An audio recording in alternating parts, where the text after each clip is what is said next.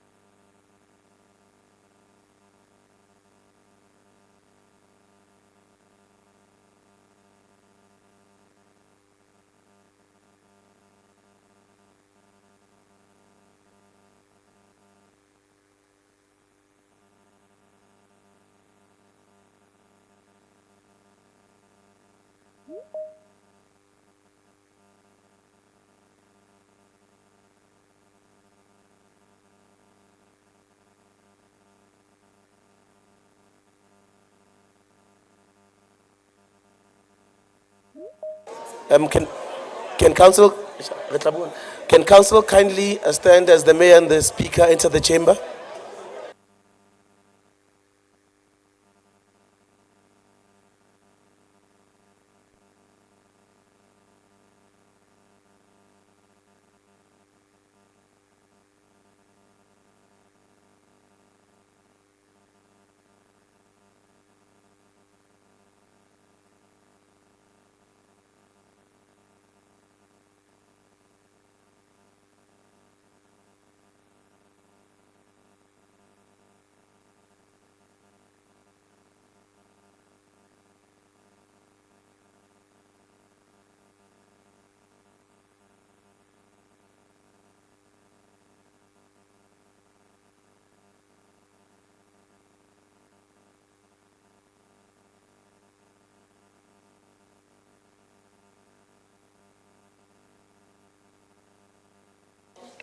Good morning. We may be seated.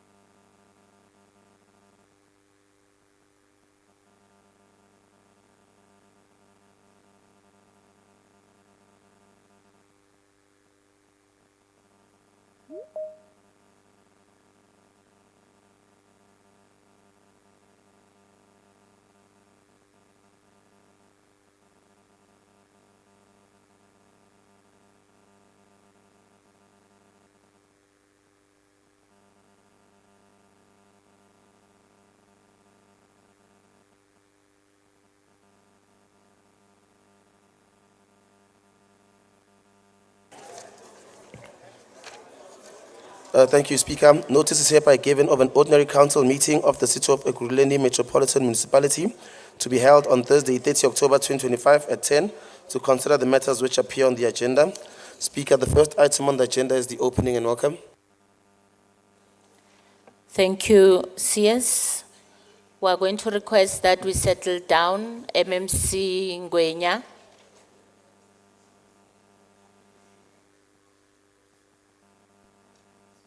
Can we request that we settle down? Thank you very much. We would like to welcome and greet the Executive Mayor, Alderman Gosindipile Xhakaza, the Whip of Council, Alderwoman Pelisa Nkunjana, the Leader of Executive Business, Councillor Andile Mgwevu, the Chair of Chairpersons, Councillor Julius Mdluli, members of the Mayoral Committee, all aldermen and alderwomen that are present here today, chairpersons of Section 79 committees, councillors, leaders of different political parties in council, our acting city manager, Dr. Tulufelo Kopedi, Secretary to Council, Advocate Modise Kwetle, all senior management and officials that are present here today, members of the media, and most importantly, the residents of Ekurhuleni. Councillors, maybe before we start our meeting, and we are going to request Alderman Berg to pray for us before we observe a moment of silence. Alderman Berg. Thank you. Let's pray.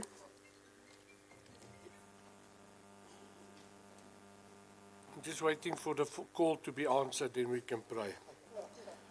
Let's pray. Heavenly Father, thank you for the gift of a new day. We ask you for guidance and strength to face whatever challenges comes our way. May your peace fill our hearts and mind, and may your love flow through us to others. We pray for healing, both physical and spiritual. In Jesus' name, amen. Amen. Thank you, councillors. Yesterday, can we come in and settle down, please?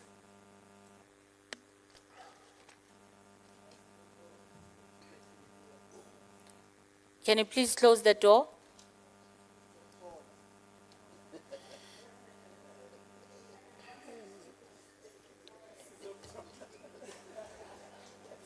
Thank you, councillors. Can we settle, please? The councillor that's on the phone doing a voice note, please. Councillors, I'm now going to request people that are on the phone to leave the council. So we're going to request equally that all your phones must be on silence. Can you close the door, Nhlanhla? Don't open the door. Councillors, can we request that we observe a moment of silence? Last night, we lost one of our former councillors. I think we also lost Councillor Thembekwayo, ne? Ole Mama Hleng. Yeah, Councillor Thembekwayo as well, who was our former councillor. We also lost Moafrika Ukhabanyane, who was also our councillor last night. Can we request councillors that we stand and observe a moment of silence for the fallen councillors?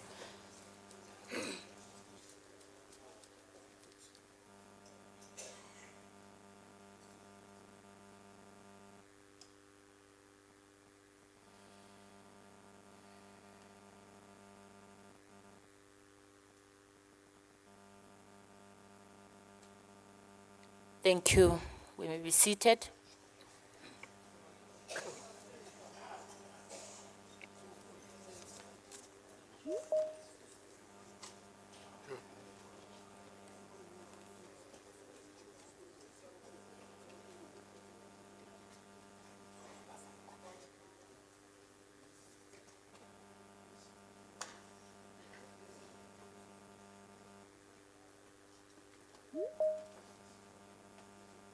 Thank you, CS. Before we proceed, I just want to indicate that we received a request from the multi-whippery meeting with regards to the time of the meeting. They are requesting that we cut off the council meeting at 1900 hours, that's 7 p.m. So in terms of that, we have had to slightly change the order of our council agenda, in that we're requesting councillors that we start with items of the executive, and then we will do the in-committee item after the items of the executive, and then the questions will also go at the end. And yeah, I think we will just try to push as much as we can, whip of council, in order to comply with your request as a multi-whippery. Thank you. We may proceed, yes. Thank you, Speaker. We are now on our applications for leave of absence. We've got 9 applications for leave of absence, which we'll deal with administratively. Through you, Speaker, if I can go to the third item, which is official notices. Speaker, we've got 2 official notices. Okay, Councillor Yates. Thank you, Madam Speaker. I'd like to ask for a late arrival for Councillor Mokoena to give an apology. Councillors, we are going to request, there is a channel that we use for submitting apologies and any other matter. So we're going to request that we follow that channel. CS, you may proceed. Thank you, Speaker. We are on official notices. We've received 2 official notices, the first being from the Whip of Council.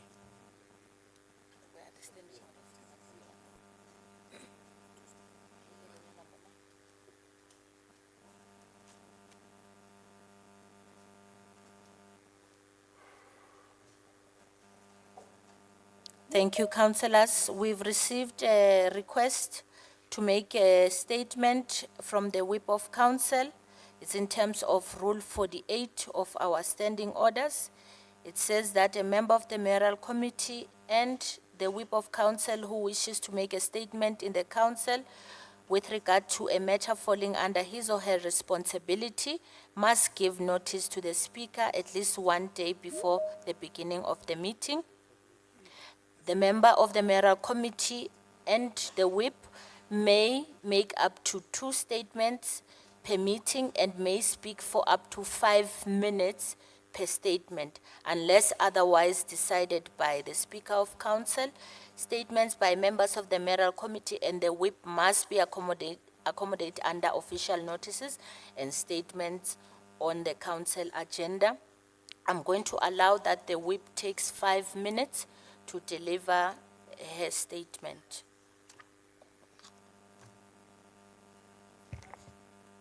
No, thank you very much. Just a bit, whip, Councillor Tunga. Thank you very much. I stand on Rule 29.8. Kone simtholile lapha phezulu. Lapha.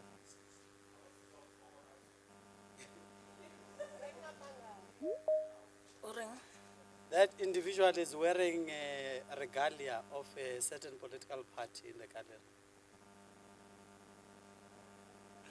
Yeah. Okay. Yeah. Yeah, no, they will deal with it. CS, please speak to your people. Thank you. And then councillors, apologies, whip. Let's allow the whip to make her statement, please.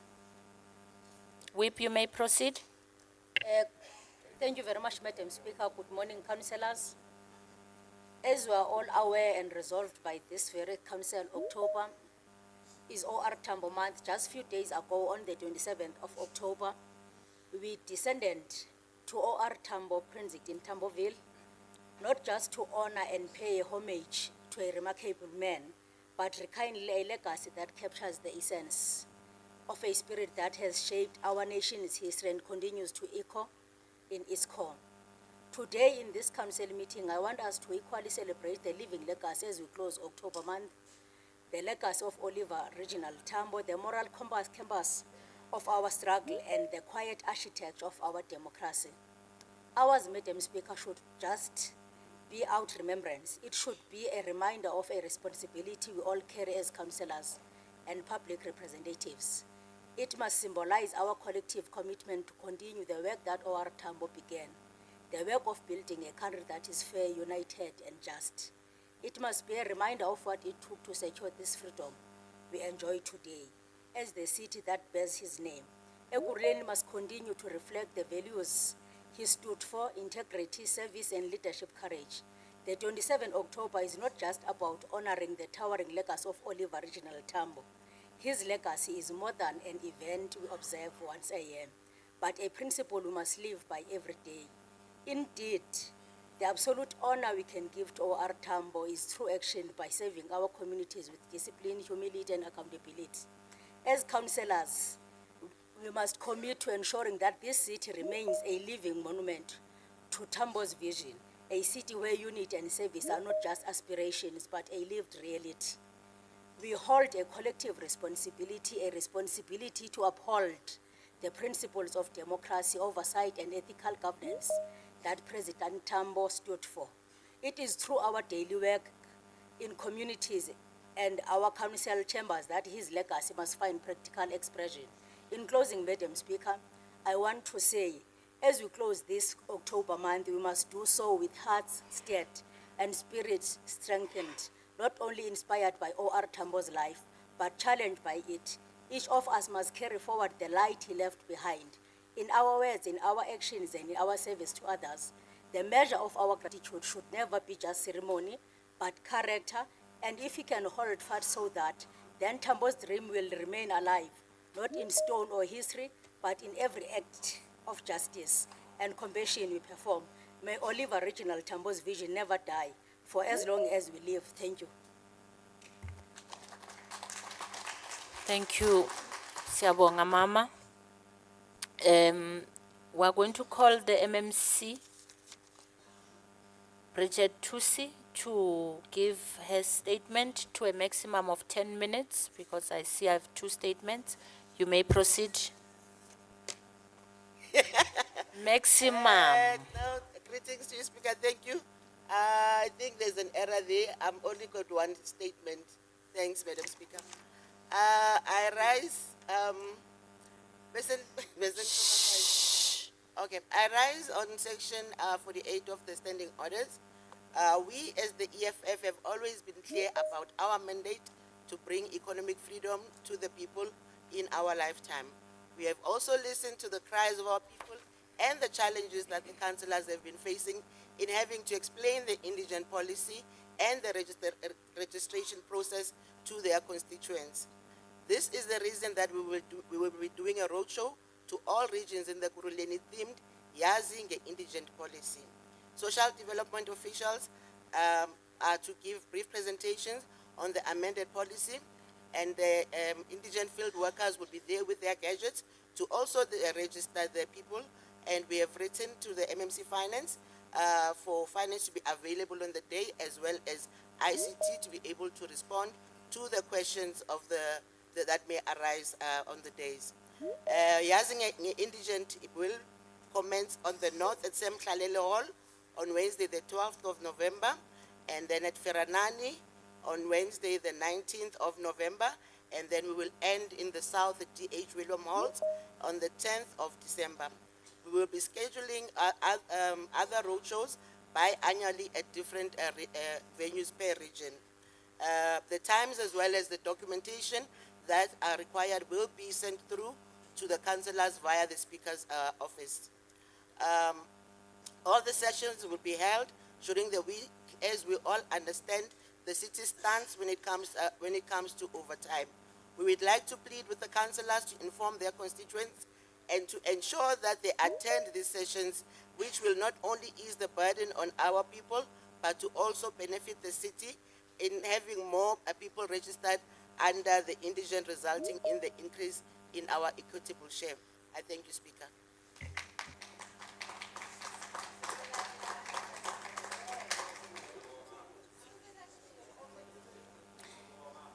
Siyabonga, MMC Tusi. Mama, what is the name of the roadshow? Yazi? it sounds fun agalo. Well, the MMC is Zulu. So, yeah. Okay, thank you MMC siyabonga. Sizwaziswa nge-indigent.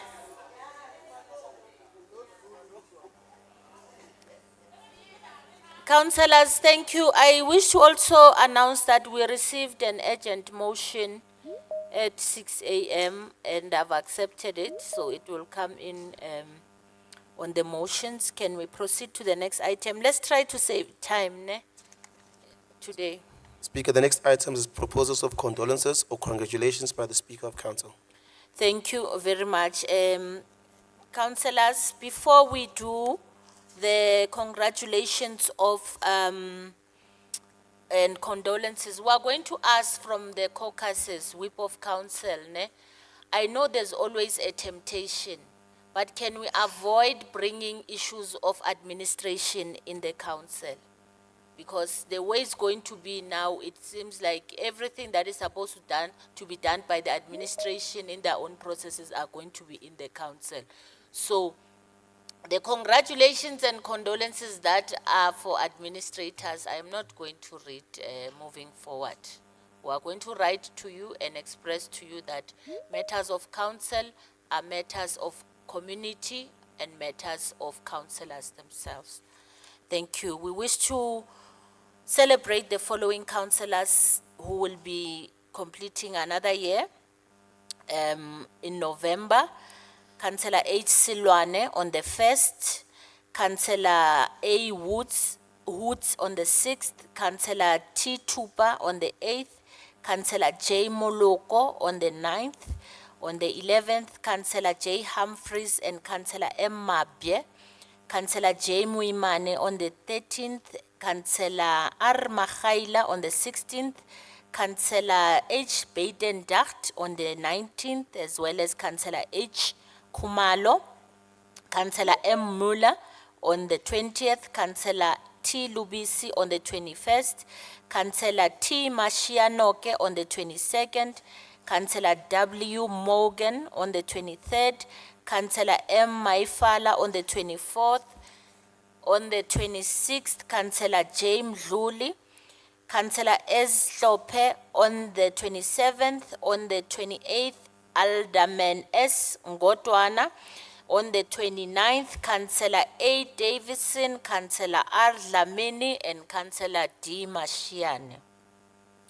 We wish to send the following condolences, councillors, to the family and friends of Miss Nelisiwe Noma Chizolo, who tragically lost her life after being struck by a truck while working in one of the ward projects. She passed on the 25th of September 2025 due to her injuries.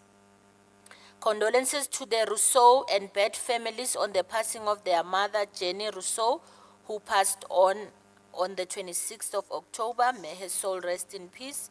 Condolences to Premier Lesufi on the demise of... Condolences to Gauteng Premier Lesufi on the demise of the illegally constituted warden program.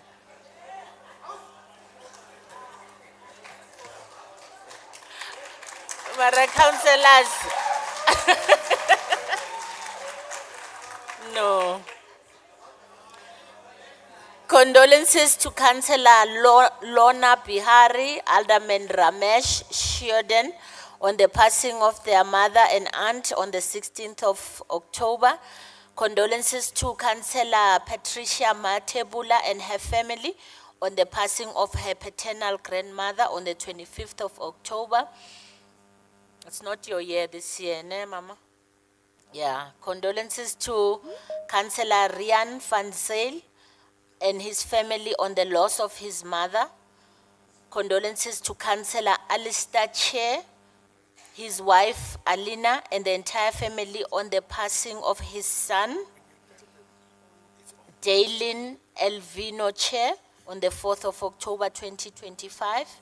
Condolences to Alderman Isaac Berg and his family on the loss of his aunt and nephew. Condolences to the family of 11-year-old Waldo Fervey, who was shot during a home robbery in Castledale and tragically passed on from his injuries a week later. Condolences to the PAC and family and friends on the passing of the former councillor Silumani Thomas Kabanyane. Condolences to the family and friends of Councillor Ashley Mabaso on the passing of her father. Condolences to the family and friends of the two cousins Tiamo and Baleseng Maramaga, who were brutally murdered in Mamelodi. Condolences to the Manana family on the passing of the influential theatre artist Bra Mike Manana at the age of 70. Okay, we go to the better news now. We would like to congratulate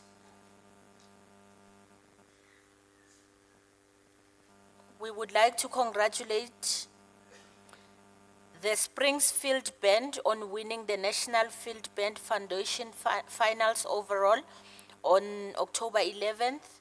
Bashley High, Ward 15, and Con Amore, Ward 104. Bands achieved the following awards: second place in the sports squad category, second place in the marching percussion category, first place for the best dance performance, second place for the People's Choice Award, first place for the best steering committee. We congratulate the Democratic Alliance in Gauteng for a successful inaugural year of the Helen Suzman's Training Academy. This leadership development program launched on November 24th, 2024, saw its first cohort graduate on Saturday, the 25th of October. Amongst the graduates were Ekurhuleni residents Itumeleng Madikhetla from Tembisa, Sibongile Mazibuko from Tsakane, Emba Tabula from Alberton, Ryan Dirk from Boxburg, and Maxwell Sitole from Guatemala. We also extend our congratulations to the several councillors who played a significant role in the program. Councillor Precious Jacobs, Councillor Busi Khatebe, Councillor Sihle Mulebati. Their involvement contributed greatly to the Academy's success this year. Congratulations to Xolani Kumalo on being selected as the Action SA mayoral candidate.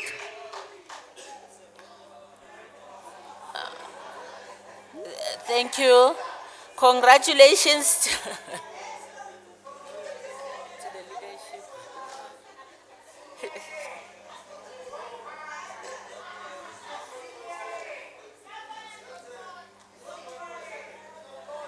Thank you.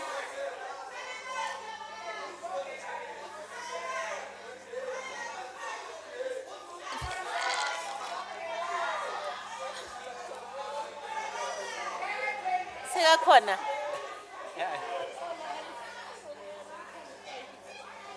No, but he's not an, okay, thank you. He's not a councillor yet, Agir. Yeah, okay. Madam Please Speaker, don't address Madam him. Speaker, Madam Speaker, Congratulations Madam to Speaker. Buikano Moyo on being appointed as the regional campaign manager. I don't know who's Buikano Moyo. No. Councillors, we are in council, ne? We are in council, and then we are going to ask that the decorum be that of council. We are in council. Councillor Matiban, ask us strating, please. Asiko strateng, please keep your enthusiasm. No, no, no. Hola, siyacela. Thank you. We congratulate Councillor Mduduzi Mbenze for being appointed as an IFP member in your council. Oh, welcome, Councillor Mduduzi. Ukhona? Is one of our youngest councillors, ne? I forgot about him. We congratulate Guatema Sparks Tennis Club for successfully representing the city of Ekurhuleni, Gauteng, in the Gauteng tennis tournament. We congratulate Spamandla Dludlu on being nominated as the best male movie star of the year at the Africa Choice Award.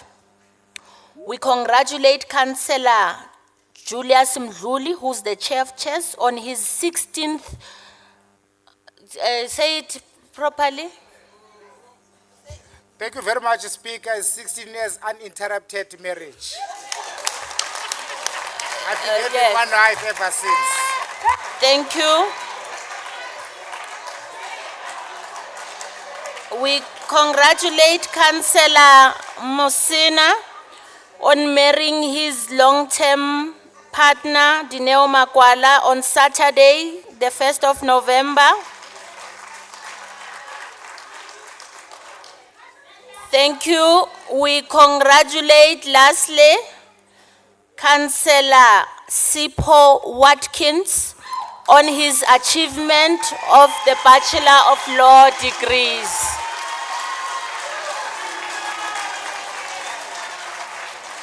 Who's booing?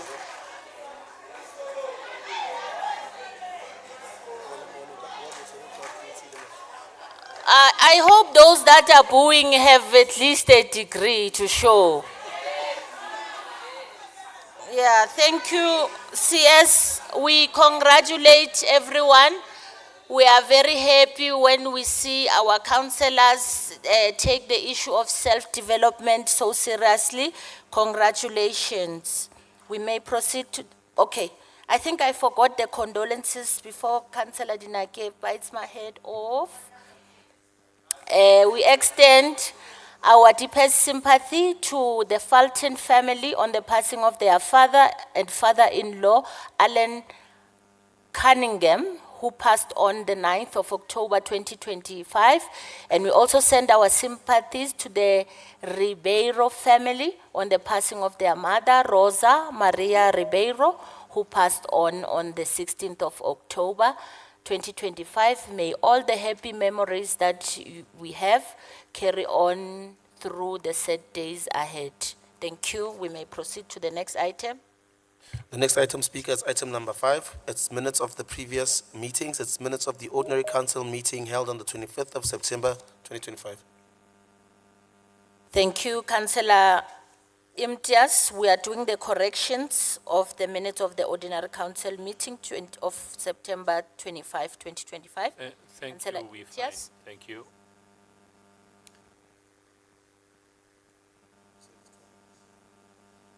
I think I'm worried about the up and down. Councillors, it's still early in the morning. It's too early.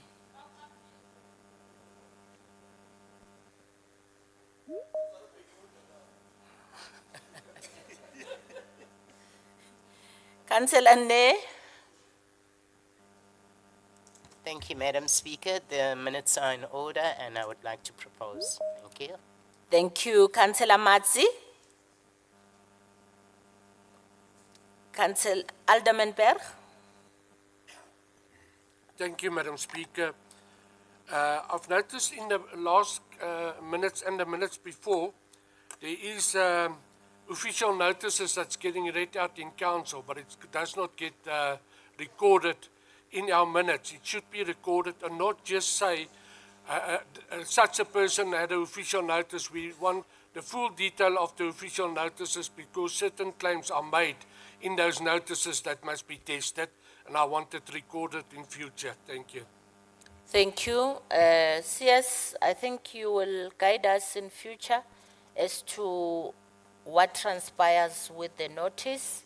Is it something that we just record as a statement, or the person doing the statement submits it so that we have it on record as per the concern of the alderman?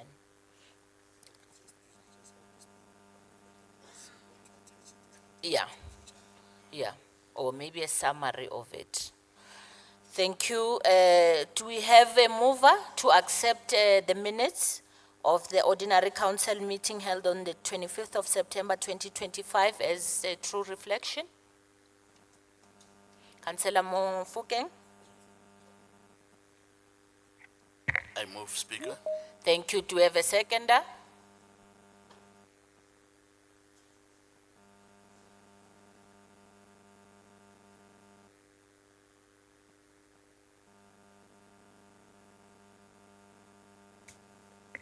I'll second, Speaker. Thank you, Alderman. Thank you, councillors. The minutes of the ordinary council meeting as held on the 25th of September 2025 have been duly adopted. We are now going to go to our items of the executive. And then the motion we have admitted, so it will come during the motion. So after the items of the executive, we'll do the in-committee item. It would take us, Speaker, then to the tabling of the items by the Executive Mayor.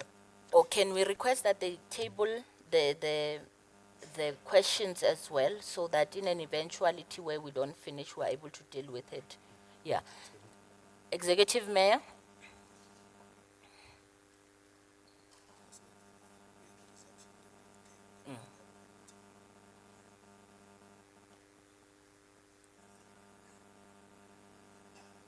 Executive Mayor, I'm going to request that you do two things. The first one is to table the questions for us, and then after that, you table the items of the executive. Is that acceptable? Okay.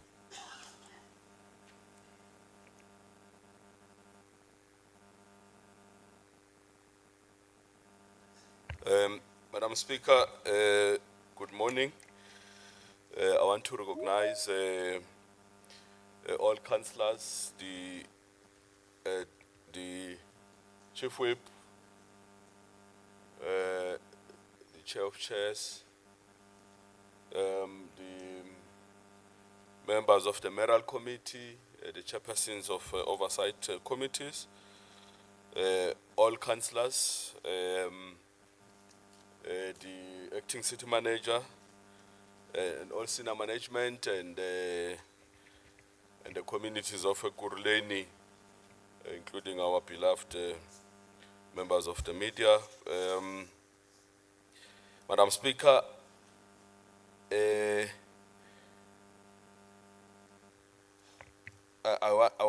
hereby table the written responses to questions raised in terms of Rule 101 of the Council Standing Orders.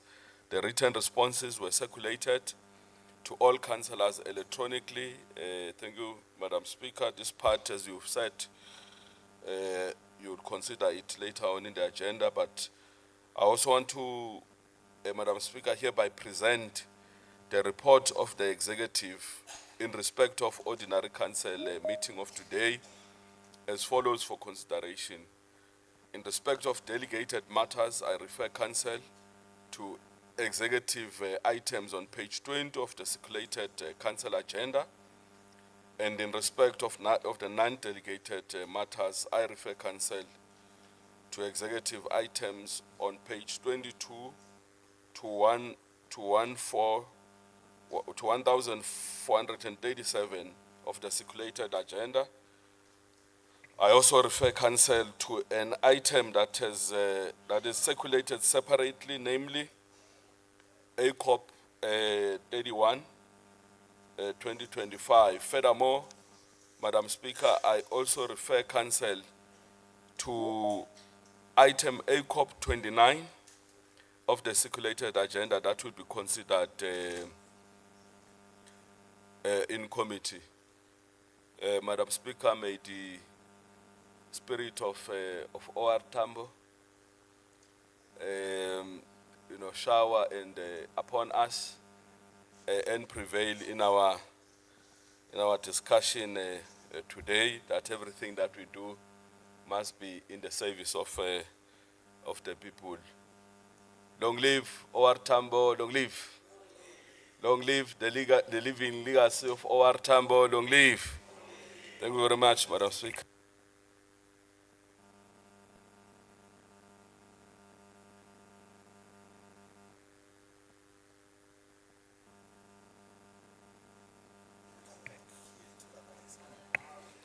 Yeah, Chair of Chairs. Thank you. The Chair of Chairs, if you may come and present the items.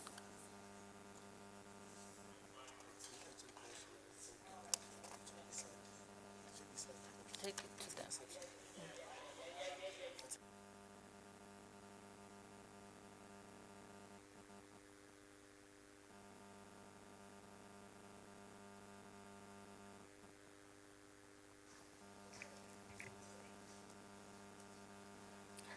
Mhlali ngaphambili amathunzi anabile kunjalo nje sengiphansi kwenyawo zakho phansi kweguidance yakho mhlali ngaphambili ngivumele mhlali ngaphambili namhlanje ngithathe imbeko yami ngise kwabakadeyi kwabamkhonza kanojacu abonyandu aboxhakaza meya siyahlonipha ngihloniphe the national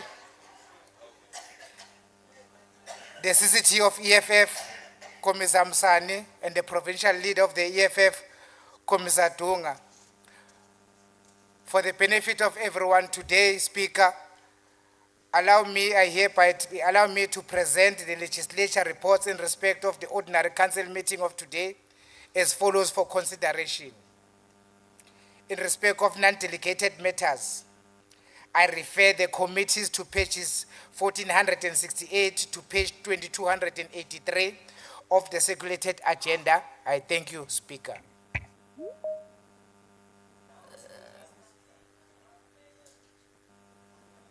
Thank you, Chair of Chairs. No, Pala, it's the 16 years. Let's allow him. It's the 16 years. 16 years of marriage is a very long time. So where he has erred, let us forgive. Thank you. Yeah, exactly. So Councillor Pretorius is confirming. He's just done his first decade and he says, hey, yeah, ne? So let's forgive. Let's proceed, yes? Thank you, Speaker. The next item would be the delegated matters. It's B Corp 09-2025. It was circulated separately on page 7. Thank you very much. Councillor Glover.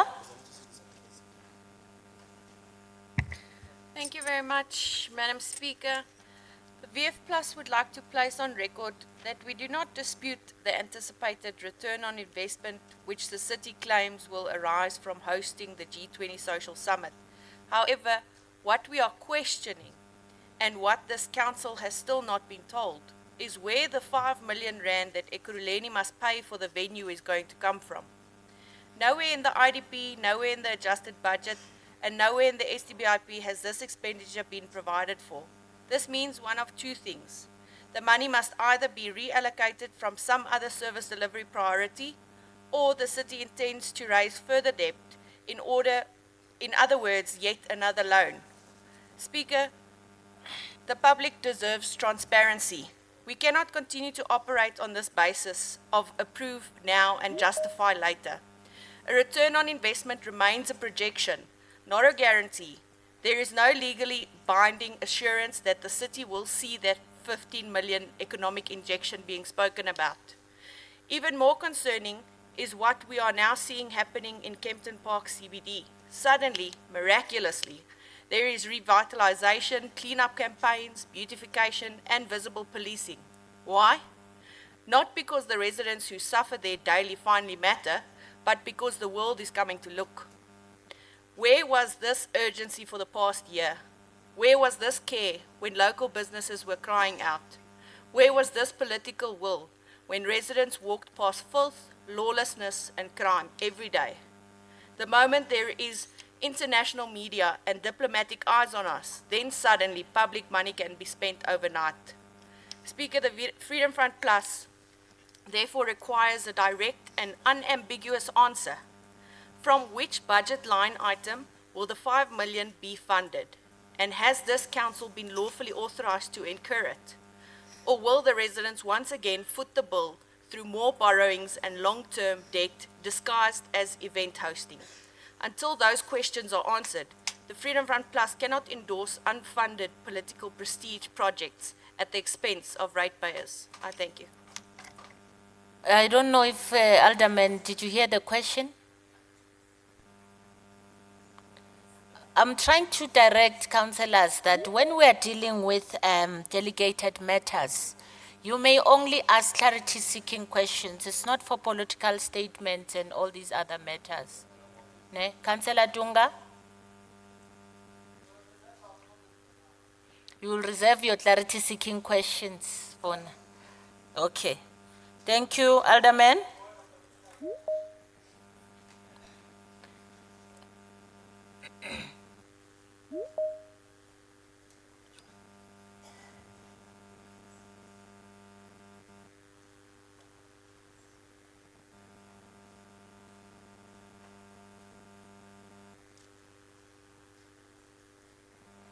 No, thank you very much. Yes. Yes. Okay. No, thank you very much, Madam Speaker. Yes, as we know that it's a fact that we are having the G20 in November, and as the city, we need to make sure that we prepare for that event. And on each and every Tuesday, we are meeting as the G20 steering committee to make sure that the province is clean, and also the city of Ekurhuleni, as I'm part of. But I'm just coming to that. Councillor is saying we are busy in Camden Park with cleaning. That thing, it is a must. We cannot host people in the city. That is, Speaker, okay? We have to prepare and make sure that we clean our city, not because we are hosting the G20, yes, but now we need to make sure that we do it, our city is clean, as our everyone will come from the OR Tambo Airport. With the issue of budget, Madam Speaker, because I think Councillor want to know where we're gonna take this money from, which budget line. We'll look at the budget of events and conferences, and it's not, Madam Speaker, to say it will be 5 million, it's an estimation of, it can be less or, yes, it can be less or that 5 million. So and there is, Madam Speaker, because in this item we are estimating that will host about 5,000 people that will come, and there obviously there will be an investment, return on investment. Thank you, Madam Speaker. We are not just throwing out the money. Thank you. EM? No, thank you very much, Madam Speaker. Just to complement the city's position on the matter, and I think we do take pride that we are now afforded an opportunity to participate, to host the G20 summit. Initially, it was only Johannesburg and Tshwane. Hence, all the focus and everything else was happening there. It was this council and the communities of Ekurhuleni that were saying, we are a city, we are hosting the airport. All the delegates that are coming to the summit will be landing here, and we are not hosting any of the event. And we have now been given an opportunity by the presidency to actually host the social summit, which is one of the three major, conferencing. So not everything is going to Nazareth, in Johannesburg or in Tshwane. So we take pride of that. So part of us hosting this event, as we've been doing across, is that the city do make a contribution. It's over 20 million and about 12, well, I'm sure the numbers are there, it's just that I don't have a report before me. But a substantial amount will come from the presidency, I'm sure about 12 million of that. We are making a contribution of about 5 million. There is a lot of mileage in terms of this event. Hosting this event, over 5,000 delegates will be descending, to our city. We're talking about exposure. We're talking about our ability to host major events. We're talking about an injection on our regional economy in terms of because it is our capability in terms of hosting and conferencing. So other issues, Madam Speaker, are articulated better in the report, and the report will go to oversight. If there's anything untoward, we're free to engage. But the city does, from time to time, make a contribution to all the conferencing, strategic conferencing that we participate in, and we get to, showcase the city. We get to ensure that we participate in terms of destination marketing, and all other attributes, Madam Speaker, are contained in the report. Thank you very much. Yeah, thank you very much, EM and Alderman. I think the outcry that we have from councillors is the lack of information in terms of what is happening when it comes to the matters of G20 or Y20 or whatever. So councillors want to be included as they are part of the city. So we're going to request that we improve on that part. Thank you, EM. Yeah, no, thank you. Just a small contribution, Madam Speaker. The Premier's coordinating forum sits every Tuesday. All the mayors, they participate, and all the cities. There's a coordinated approach in terms of what is happening in relation to readiness, to service delivery. It is not just focusing because now there is there are international guests that are coming. But I'm sure if you get a visitor, Councillor Bettendach, if you get a visitor in your own home, sometimes you do some spring cleaning. But it doesn't mean that you are not cleaning. It does not mean that your house is not clean. Illegal foreigners are visitors as well. What is important is a legacy and the experience, the exposure in terms of cleanliness, in terms of safety, and all those attributes to our visitors. So we will, Madam Speaker, prepare comprehensive reports in this regard. We will prepare a comprehensive report in this regard and make sure that all councillors are actually informed, and importantly, the community of Ekurhuleni, because we do need them to, demonstrate their culture, their hospitality, as they normally do. Thank you very much. Thank you. Councillors, your cries have been heard. We have one recommendation on page 7. I beg your pardon, Madam Speaker. If I may ask your indulgence regarding specifically this item that's only just come to my notice, and I really Yeah, you are not on the speaker's list. I know I'm not. So I cannot grant you that indulgence, unfortunately. It's about Galuli's farm and the G20. Thank you, Councillor Humphreys. Let's proceed, please. Thank you, Speaker. As requested, we now move to item A Corp 31 of 2025, circulated separately.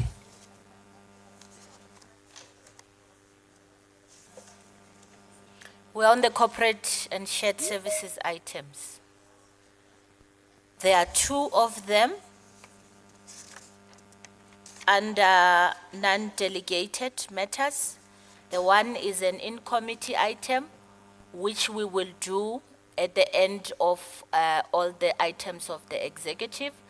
The other item, the councillors, the programming committee have requested that it not be in committee. Then we are there now.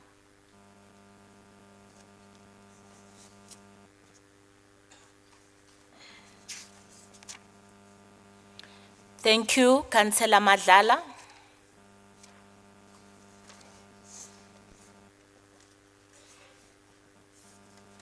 Yes, just a bit, lead of executive business. Madam Speaker, good morning. Good morning. As the leader of the ANC caucus, I request 10 minutes caucus. Granted, 10 minutes. Every other caucus that requires time, 10 minutes.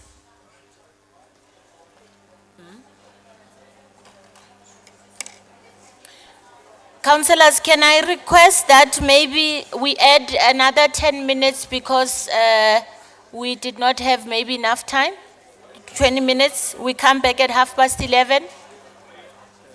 11:30, councillors?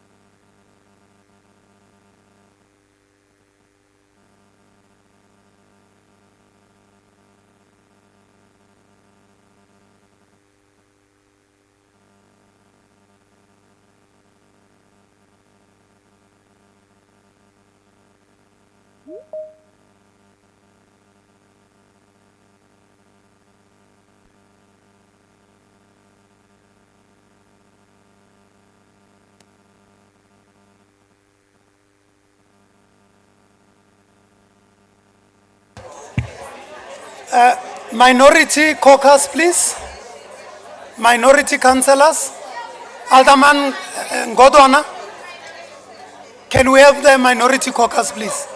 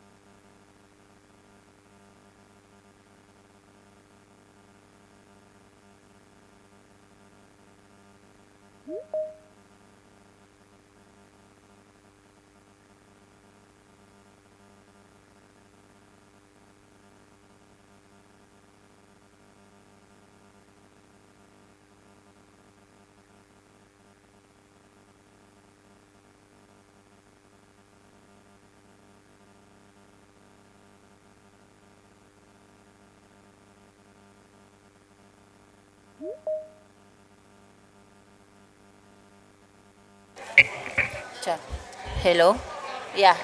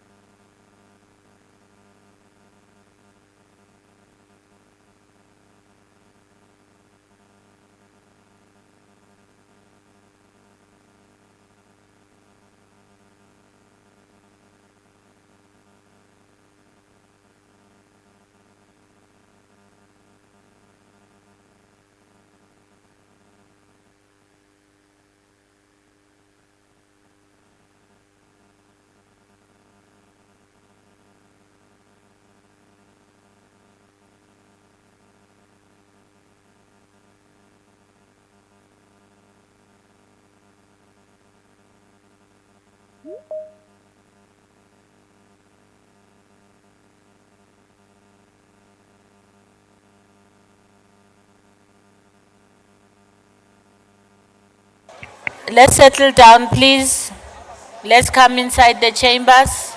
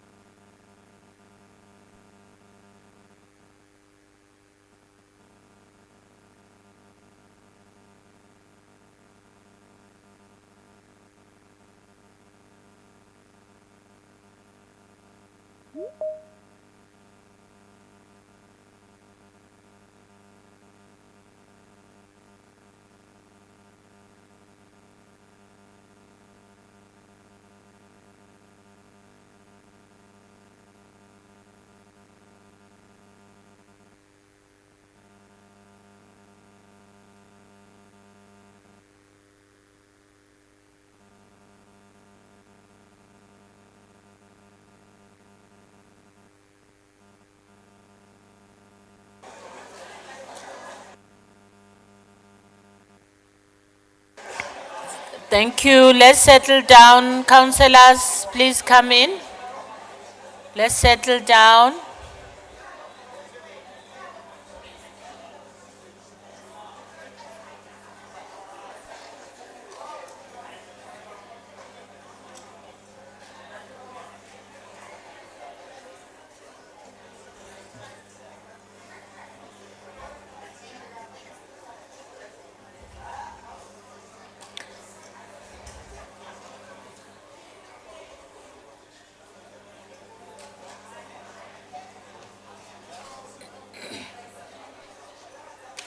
Chairperson Mofokeng.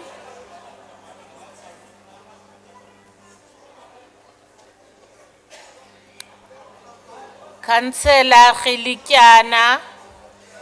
Councillor Mbatane. Mayor of Germiston.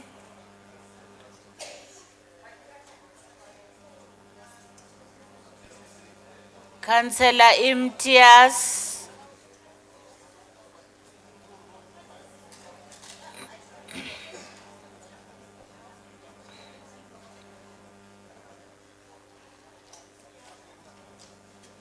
Thank you.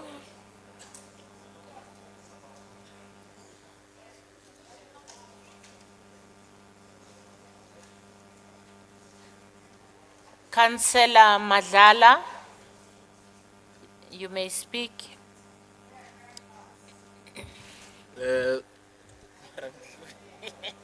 Thank you, Madam Speaker.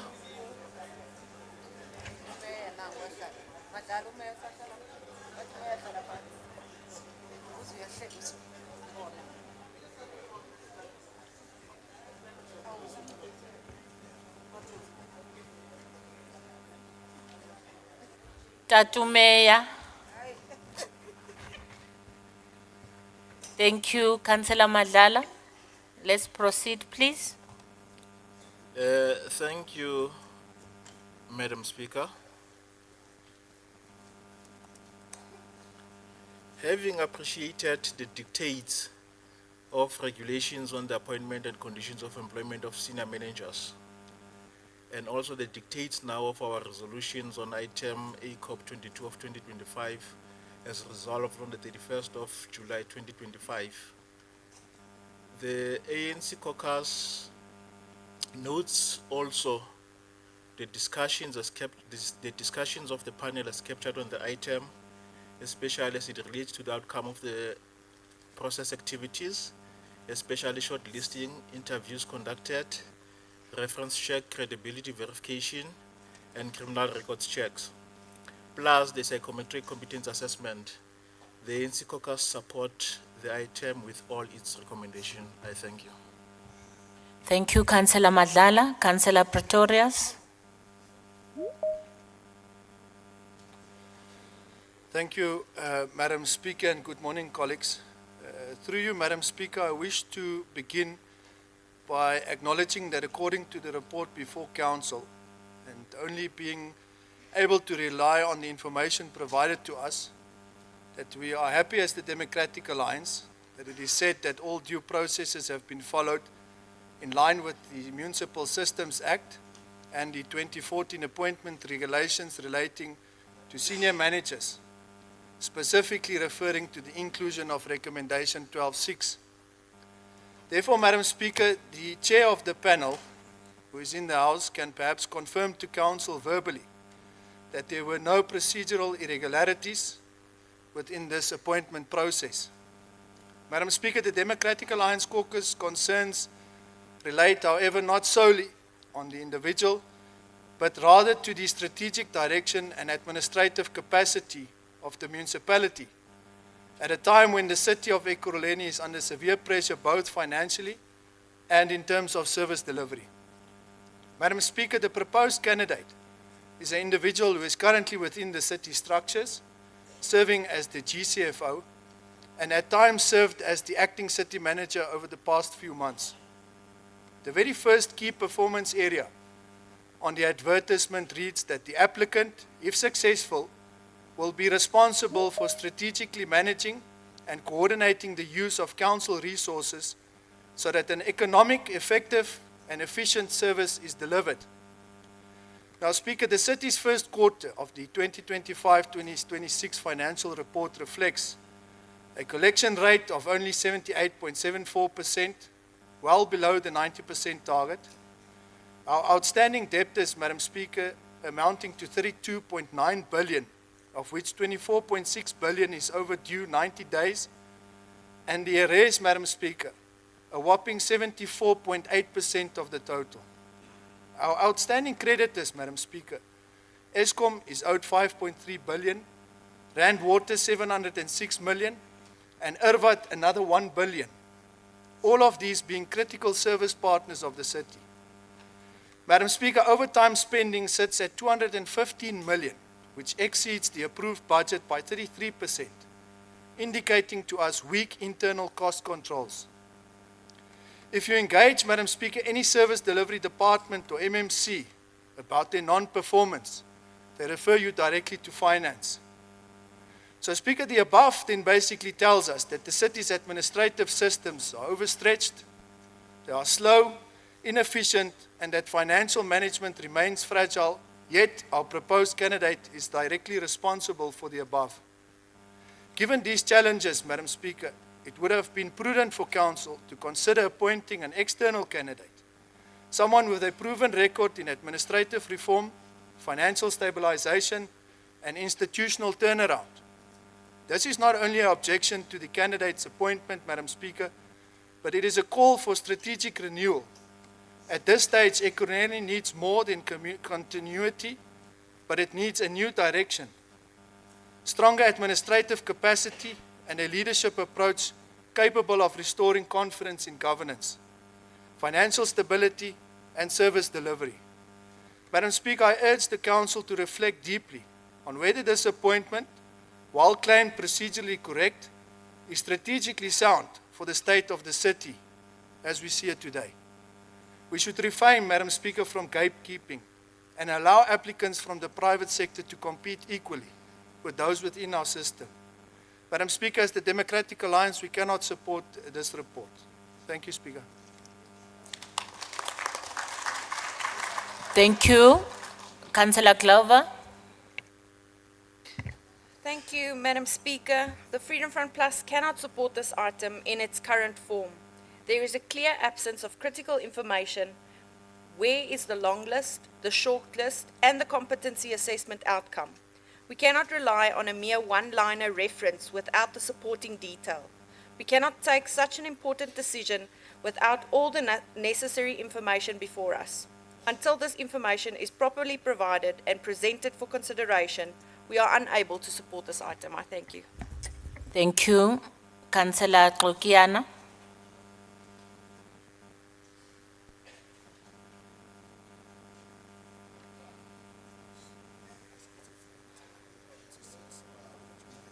Yeah, given the technicians were here. Can you try using the one behind you?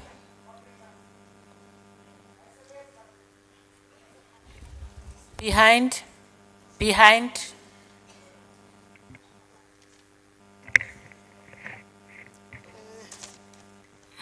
Thank you, Madam Speaker.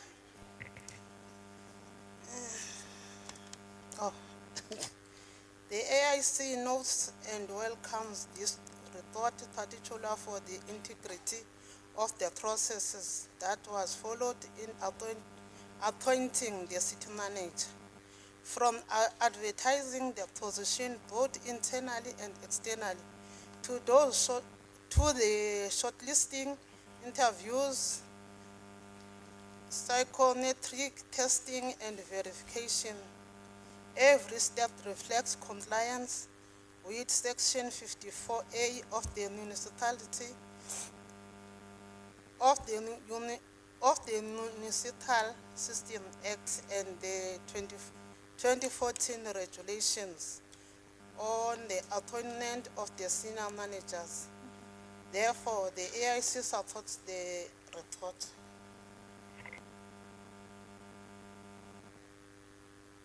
AIC support. Okay. Councillor Mukwenati.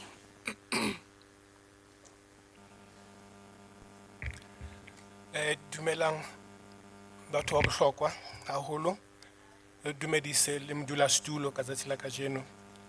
Modulasetulo re le mokgatlo wa ACDP re fumana hore ho lobima hore re supporte item ena ka baka la hobane ditokomane tse tsamaisanang le kgetho ha re di fumana ka nako re kgone ho etsa qeto e le reng informed ka bokhutswane bo re CDP ho bima re a re support.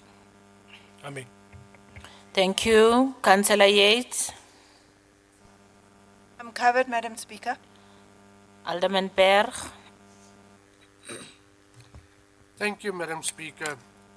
Yeah, I'm quite concerned about this report, and I share the sentiments of the DA and the Freedom Front on this report. All the information are not here to take this decision today. We need all the applicants with their qualifications that applied and how the shortlist was compiled, all that information. On the preferred candidate, I see under his qualifications he lists the MBA that took him 1 year to do. That's brilliant. 1 year. Oh! The concern is that qualification is not attached with all these other degrees and certificates. Now my question is, who did the vetting? Who's the company that did the vetting? The Q1 report, and we will deal with it later, shows so much shortcoming at the moment in the finance department. This metro have been run into the ground financially. And things has happened under this group CFO's leadership that was not supposed to happen. And we will highlight it later. I don't want to waste any more time, but unless we get all the information, then we can take a decision. We would like to look at all the qualifications of everybody that applied. I therefore cannot support this item. I thank you.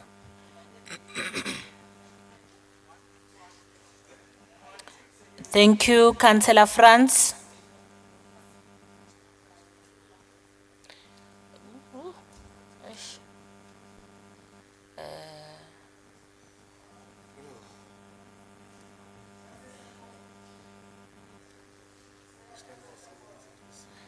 My apologies, councillors.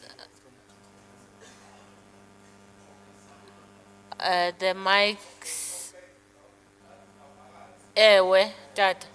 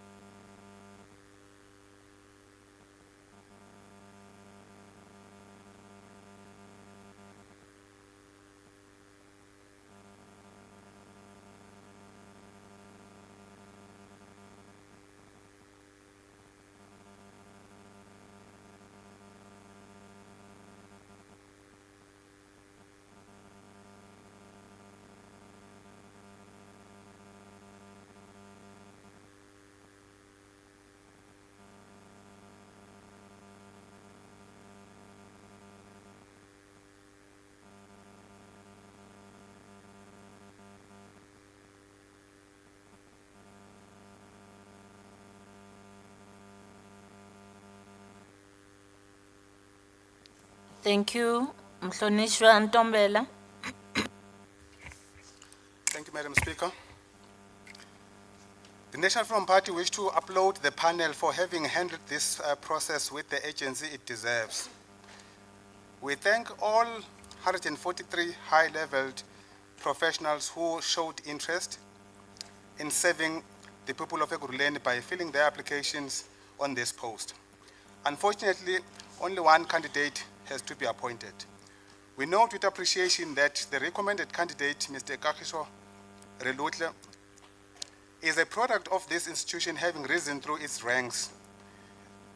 The internal experience provides continuity and institutional memory, both of which are crucial in implementing the city's growth and development strategy 2055 and ensuring financial discipline in years ahead. The NFP urges the incoming city manager to prioritize a Retropolis development strategy, which the municipality spent tens of millions towards its development. This strategy means the development, commercial development, residential development, and entertainment development around the airport. He should also focus more on turning the tide of the financial situation of this metro. We expect him to, together with the executive mayor, to be busy. Are you listening, executive mayor? We expect you with the city manager to be busy with negotiations of investment in this city, Mhlonisha, so that our people get jobs and the city gets developed towards being a beautiful city that we endeavor to see. The NFP do support this item. Thank you. Thank you, Councillor Mashao.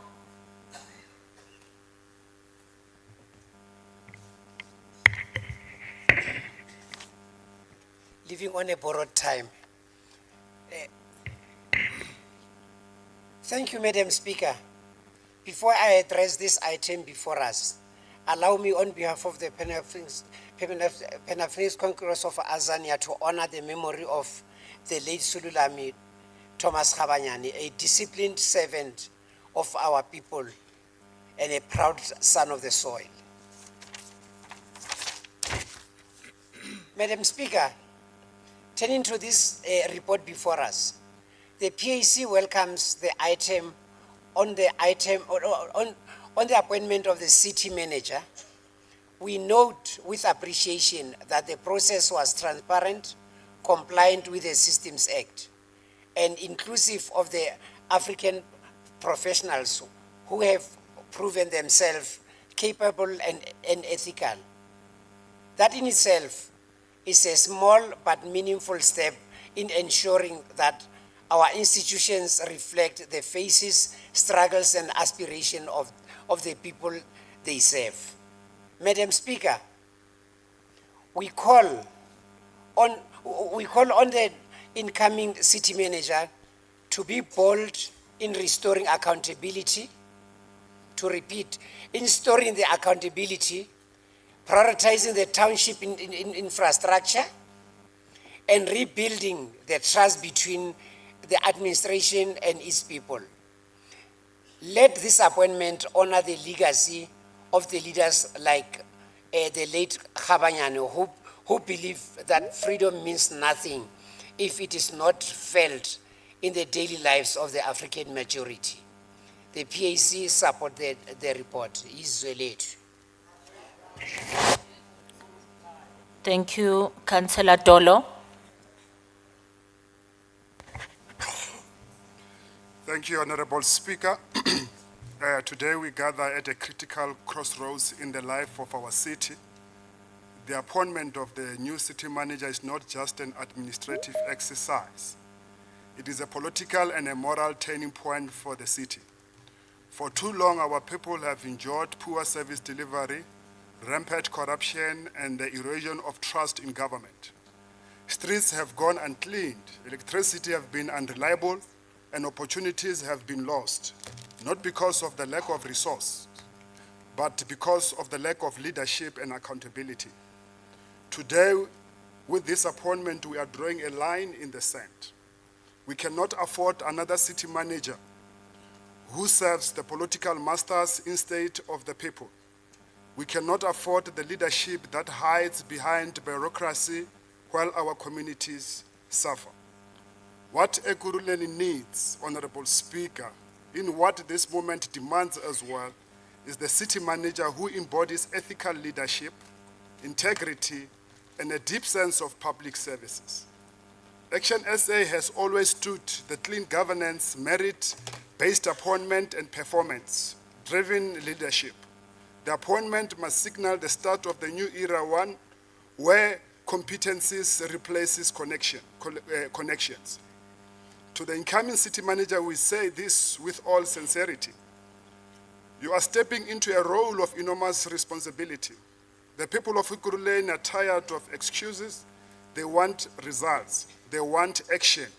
They want a city that works. Your success will not be measured by speech or cooked reports, but by the tangible change felt by the mother in Tembisa who wants the running water, the small business owner in Jimiston who depends on electricity to stay afloat, and the young graduates in Katoras who needs opportunities, not promises. As Action SA, we will support every effort that promises ethical leadership, efficient service delivery, but no mistake, we will hold you accountable if you stray from the mandate of serving the people.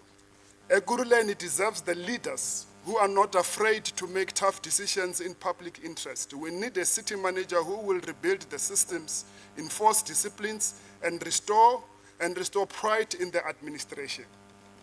This is a moment to prove that local government can work, that honesty and competency still have a place in public service, and that political will, when guided by the principle, can transform lives. Let this appointment make it the beginning of the new chapter, a chapter of integrity, efficiency, and genuine service to the people. Together we can restore the hope, rebuild the city, reignite the promise of a better Ekurhuleni. Because Action SA believes that South Africans deserve leaders who act, not those who make excuses. Honorable Speaker, Action SA will support the appointment of the city manager. Thank you.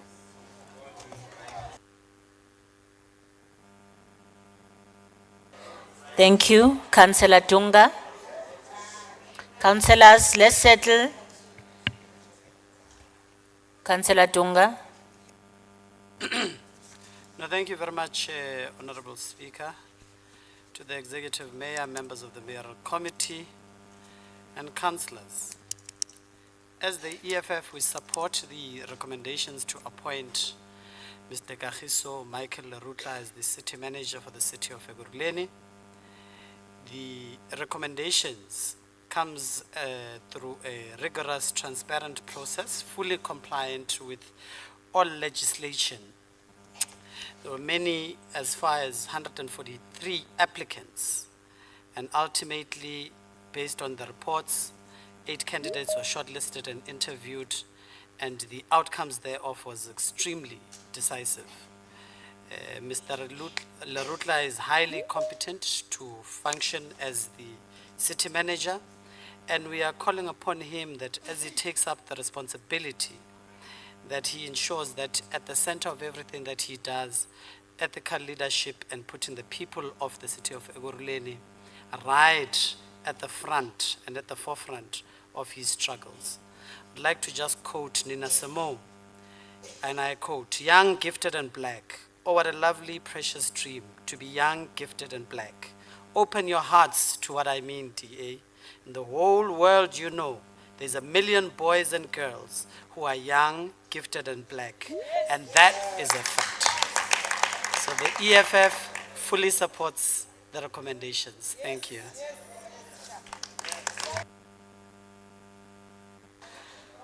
Thank you, I can Alderman try and sing Godwana. it for them. Bonang, usatap.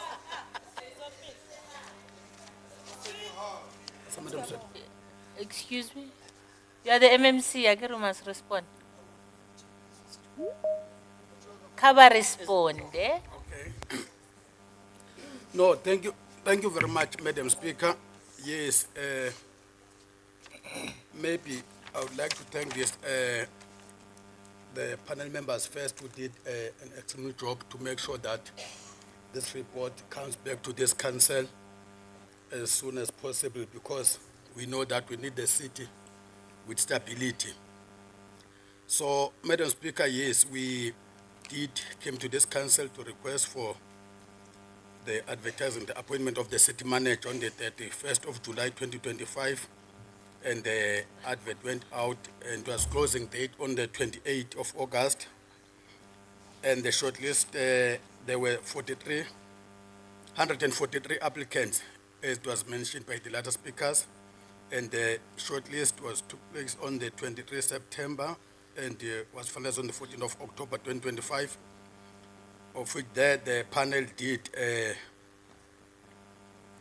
look to all the requirements that is required from the applicant. And Madam Speaker, there were shortlisted 8 candidates who went for the interviews. They are listed there. And I'm here, Madam Speaker, to say that most of the political parties support this item, and we wish the new city manager to take the city forward. I'll allow me, as the chairman of the panel, to come in. Thank you. No,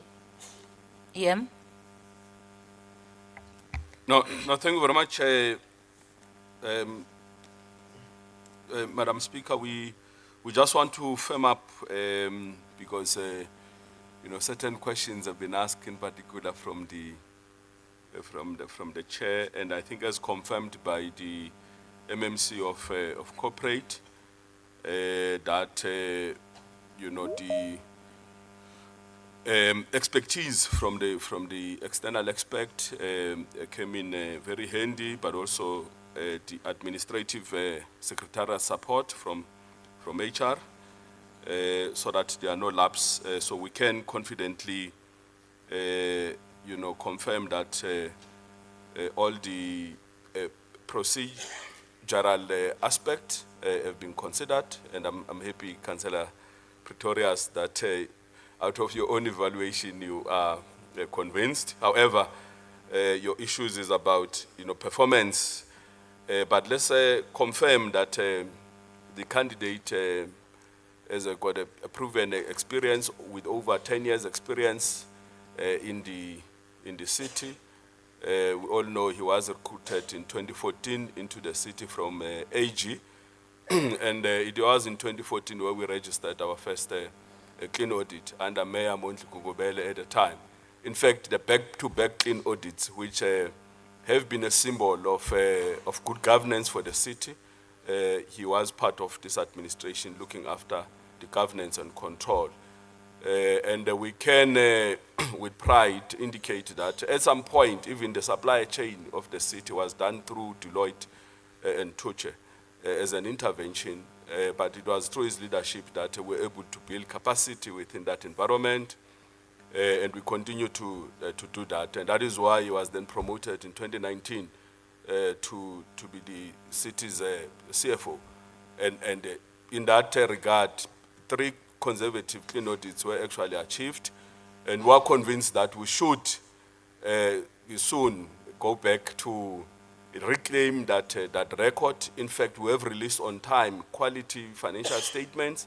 They are before the AG. We are confident that when we sign off now in November, we should be able to sign off a clean audit that when we come to report to council in January, we will report a clean audit, and what will be reported to Parliament will be amongst the municipalities, the 8 metros that are, Councillor Pretorius will continue to lead Cape Town. Will continue to lead, other metros in terms of a good governance. So I'm saying these are some of the attributes, Madam Speaker. You will pick up that in the item today in the agenda, we've got the Q1 financial results that are before the agenda. They will be discussed extensively, I'm sure, in the next 2 or so items. And I'm sure the MMC of Finance will then articulate. What is coming out of there is that the financial results, that's on the revenue perspective, for the first time since COVID, was now sitting on the positive for the first time in terms of the first quarter performance results, in terms of the revenue program. And that demonstrates that we've turned the corner. It's not just the recovery from the energy, electricity revenue shortfall, the 2 billion that we've recovered from. In the last quarter, in the last financial year, first quarter, we're sitting at 29% revenue, which represented the 2 billion that was lost. We've now turned around, we're sitting at, at a positive of 1%. And even the collection, the revenue collection in the first quarter is about 96%. So we are all on our way. Our focus now is cash management, is to say the liquidity of the city so that we're able to pay on time, creditors and all that. Issues of, I'm sure the MMC of Finance will speak greatly in this area. So we think that we're on a good way, because if you can deal with financial management, we deal with issues of revenue, we put money in the bank, our ability to pay for services on time and all that. And I tell you, we will be able to be back on track in terms of our growth and development strategy 2055, in terms of the milestone that are articulated there, because we need an administration that will be able to bring us on track, recover from the shortfall of, the backlogs of from COVID, recover even from the backlog of coalition government, because we must agree that some of the things that is attributed to certain backlog is because of the changes of hands of leadership and the changes of priorities, Councillor Pretorius. And I don't want to go there because we are now talking about the candidate that is before us. So we are confident from where we're sitting that service delivery, the customer relationship management, issues of finances and governance, which is a strength of our conditions of economic development and investment in the infrastructure to support our economy and also even social aspect, issues of stakeholder relationships, management, all those aspects that are critical for this city to actually go forward are attributes that we've got confident that we'll be able to turn around the corner.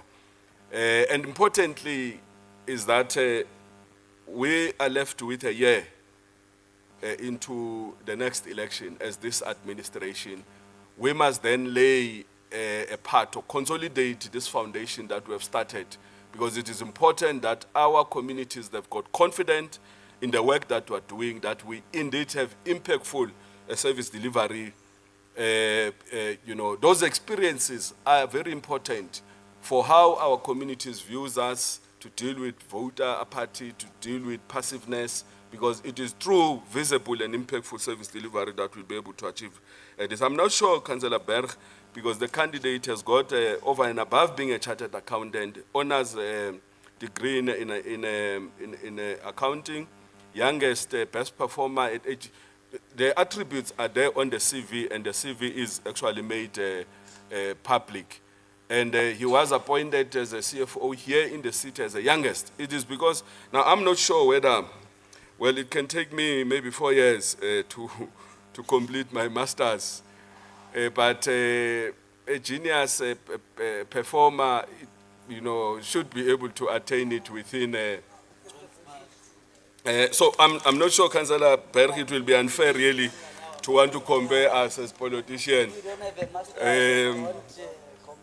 and to capable and professionals. And I must say, councillors, if you look closely in terms of the profile of the 143 people who've shown interest in this, you can actually see the capabilities of those who have responded. You can actually see that our city still remains attractive to professionals, still remain attractive, for other professionals, in the public sector also, including those that are in the private sector, because they did show an interest, they did respond, to this opportunity. And you can actually see the profile of those that we have shortlisted, the number of doctors, the number of people who've got MBAs, and all that. So if you use this as a benchmark in terms of how far are we faring in terms of attracting, professionals out there, we can confidently say that we are encouraged, that we are in a good way. We are on a good way in terms of attracting. Yeah, I think it's important aspect because go through our HR processes, go through a pool of engineers. The engineers, the people who've got governance, the economists that have actually responded, including those that are in the private sector, by the way, Councillor Pretorius, because by legislation, it is allowed that they must respond. Those who have experience as accounting officers, who have been CEOs and so forth. But what is important is that they have been involved in an organization of a similar size. So thank you very much. Thank you very much, Madam Speaker. We appreciate all the comments. Thank you. Thank you very much, councillors. We have 9 recommendations on page 12. Madam Speaker. Madam Speaker. Thank you, Councillor Dinake, Councillor Mokoena. Thank you, Speaker. Can we just record our opposition in terms of Rule 77? Thank you, Councillor Mokoena. Madam Speaker, after good lecturing, I wish to call for a division in terms of Rule 79 and of the standing orders. Read what Rules 80.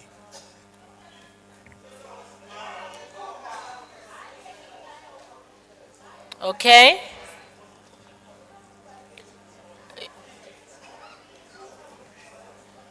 You are demanding for a division. That's correct.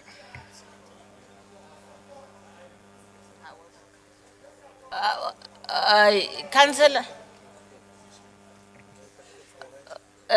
Alderman Berg. Thank you, Madam Speaker. I just want the following words recorded against this item, that the RASA and the councillor want to record their vote against this item. Must be recorded like that. Thank you. Thank you. Thank you.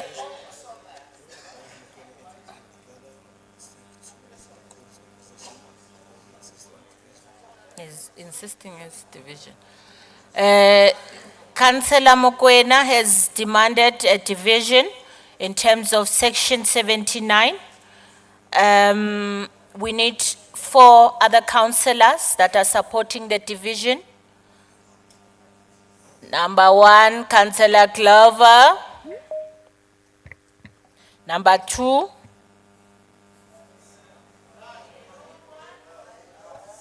going once, going twice. Thank you very much, councillors. The item will go through. Mr. Kagiso Michael Lerutle has been appointed as the city manager of the city of Ekurhuleni. Let's go to the next item, please. Madam Speaker. Hand, yes, Councillor Glover. Thank you, Madam Speaker. Just in the absence of the division, the Freedom Front Plus would like to record our vote and our councillors against the item. Thank you. Thank you. Let's go to the next item, please. Councillor Mokoena. Thank you, Speaker. Also, I'd like to our vote against the item be noted or be recorded as ICP. Thank you. Let's go to the next item, please. Thank you, Speaker. The next item is ADP and RE 26 of 2025 on page 22.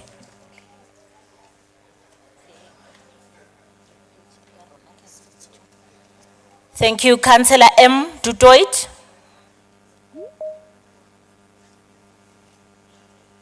Rona. Thank you, Speaker. It's my fave. All protocols observed.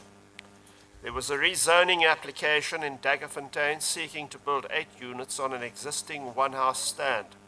The community objected and went before the tribunal.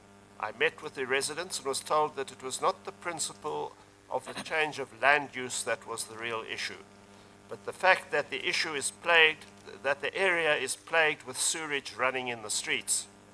This is a common problem in Daggerfontein due to the densification taking place in the area. Densification has resulted in massive population growth in the area. Not very much has been done to upgrade and increase the capacity of the wastewater reticulation system in the area. This is actually a problem in many parts of Springs. In Grung Road Selection Park, there are 2-bedroom, single-toilet houses with 15 to 20 people living in the houses. The sewage system cannot cope. Downtown and New Township Springs have old office blocks and many small houses housing possibly tens of thousands of people with no major upgrades to the reticulation system. However, the biggest issue of all is the Angkor wastewater treatment plant. Based on a 2023 report, it was operating at 229% of its rated capacity. This has to be impacting on the quality of water output from this plant. This output is fed into the Ramsar-listed Blesbok-Spruit wetland. I take heart from the fact that some 73 million is earmarked on the IDP for 26-27 and 27-28. This project needs to be speeded up, and more money needs to be thrown at the sewage reticulation system if we are to avoid a potential health disaster. We do not have until the end of 2028. We also cannot continue accepting plans to increase the population density in areas where the sewage system is already not coping. Allocation of funds has to be balanced so that infrastructure development stays in line with population growth. Furthermore, we should not be pushing grandiose schemes when we have not taken into consideration the wastewater treatment plants and sewage reticulation systems capacities. Bodybuilding schemes for the city are pointless when the skeleton of the city is rotting beneath our feet. Oh, and in closing, Mr. Mayor, we would like to know when you are going to sign the appointment letters for the chair of EMPT and 2 new appointees for the appeals, please. It is beginning to seriously affect their operations now. Thank you, Madam Speaker. Thank you, Alderman Kosi. Thank you, Councillor Judot, on your comment. And I think on the issue that you are raising in regards to our decaying infrastructure, it's one of the issues that during our budget, MMC Finance would have made sure that we have a budget that will take care of all these aging infrastructure that we're having within our city. But on the appointment of the chair, and I think everywhere stated that it is the EM that needs to deal with that, and definitely he is dealing with it. As soon as he will give us a go-ahead. But we like to note the comments. Thank you, Madam Speaker. Thank you, councillors. One recommendation on page 28. Is it 27? On page 27, thank you. Let's go to the next item. The next item, Speaker, is 8DP and RE 27 of 2025 on page 168. Thank you. One recommendation, page 172. 8DP and RE 28 2025 on page 190. Thank you, Alderman Peterson. Thank you, Speaker.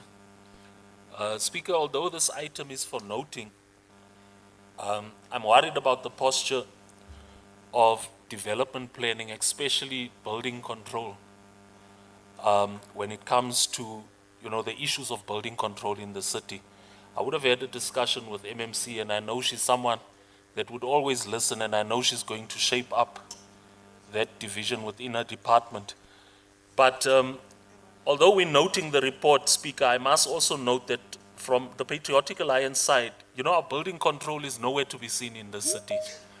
Even when we go to MMC service delivery meetings with councillors, they are never present in those meetings. I recently had an encounter with the department where they wanted me as a ward councillor to give positive comments to a consent use of a spaza shop that have illegally built a brick and mortar spaza shop on top of our sewer lines. And the department, the division in the department says, no, but I am confusing the issues. I was so shocked. I was saying, so you want me to give positive comments so this matter doesn't go to a tribunal so that you can get the work out of your way, and nobody from building control is going to bother to come and look at what is happening in our townships. We have illegal backyard structures being built on our servitudes. They are dumping their dustbins illegally, causing an illegal dumping problem in our community. We had an incident in Palm Ridge where a shop collapsed and someone died. Up to today, nothing has happened there, and still people are continuing with this practice. And when we ask for building control, we don't know, we don't see them anywhere. It is especially worse in areas with RDP houses. There's really no concern. We constantly get complaints of houses being flooded during rains, especially in areas with RDP housing, because people are building walls without weep holes. People are making extra islets to make stormwater runoff into the sewer network, causing flooding of our sewer network. Building control is nowhere to be found. So this report really, it's trying to paint a picture of a department that works when it actually doesn't. It says they've issued 3,847 contravention notices in the year 2024-2025. That is too little if you look at the amount of issues that we are experiencing in our city. So I hope, MMC, you've taken note of some of these comments. Let us really do something. This division is supposed to drive economic development within the city, and it's not doing any of that. Thank you. Thank you. Councillor Makubo. No, thank you very much, Speaker. I think Councillor Peterson covered much of what I would like to make an input on. We note the report as Action SA, and particularly because our bylaws, which have been disregarded for a number of reasons. And I think it was in the February Council meeting when we posed a question to MMC Nkosi asking about the issue of spaza shops, because we have noted that the department has disregarded the issue of monitoring and evaluation on a number of bylaws. Specifically, Speaker, if you're also seeing on some of the meetings that we have been attending, Spluma has been disregarded by the city as well, and therefore this report speaks to that. We're wondering, Speaker, if we should also maybe recommend a joint oversight venture taking this report under scrutiny to a joint oversight with real estate and corporate and shared services, so that we can perhaps find mitigating factors on how we can deal with some of the issues being raised by the report in its entirety. Thank you, Speaker. Thank you, Alderman Gosi. Thank you, Madam Speaker, and thanks to Councillor Peterson and Councillor Makubo. I think, Madam Speaker, in regards to the building control issues that are being raised by both councillors as to the implementation of the bylaws, is that as a department would have tried to put in a request to the HR for us to beef up our team in that regard. As also Madam Speaker would have given a 24-month contract internship with the UJ students that would have done a lot of work during that training, and were definitely noting all the issues that they are raising in regards to our team that doesn't do correct things, because everyone and anyone knows that no one is allowed to build any structure on top of servitude within our city, and that needs to be corrected. But also we need to intensify more programs to our communities, because each and every time we go down on the ground, we teach our communities that you can't build any structure without you submitting a building plan. And one of the issues that we find ourselves with is that yes, our communities will cry that we take too long for us to process their applications, but definitely we'll pull up our socks and make sure that we teach our communities in regards to the wrongs and the rights. Whilst we want to encourage our own communities when it comes to spaza shops and encouraging them that they need to own the spaza shops, but we can't allow wronglessness, and we have to make sure that we fix that and continue with education towards them understanding the bylaws of the city as to how they work, whilst we are still busy, because this Spluma is still on the process of being brought back to the municipality, still on the public participation process, but we are noting all the comments. Thank you, Madam Speaker. Thank you, Alderman Gosi. Councillors, we have one recommendation on page 201. Speaker, Councillor Makubo. Thank you very much, Speaker. We have raised the recommendation to perhaps send this report, and I'm happy that the MMC is also agreeing with me that perhaps efforts would need to be made with the HR department with trying to incapacitate the department. The recommendation is that the report be sent for joint oversight to real estate and corporate and shared services, proposed by myself and seconded by Councillor Hadeb. The report be sent. Can you say that again? That the report be sent on a joint oversight with real estate and corporate and shared services. MMC, they are, they would like a second recommendation for your consideration. Yeah, that the report goes to a joint of corporate and real estate.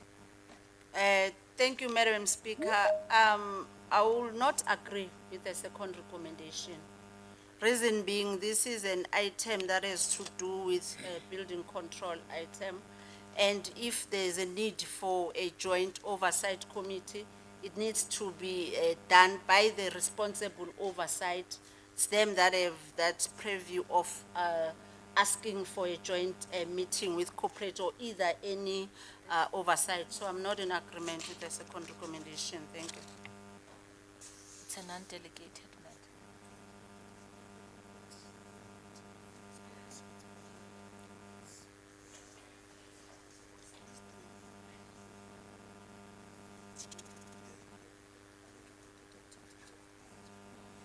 Oh, it's Blue Money. Okay, thank you. The recommendation is not accepted. Can we proceed to the next item, please?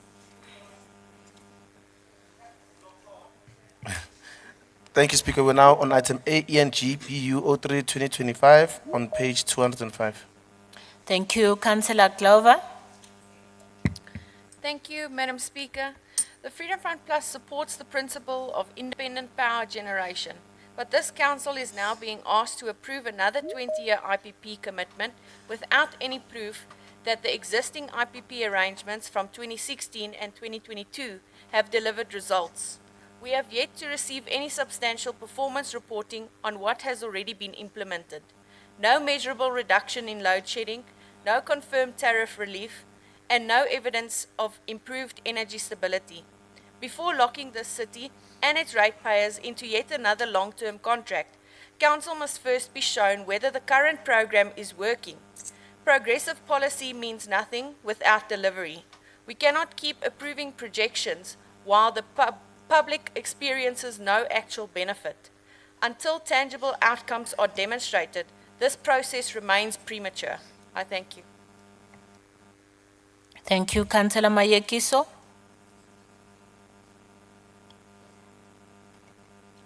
All protocol observed. The AIC welcomes this item. This marks as an important step in the city's journey towards the energy independent and sustainability. Our residents and business have a long call for cleaner, more affordability alternative to ESCOM supplies. And this initiative speaks directly to the demand.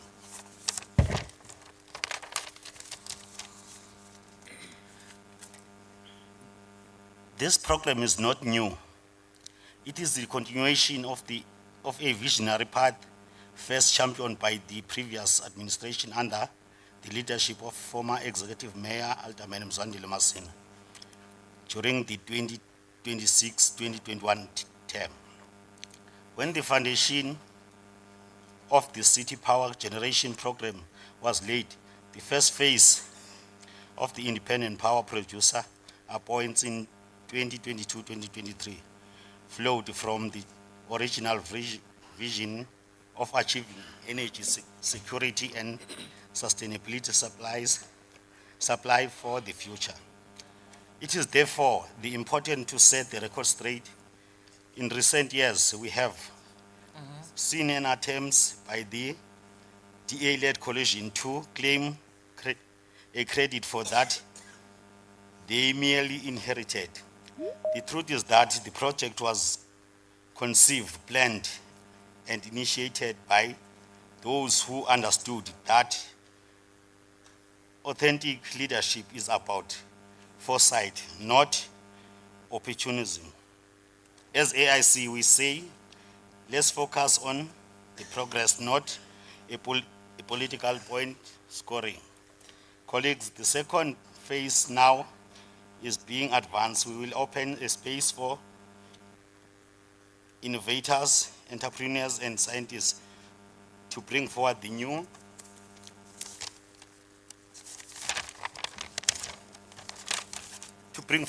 technologies that reduce our reliance of fossil fuels and helps us meet our climate obligations. It is a chance to create jobs, stimulate research, and build a cleaner energy for the future of Igorlin. Madam Speaker, we are encouraged to see this program moving forward and are confident it will deliver lasting benefit to our communities. The IEC proudly supports this item and all its recommendations. Ndiyabulela. Enkosi, Councillor Mayekiso. Councillor Mchunu.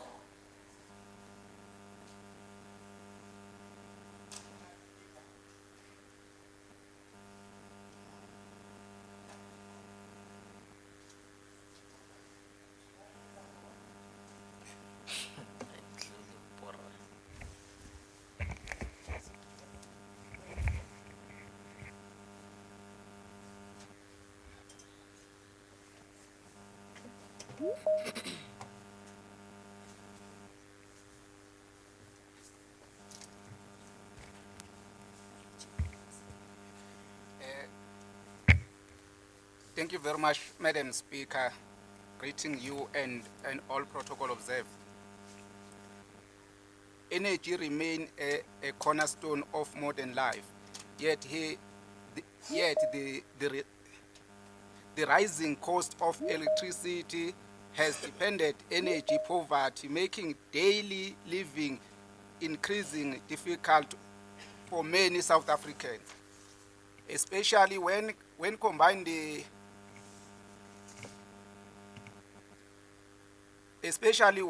combined with escalating for food and transport costs.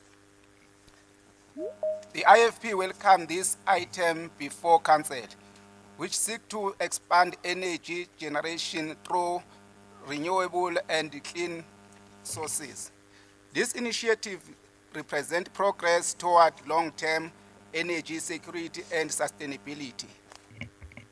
The anticipated 30 billion in future gains over 20 years must be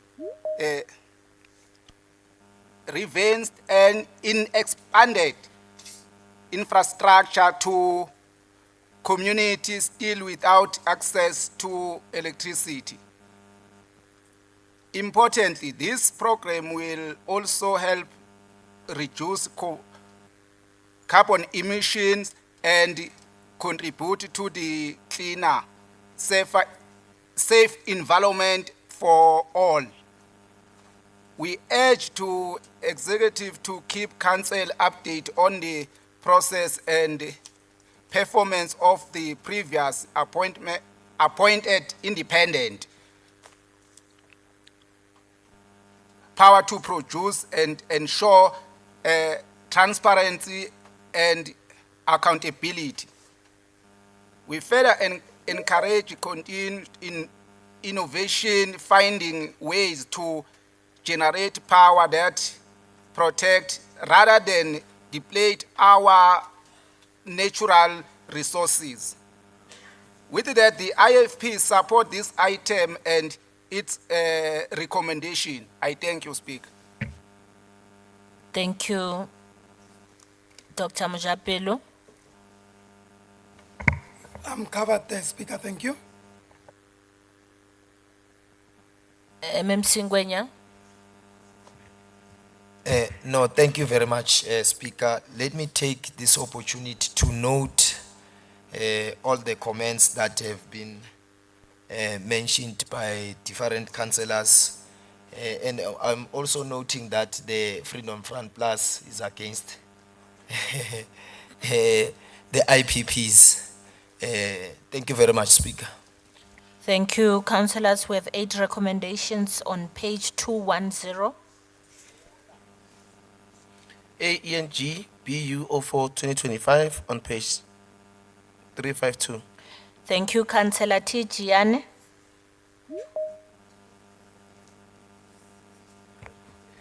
Siyathokoza, Madam Speaker. The African National Congress caucus note and welcome this report from the executive and support the recommendation for council. We commend the executive for the open engagement with the resident on this critical matter. This initiative strengthens good governance and advances participatory democracy, both of which are central to the ANC vision of responsive and people-centered government. Fellow councillors, the process thus far reflects the leadership that prioritizes inclusivity and transparency. We acknowledge the efforts to reach the residents through both physical and virtual consultation, including the provision of transportation to enable community members to attend meetings in person. This approach ensures that no resident is left behind, especially those from areas with limited access to online platforms. Madam Speaker, as President Oliver Reginald Tambo once said, I quote, "Silence is the face of injustice, is a betrayal of our own humanity." Close quote. Guided by this principle, the African National Congress appreciates the councillors who stood firm against the premature implementation of tariff A2. It is potential impact on already struggling household. Consultation must also come before implementation, and the people's voice must remain central to our decision. The ANC caucus therefore support this report and its recommendation, dear Cancer, Madam Speaker. Aye. Councillor N. Machete. Thank you, Madam Speaker. All protocol observed. Action SA support this recommendation. However, we were concerned with recommendation number 2, which is extending the consultation process to the deadline of the end of October. But as the report stands, we support it if it can be looked at like that. Thank you very much.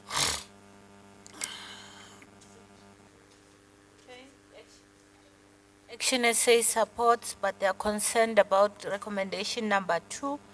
Councillor R. Herbst.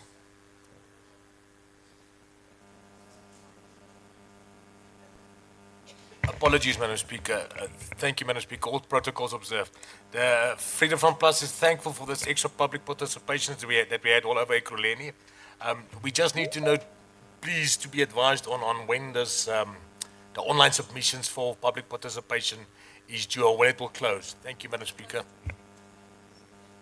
What is the question on the online submissions, Councillor Herbst? The closure of the online submissions. I didn't find it on our website or anywhere else published. Thank When are they closing? Yes, the online submissions. Thank you. Okay. Alderman Peterson. Thanks, Speaker. I would just like clarity on recommendation 3, because when this item served previously, we didn't only suspend tariff A2, but we also suspended the proposed increase that was there on tariff B. But now, yes, if you remember that item, remember that is why we had to reconstruct the recommendation, Speaker, if you can recall. Because on that proposal there was a difference in what NERSA approved tariff B and the one that we had in the item. And then the concern that the PA raised was, if we are saying only tariff B must be suspended, are we saying that as of the approval of that item on that day, that the increase, that extra increase, I can't remember, I think it was like 26 cents or something like that, will that increase also kick in?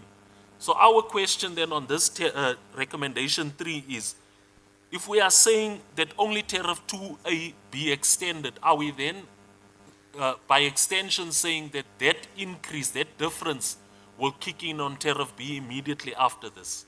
That is the clarity that I seek. Thank you. Thank you, Councillor Frantz.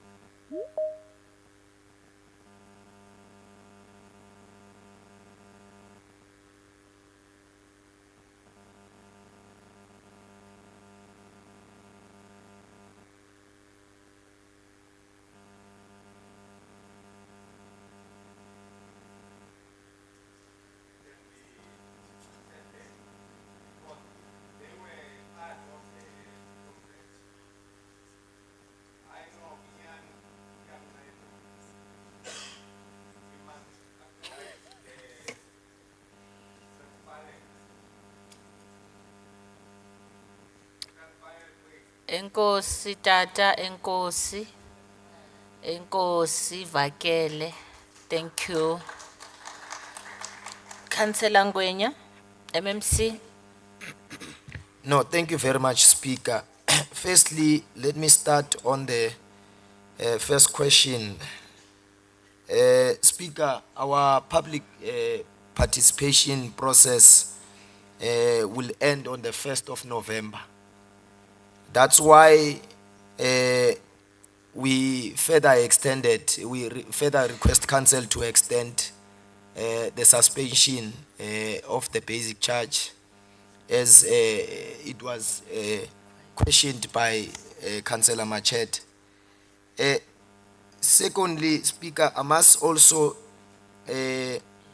answer Councillor Peterson's concern where he needs clarity. We, on our recommendations, we recommended that we are going to implement council approved recommendation, not NERSA approved. Because if we approved the NERSA approved recommendation, we would have, that difference would have kicked in.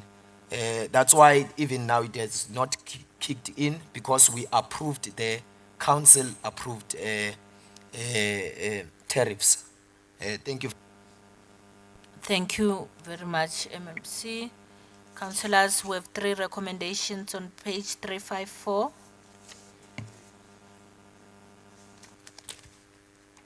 So I don't know if we should adjourn the meeting because majority of councillors are not in the council.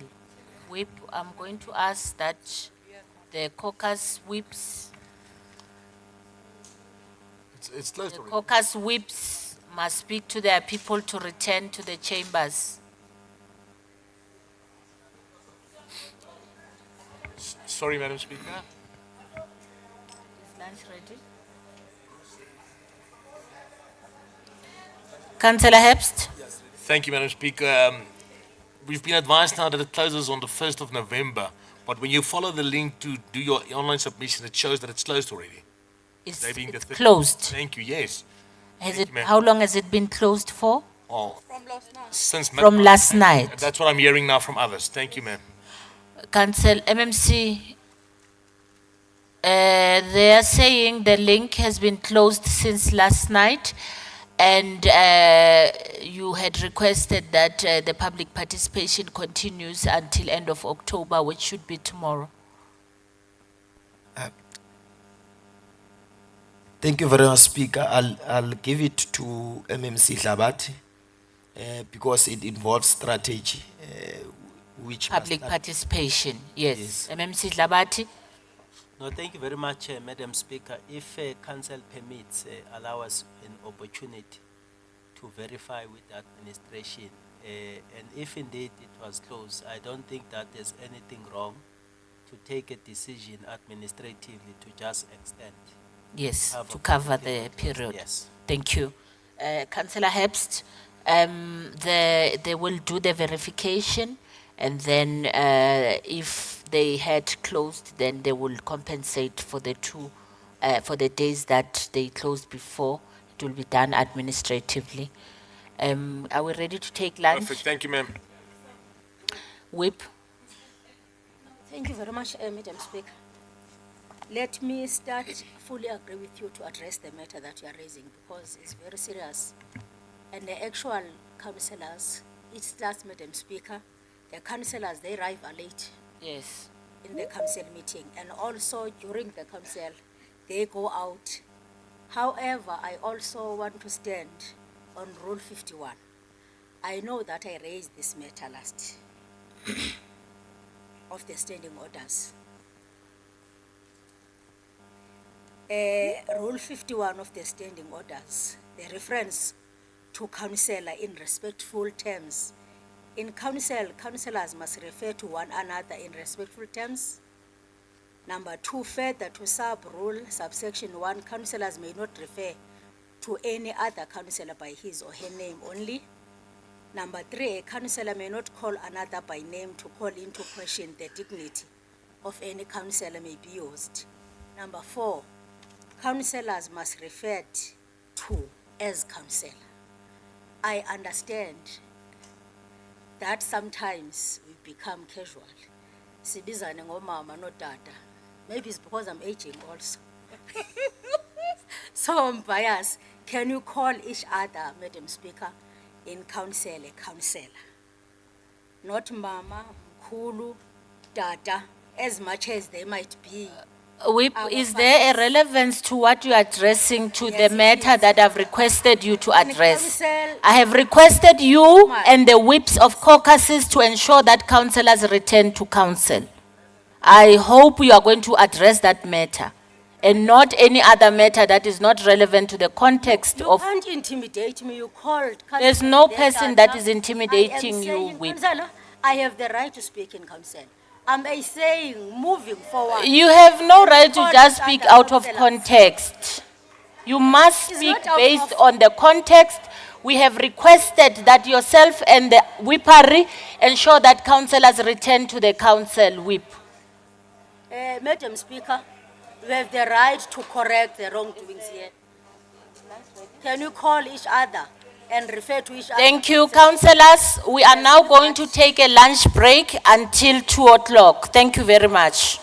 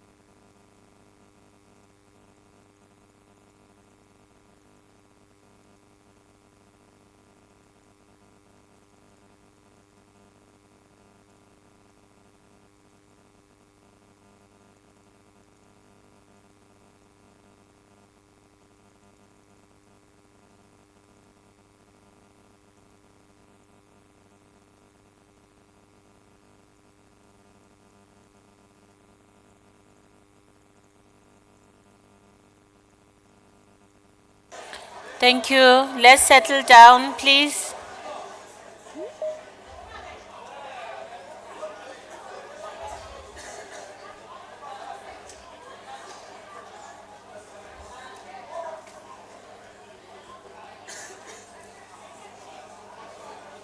Let's settle down.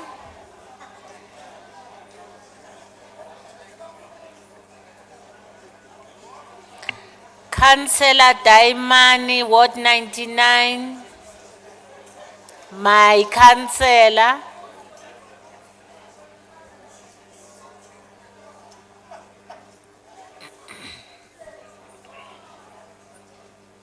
Councillor Dunjane, Ward 77.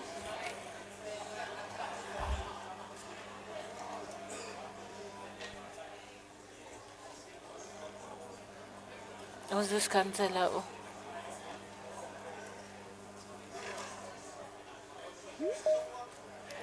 Councillor Madlala, Ward 95.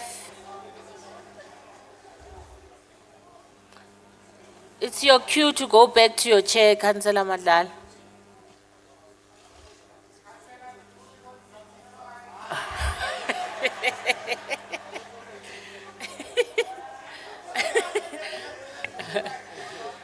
Councillor Mketsu, Ward 53.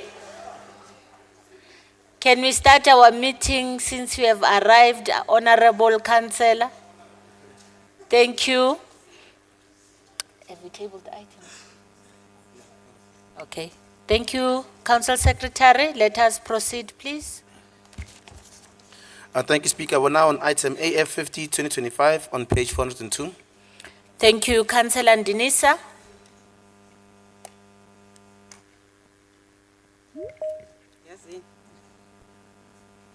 Madam Speaker, thank you so much.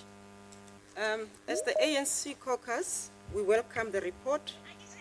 We also note an increase of about 513 million in the capital expenditure, which represent about 16.15% of capital budget, an increase as compared to previous years at the same period. The collection rate, Speaker, of quarter one. Councillor Ndinisa? Yes. I'm afraid to ask you for the rally voice, Oh. but that one, Yako Ward 12, you can use it. Please, I know how you are always having to use that voice.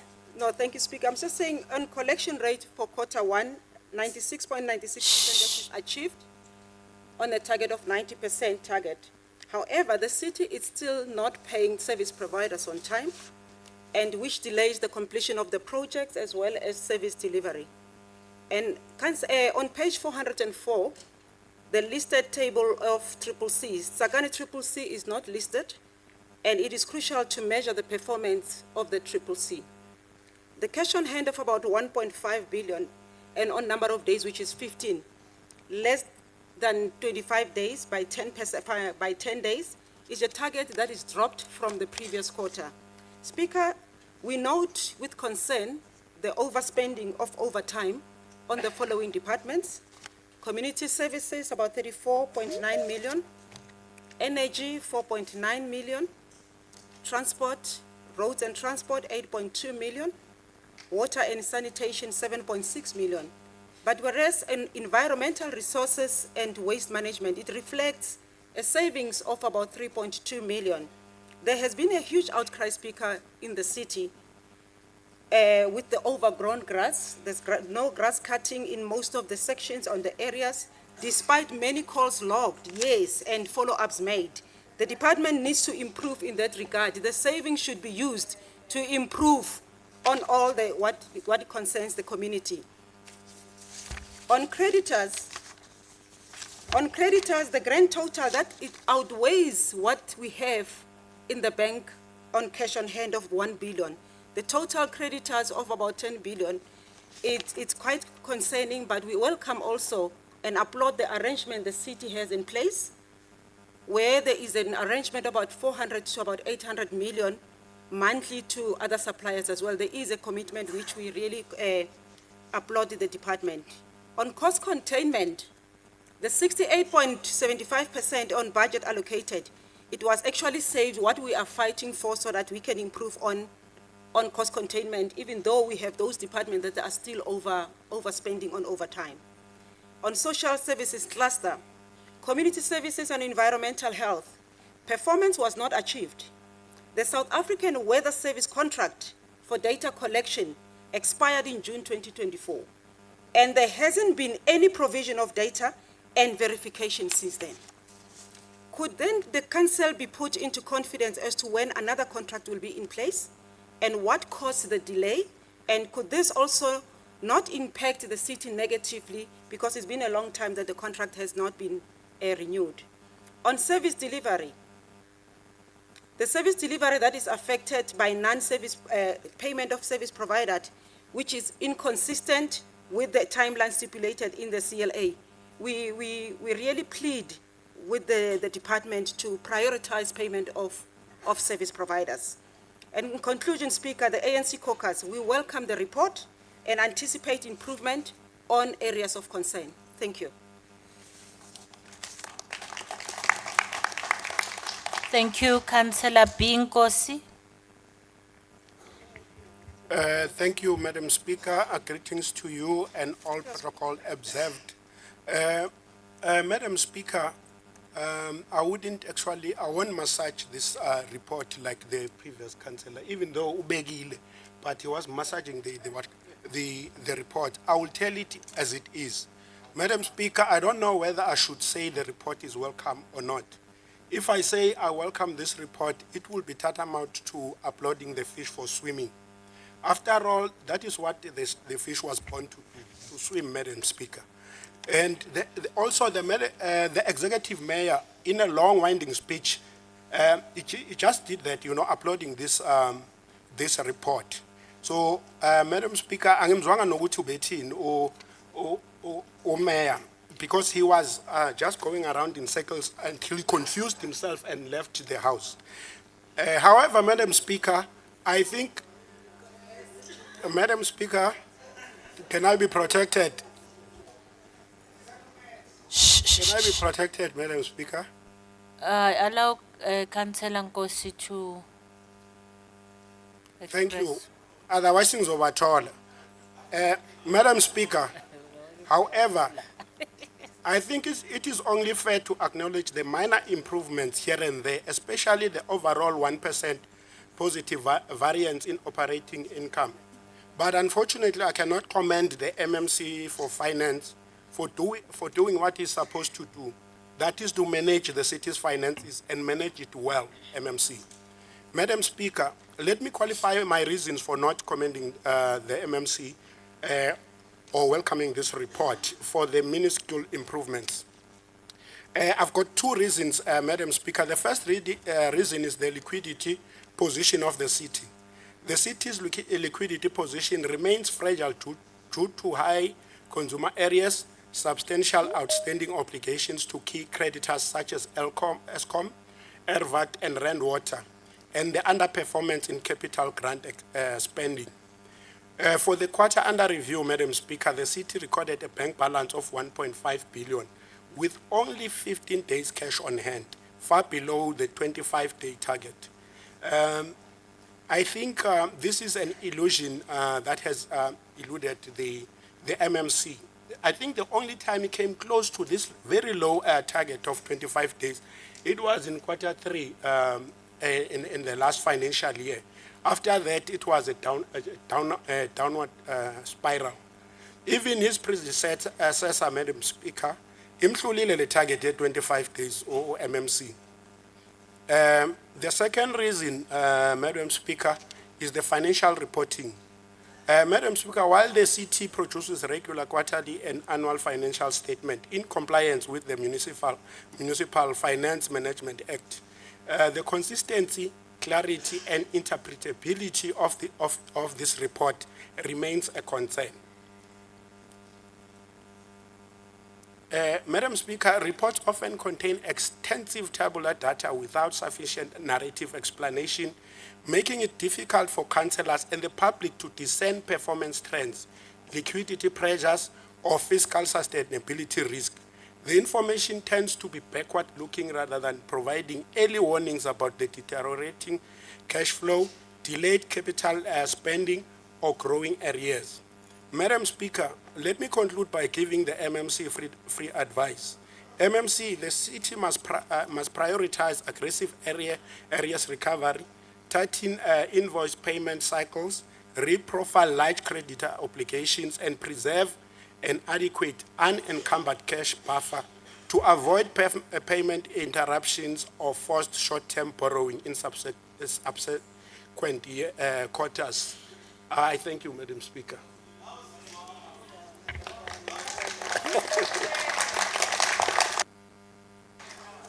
Councillor F. Nkosi. Thank you. Thank you, Madam Speaker. Madam Speaker, the DA welcomes the city's SDPIP report for the first quarter of 2025-2026 financial year. Madam Speaker, I would like to start with the quarter's operating income. An overall 1% positive variance must be welcomed. A minus 2% negative variance on the energy is a huge improvement compared to the 29% variance of the 2024-2025 financial year and must be applauded. You see, when you are decisive in taking action, things happen, MMC. And those actions that you make, action make a difference rather than selective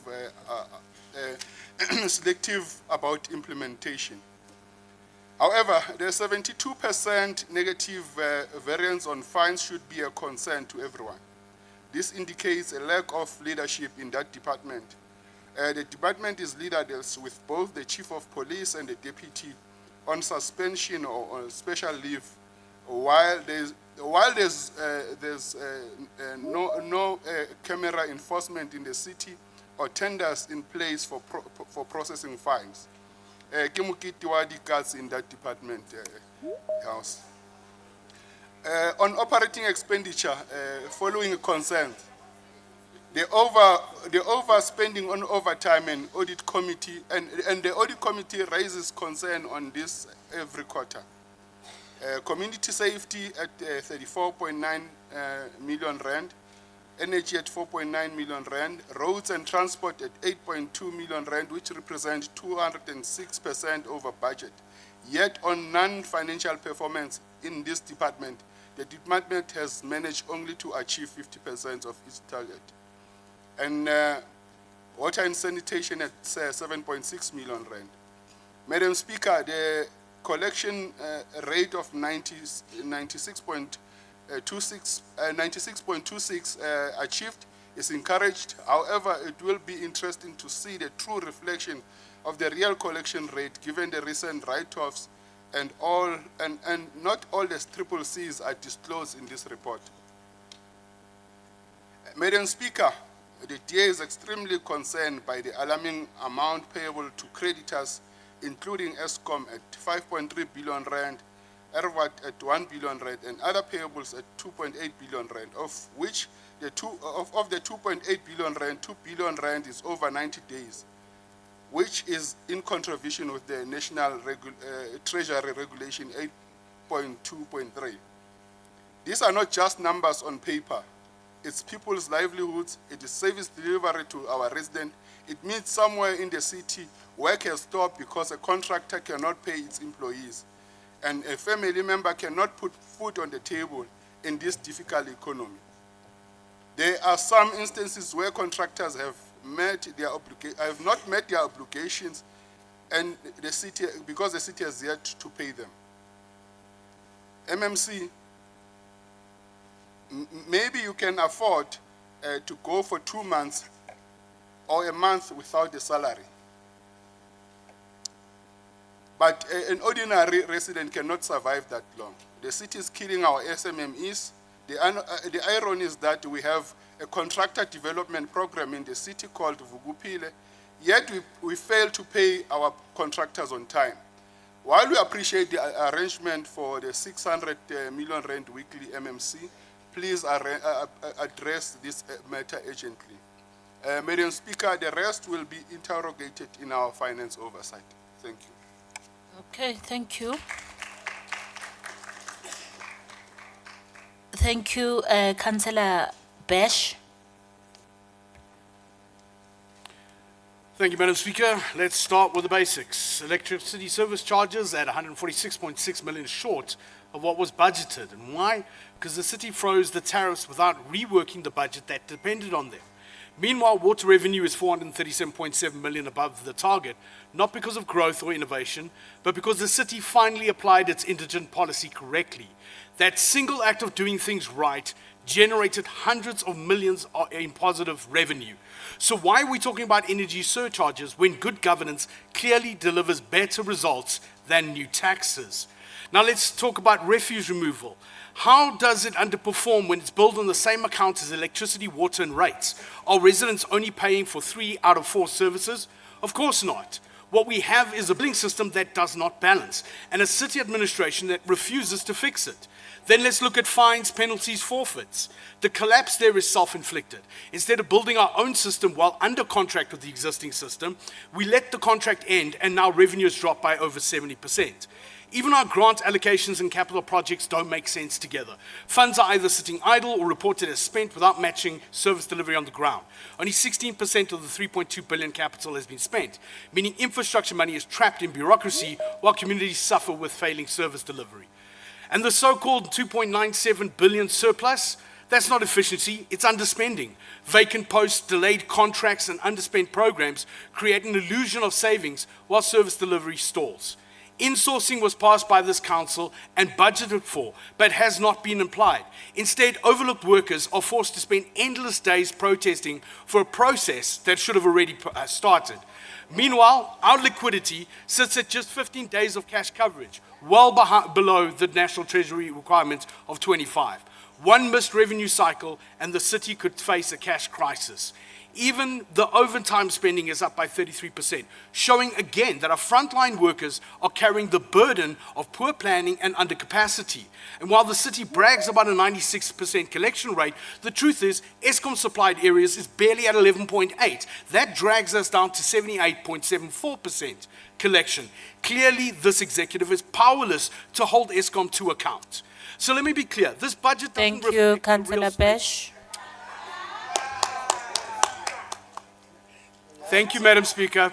Thank you. Effective time management. If only we had an effective I know cash you management. try to cover with the speech, but you must do better, Councillor Bash. Thank you, Councillor Janse van Rensbeck. Thank you, Speaker. These financial results confirm Ekurhuleni is entering structural financial imbalance.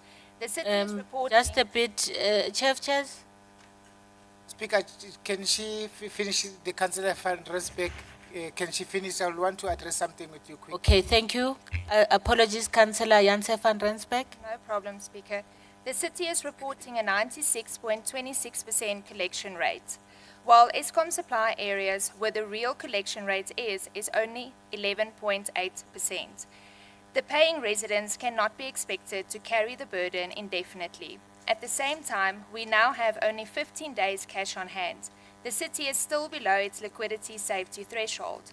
One shock to revenue and we will be unable to fund operational stability. Overtime is out of control, budgeted at 161.8 million, but the city spent 215.6 million in just one quarter, a 33% overspend, without any matching increase in service delivery and teams confirming that they have reached their overtime. Service delivery is collapsing, not because the city has no resources, but because the resources are being mismanaged on the financial side faster than they are deployed on the service side. And when we connect this with the write-off, which is 2.1 billion in the first quarter alone, it becomes clear. If this trend continues, more than 8 billion will be written off this year. That is 12% of our entire revenue base. No municipality can remain sustainable under that rate. So we now have falling liquidity, overtime ballooning, write-offs accelerating, 308 million in inventory spread across depots, and Eskom areas non-payments crippling the revenue base. This is not a cash flow problem, this is a discipline problem.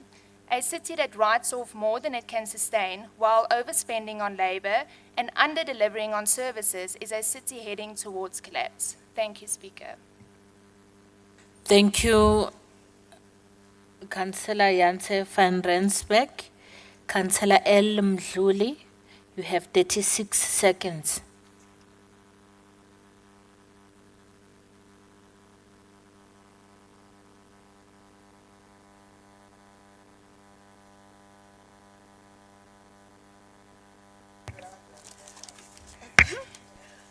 Good afternoon, everyone. I'm good, thanks, Madam Speaker. Greetings to you. The Inkatha Freedom Party notes and welcomes this report on unaudited financial and performance results for the first quarter of the 2025-26 financial year. Madam Speaker, we must be honest about these numbers. We must be honest about what these numbers are telling us. The city of Ekurhuleni continues to operate under severe financial pressure. The liquidity is thin, and if left unaddressed, it poses a real risk to our ability to provide basic services to residents. Madam Speaker, on the matter of cash on hand, the city's bank balance at the end of September 2025 stood at 1.588 billion, translating to just 15 days of cash on hand, 10 days Siyabonga, below Ma'am the Dluli. benchmark of 25. That is not a small We've budget. added 10 seconds. So. How? Councillor Yates. Thank you, Madam Speaker. All protocol observed. ACDP would like to know the full story behind our non-functioning traffic management system. According to a media article, I quote, Ekurhuleni is taking legal action against Syntel for allegedly delaying their exit, withholding data, and leaking internal communications, close quote. We are also concerned about the 1.4 billion at 120 days plus to other creditors. The city reportedly allocates 400 million to 800 million rand a month to service these accounts. How are the lucky creditors chosen? I thank you.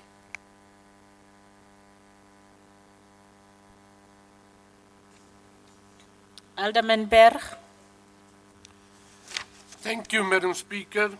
The person you just appointed as the new city manager of Ekurhuleni have just misled you. We've got only 5 days cash on hand, not 15 days cash on hand. If you take the money not spent on the operational expenditure, the 1.15 billion rand, and you subtract it from the 1.5 billion rand cash on hand, will show you we've got 400 million rand cash on hand and not 5 days. And this is why your creditors are not getting paid. And maybe they bring us, Mr. Meyer, I like you looking at me because I want to talk to you. Bring me the payments for the chemical toilets. Bring me the payments for the security guards. You don't miss 1 month because there's certain political parties that gets benefits from those payments. You never miss a payment on that. Water increased by 27%. Yet, MMC, I said this to you before, if your water sales increase to 27%, your sewer must also increase by 27%. Once again, a flaw in your report. Community safety. The MMC misled us in this house. We asked her 6 months ago, is everything in place? She said the contract is, we're busy internally. The acting chief of police, who is everybody's friend here, misled us in Okmol by saying all these actions are in place to collect revenue on community safety.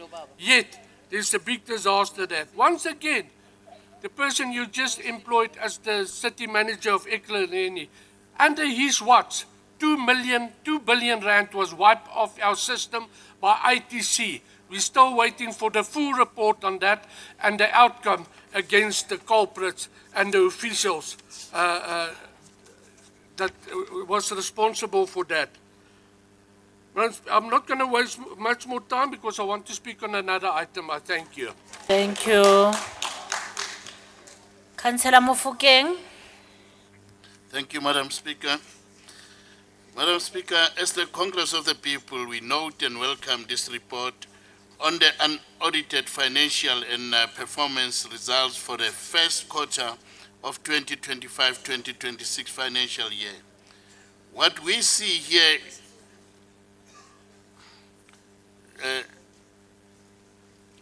The executive mayor is disturbing. Exactly. Yeah. Thank you. My apologies, Ntate Mofokeng, you may proceed. Thank you.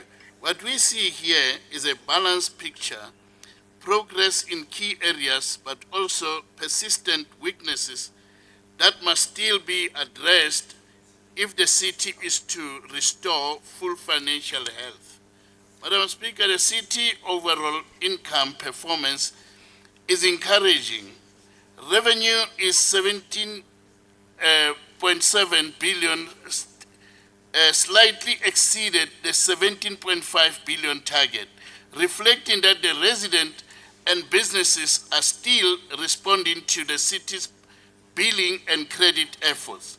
That is a positive signal of resilience. Equally, the capital expenditure of 516 million, representing 16% of the capital budget, is an improvement compared to previous years. It shows that some departments are beginning to turn plans into tangible projects on the ground. These small but steady steps must now be consolidated into sustained deliveries. Madam Speaker, however, the issue of overtime spending remains a serious concern. The city spent 215.6 million on overtime during the first quarter, but above the 161.8 million that was budgeted. This trend is unsustainable. As COPE, we continue to call for the introduction of a structured shift system that ensures essential services such as energy, water and sanitation and EMPD function efficiently around the clock without draining the city's wage bill. The shift system is not just a cost control measure, it is a service delivery reform that can improve response times and restore discipline in our operation. Madam Speaker, we are equally encouraged by the strong performance in water revenue collection. Actually, income of just over 2 billion exceeded the budgeted 1.6 billion, a 27 positive variance. This shows that with tighter enforcement, residents are paying for services, and indigent policy is beginning to work as intended. We urge the executive to continue applying the policy strictly, ensuring that only genuine deserving household benefit, while enforcing credit control against high usage accounts and evade payment.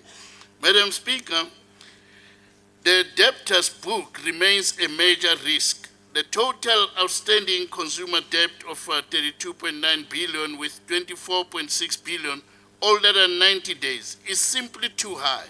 Water debtors account for more than a third of that without stronger recovery strategies. This city will eventually be forced to write off billions that could have been collected. The time for half measures is over. The city must act decisively to improve its collective rate and preserve liquidity. Fellow councillors, COPE also note with appreciation the positive trajectory of the city's investment portfolio. Maintaining investment growth even in a tight fiscal environment is a mark of prudent financial management. This must continue as investments are key to long-term financial sustainability and to build reserve that can buffer the city during unforeseen shocks. Thank Madam you. Speaker, in conclusion,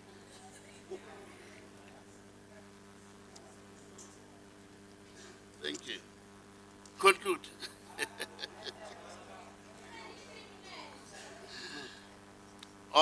In conclusion, as the Congress of the People, we recognize the improvement recorded in this report, but we also... Iphelile 3 minutes. Hawu. Hoyibo. Time is up. Congress of the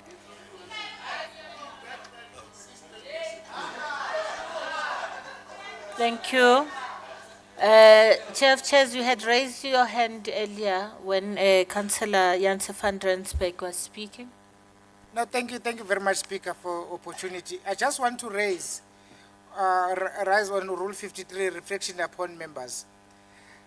That the mayor is now here. Can we allow, if I just want to reflect on this rule, Rule 53.1, that whether Councillor Nkosi of DA can repeat what he has said about the mayor of Tembi, of what he indicated here, because they were insinuating they were improper. He was casting personal reflection on the mayor here. So can you repeat what he has said to the mayor when the mayor was not here? Or It's foregone, Chair of Chairs. I agree if he was here, it was going to assist. You see, now he's been intimidated. It's not that Nkosi. It's not that Nkosi. But you can threaten the councillor. Doctor, please come in. Councillor Mojapelo. Speaker, I just want to get a clarity from you, maybe the direction whether the mayor will be accorded an opportunity to respond, because what No, Chair of Chairs, you are not even a speaker here. The Mdluli here is not you. It's Umama. Thank you, Doctor. Thank you, Madam Speaker. MMC Dlabati, well done and congratulations. We've always been talking about Chinese accounting. Now this is Chinese accounting in steroids. This is shocking report, Speaker, and Council should reject this report. There are so many inconsistencies in this report that is not even worth the paper it's written on. I was not even going to talk to some of the issues because I will raise those issues when the report comes to the Oversight Committee. But to cite some of the issues that are, it's riddled with inconsistencies. And it's an example of the cut and paste that we are subjected to. This report is not a reflection of the finances of the city. It's cut and paste, Chinese accounting. There's a person in social media who says, I'm in disbelief. When you read this report, that's how you should feel. MMC, Councillor Berg touched on it. The 15-day cash on hand is a manipulation. You can't say there's a 15-day cash on hand when we are owing creditors, when we are on a permanent arrangement with ESCOM on a month-to-month basis to pay the amount that we should be paying. We are manipulating the figures here. There's incorrect financial labeling that suggests, as I've indicated, cut and paste. The report is titled 2025-2026, but agenda index and elsewhere in the report, they still refer to 2024-2025. Or you look at it, you will find it if you read the report. Page 409 to 410, section 6.1 and 6.2, revenue performance. The paragraph describes the collection rate as 96.26%, and it says it is below the 90% target. How is 96% below 90? right? Page 402 and 406, executive summary. It says 8%. I'm giving you examples, Madam Speaker, because I don't want, when I say this, then I'm attacked, to say we talk about Chinese accounting. I gave them benefit of a doubt. Now they are going on steroids with this thing. It says 8% as a threshold for variance explanation, while later in other sections, they treat 5% or less as immaterial. So which is which? What threshold are you using? And lastly, because I've got about 15, Mayor, can look at me, I can count more for you. Outside, I'll show them to you. Okay. Page 403, cash and liquidity position. Reference is made to section 3.3, and that section does not exist on the report. So, you know, this, you might think these are typos. It just shows. These are the finances of the city. You miss it by 1 cent, it questions the credibility of your finances. I had confidence, MMC Labati, but I must indicate I am disappointed. Thank you. Thank you, Doctor. Thank you, MMC. Please respond. Yes.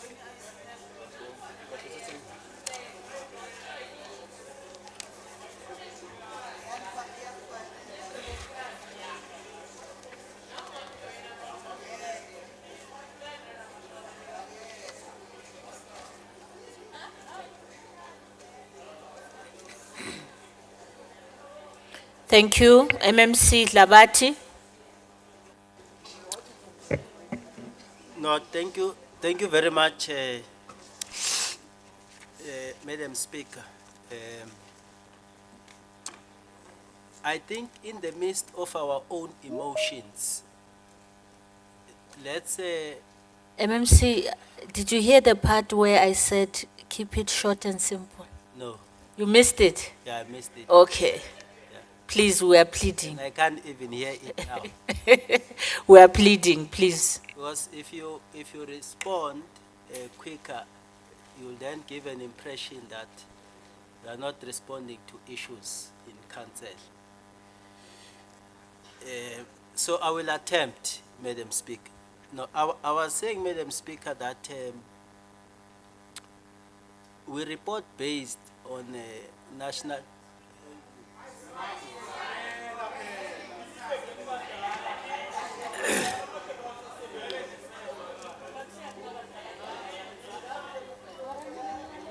No.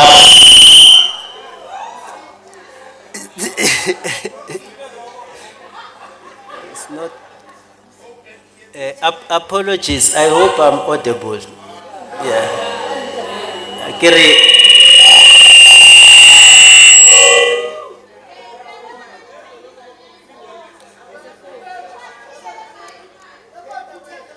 Okay. No, the phone is on. Yeah, the phone is on a flight mode. I hope I'm audible. Speak.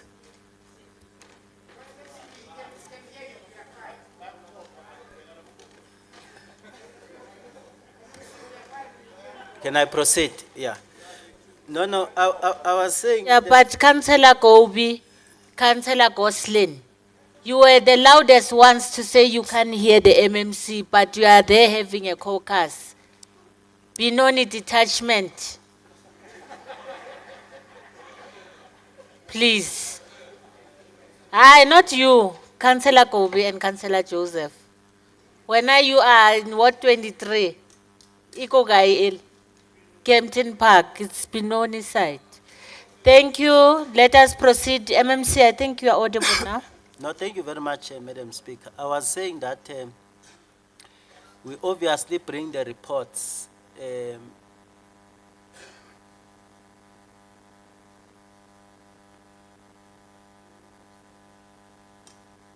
Must I proceed? Okay. No, I was saying we do report obviously based on the uniform templates that municipalities must utilize to fulfill the requirements of Section 52. Now, the item on its own from 4.3 until almost 518 It can be that when there are certain type of errors, therefore we want to appropriate it as something material in that the credibility of the item in its totality needs to be questioned. We obviously take note of the pointed areas that are being raised with regards to the typo error, but the point I'm making is that let's not appropriate it as if materially there's something fundamentally wrong about the reporting.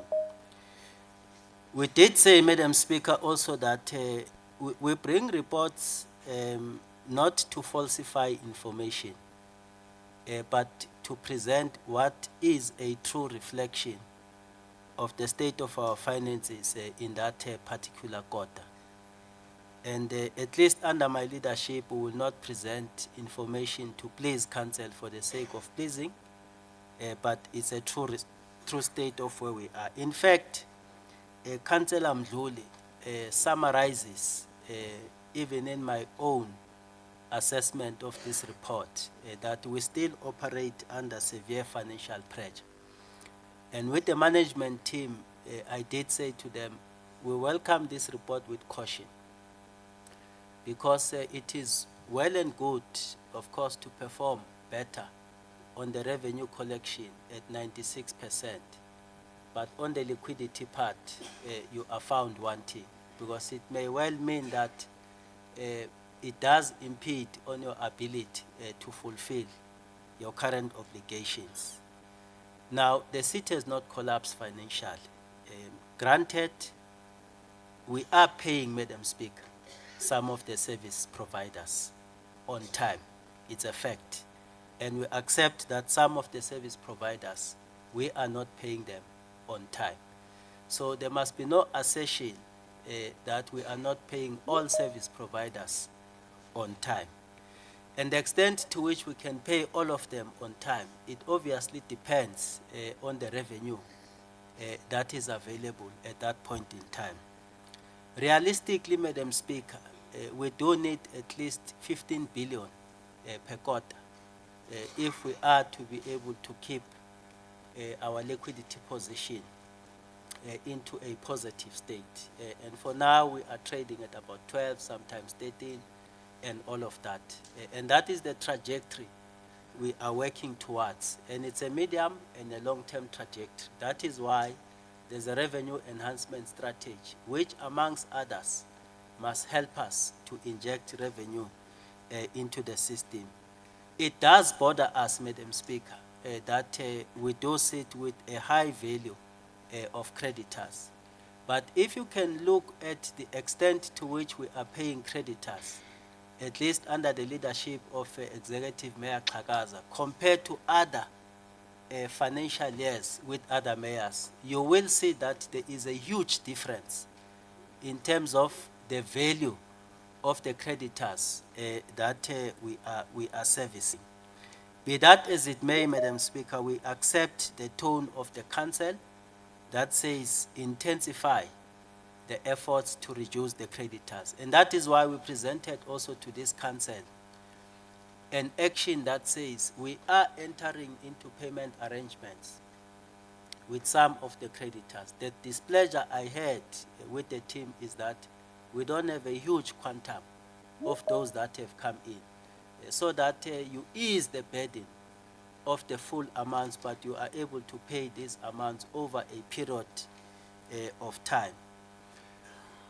With regards to cost containment, particularly over time, Madam Speaker, you know, this council, at some point in time, in fact, with the last report of the last financial year, it was now turning its stance on the issue of overtime and said, no, but this thing of curtailing overtime by 50%, we suddenly don't agree with it. This council, it can't come now and be worried about issues of overtime, when in fact this council was propelling that, no, open it up again when we have cut it to 50%.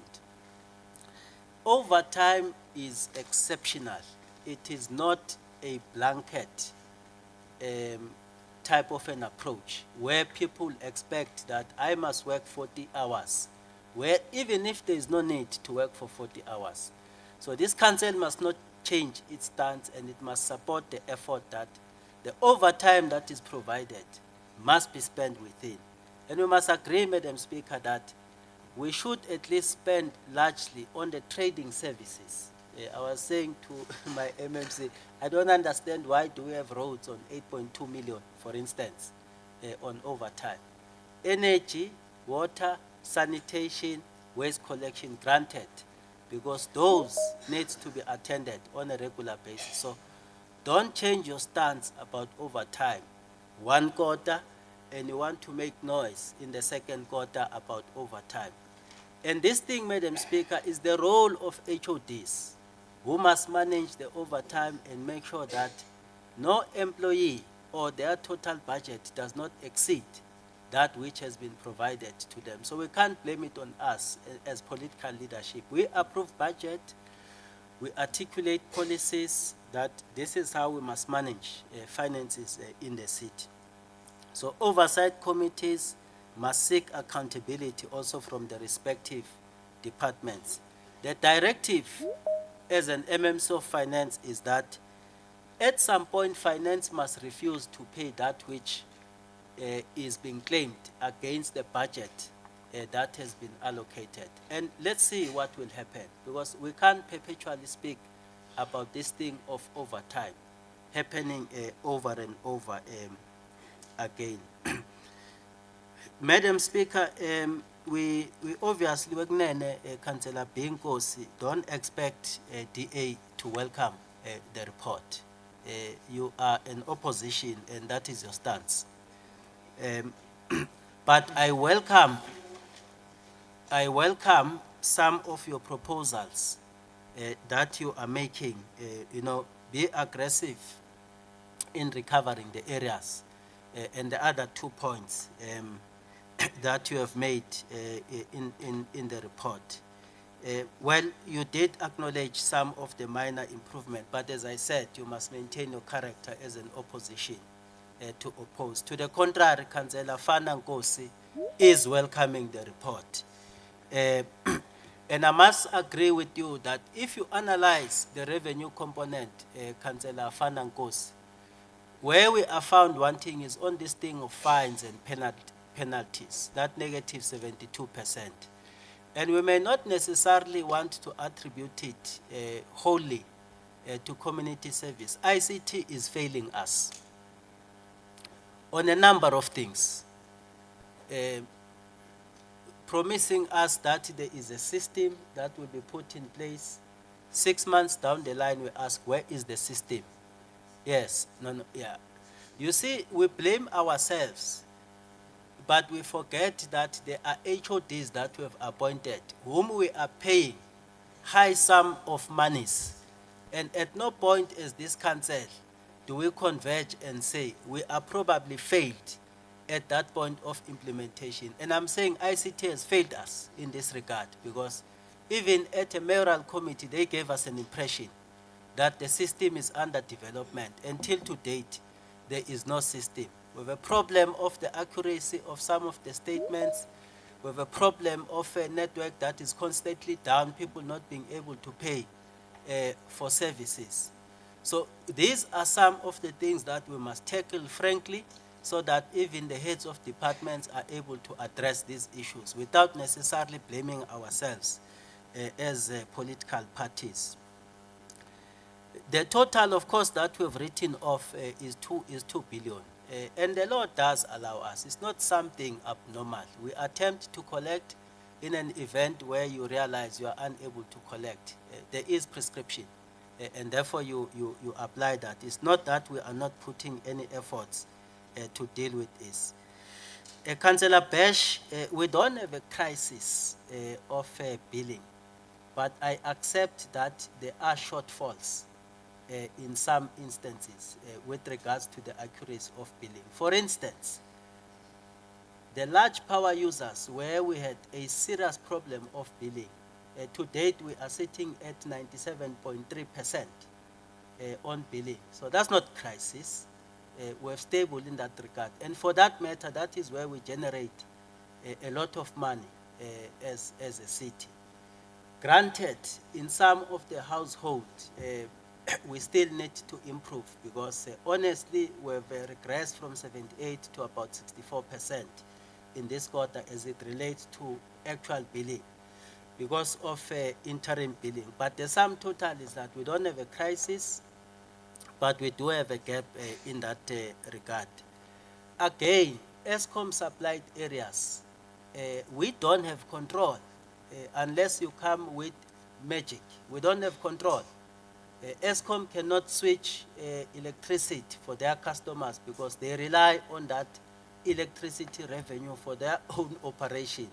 And that is why we pleaded with Council to enable us to implement water restrictions in the ESCOM supplied areas, including those that are overutilizing the services of water. So we have been seized with this discussion to the extent that some are saying that let's take over those areas. It's not an ABC type of a discussion because you must then follow through the IGR process. In fact, that decision must be pronounced by national because we are very clear that the Constitution does say that the responsibility of distributing electricity is the responsibility of municipalities. But because of the structural challenges, some of the areas gets to be serviced by ESCOM. And if you think that ESCOM can just easily give away that function, forget, because it constitutes a greater component of their revenue. Now, Councillor Janse van Rensburg, I always differ, Madam Speaker, when a person says service delivery has collapsed in the city. If you are saying you went out of your house this morning, you did not have water yourself to bath, you could not have electricity to prepare your breakfast, or in your yard waste was not collected, you can argue. But I can tell you for a fact that probably these three basic things are not an issue where you are coming from yourself. Now, you drove on a tar road and all of that. So, sorry? Please proceed with your response. Yeah, so let's contextualize. We have limitations in terms of financial resources that are constrained, but it does not mean, Madam Speaker, that there is a total collapse. We did say, Madam Speaker, or pronounce in our budget, Alderman Berg, that this thing of chemical toilet is unsustainable. And that is why we've agreed that in this financial year, the city must progressively procure its own chemical toilets so that we reduce the cost in that regard. Because I keep on saying that we are paying huge amounts of chemical toilets for informal settlements that are not contributing even a cent to the city. But religiously, we must pay for the toilet and pay for the servicing of the toilets. So the leadership must then intervene. We must buy this chemical toilet. It's a once-off capital cost, and we assist with the servicing of them. It will reduce significantly, Madam Speaker. But we don't have a choice. The existence of informal settlements does require us as a city to intervene. Because if you don't intervene, the next thing the South African Human Rights Council will be on your neck. But we can circumvent the cost, which is a concern. So is the issue of security payment. We have pronounced that we are not speaking about insourcing here. We are speaking about building internal capacity. Because the law does not allow you to insource. Everything in government, it must be advertised. So you can't just say, oh, when you are security, we're insourcing you. It's not going to happen. We will advertise, and people will apply, follow due processes, and then they get to be recruited in the system. So all these things, pronounced, budgeted for, they must be implemented by the administration. Maybe the second last point, Madam Speaker, it will be unfair Alderman Berg to want to attribute those 2 billion that we have under-collected to the group chief financial officer. Not that we are defending any person for that matter. We brought the report here in council, and that report pointed to us that the function was moved from energy to, it has nothing to do with finance. Because that function, when it was there, we did not experience that under collection. And as we speak to date, our own report tells us that we are on a negative 2%. We have closed the gap, Madam Speaker, in that regard. In fact, we have been able to bill 1.4 billion of that 2 billion. 372 million of which it has already been recovered.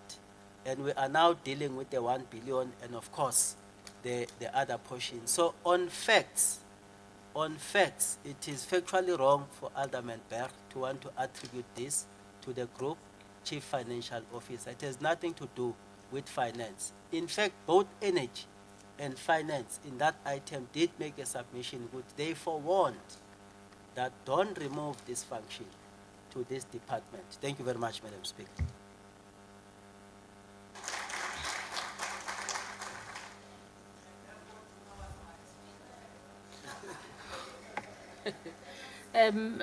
Whip of Council. I hope that I'm protected You are protected, Whip of Council. from the EM. You are protected from the EM, from Councillor Dunga, from Alderman Labat. Thank you very much, Speaker. Councillors, I just want to reprimand the executive on behalf of this council, that the executive, they cannot come in council and complain about the issue of the accountability for the administration or HODs, because they are political heads. It is their responsibility to make them to be accountable because they're responsible for the implementation. I just thought that I must just raise that part. Thank you. MMC, Ivakele, ne? You are the political head.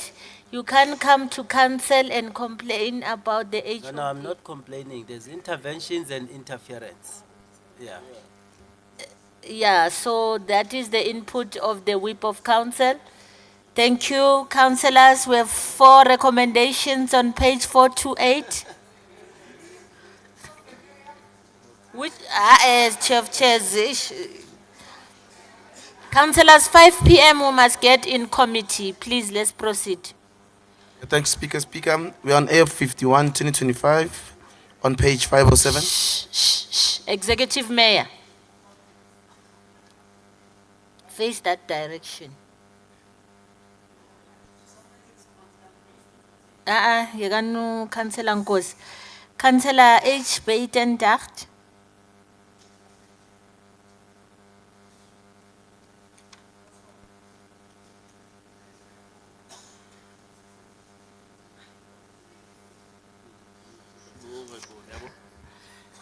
Thank you, Madam Speaker.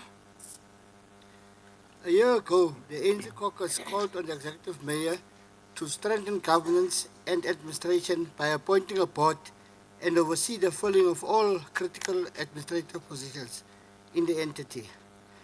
The executive mayor heeded the call and wasted no time by appointing a board. The board in turn adopted a turnaround strategy that responded to the weaknesses that were mainly hijacked buildings and under collections of tariffs.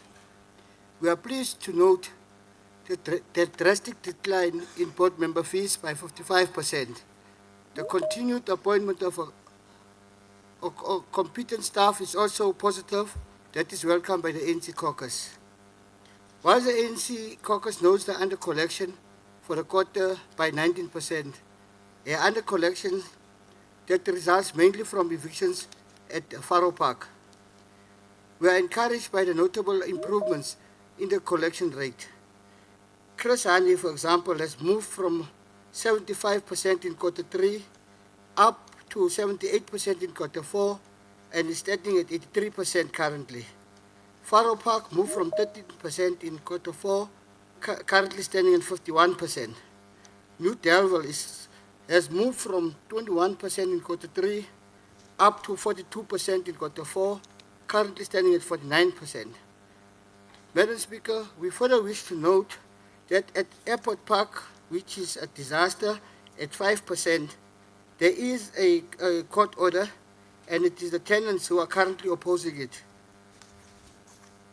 An ongoing operation, the ANC caucus notes the over-expenditure on employee-related costs that results mainly from the strengthening of the administration team and salary increases.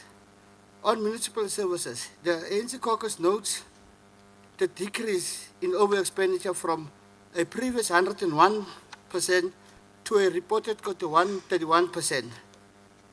On the contracted services, the ANC caucus knows the actual expenditure that is at 31% below the budget amount. The ANC notes the underspending by 96%. Whilst we know the savings, we caution against the underspending as it can lead to the further worsening of the infrastructure and decline in residents' dissatisfaction. This can in turn affect the tenant occupancy. The entity achieved 0% on capital expenditure. Surely this can improve. In conclusion, Madam Speaker and fellow councillors, the ANC caucus notes and welcomes the 4 recommendations. I thank you. Thank you, Councillor Ntombela. Thank you, Madam Speaker. I think the latter speaker actually covered me, except to amend where everywhere where he said ANC caucus, then we replace it by saying NFP, but he covered me. Thank you so much. NFP caucus. Okay. Alderman Dlabati. Yeah, no, nothing much, Madam Speaker. I think we should continue to support the housing company with all its effort to generate revenue, including the implementation of the eviction order. We should be serious about it, Madam Speaker, and be together, even politically. Those that are having challenges, there are processes for them to come forward and engage on their issue as part of, credit control, so that that entity is able to generate the much needed revenue. The only concern on the item, of course, which I thought Council will raise, is this high provision for bad debt. Because if you don't deal with it, it also projects an image that they are on the side of revenue collection. And of course, quite correctly, the zero spending against the 5% target for the quarter, it is an area of concern. But it will be important for this council as well as the board to rally behind all the turnaround initiatives to make this entity functional. And we did say, Madam Speaker, that probably some of the things that we must consider is to mitigate the risk. You know, when people know that this social housing or rental stock is owned by government, they tend to behave otherwise. Yeah. So there might be a need to have a mixture of management to the extent that part of these units are given to managing agent to manage them at a cost, of course, and that we get our revenue. So that's some of the strategies I know that the CEO is considering. Thank you very much, Speaker. Thank you, Alderman. Councillors, we have 4 recommendations on page 518. Speaker, on item AF 52, 2025, on page 519. Alderman Motaung. No, thank you, Madam Speaker. The ANC caucus notes and welcome this report. ERVAT remains one of the most critical municipal entities in ensuring the health, dignity, and environmental integrity of our city. It is therefore encouraging to see that the entity continue to demonstrate the financial stability and operational discipline even in the challenging economic climate. The first quarter performance highlights a number of positives. a 10.3 million surplus in operating revenue reflecting a 2.4% improvement. Operating expenditure of 31. My ward councillor.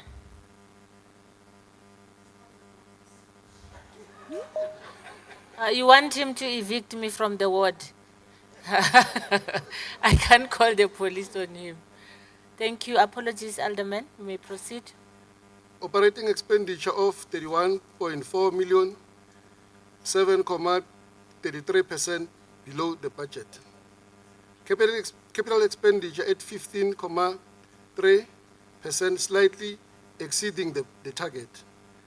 A healthy cash balance of 162 million across all accounts. The performance can be attributed to the successful completion of key projects, efficient revenue collection, and prudent cost management, including gains from the auction of redundant assets. We note that the underspending is temporary and linked to the timing of salary adjustment and vacancies that will be filled later in the year. Importantly, major capital projects, including a fifth-year master plan, a vehicle procurement, pump installation program, remain on track to strengthen the operational efficiency and improve service delivery. However, Madam Speaker, challenges persist. The report indicates the recurring equipment failures at several plants, from ferric dosing system to biofilter recycling pumps and the clarifiers.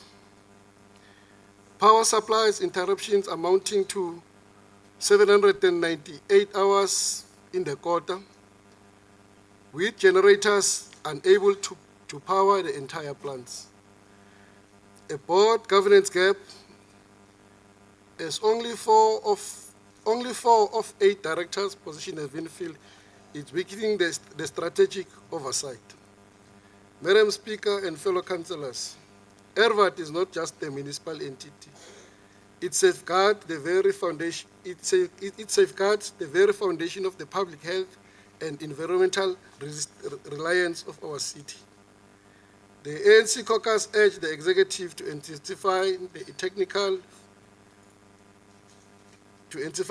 its technical, financial, and strategic support to ensure that ERVAT regain its full operational strength and continue to deliver quality services to our community. Thank you, Madam Speaker. Thank you, Alderman. Councillor Fakute.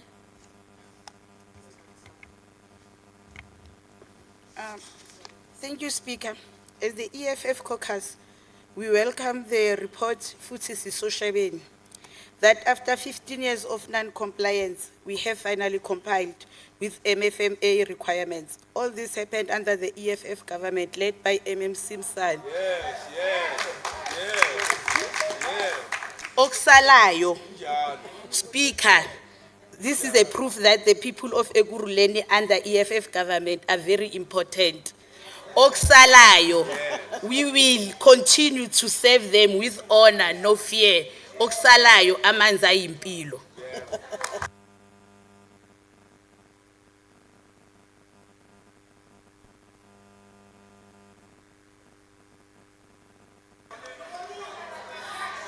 Thank you, Alderman Labati.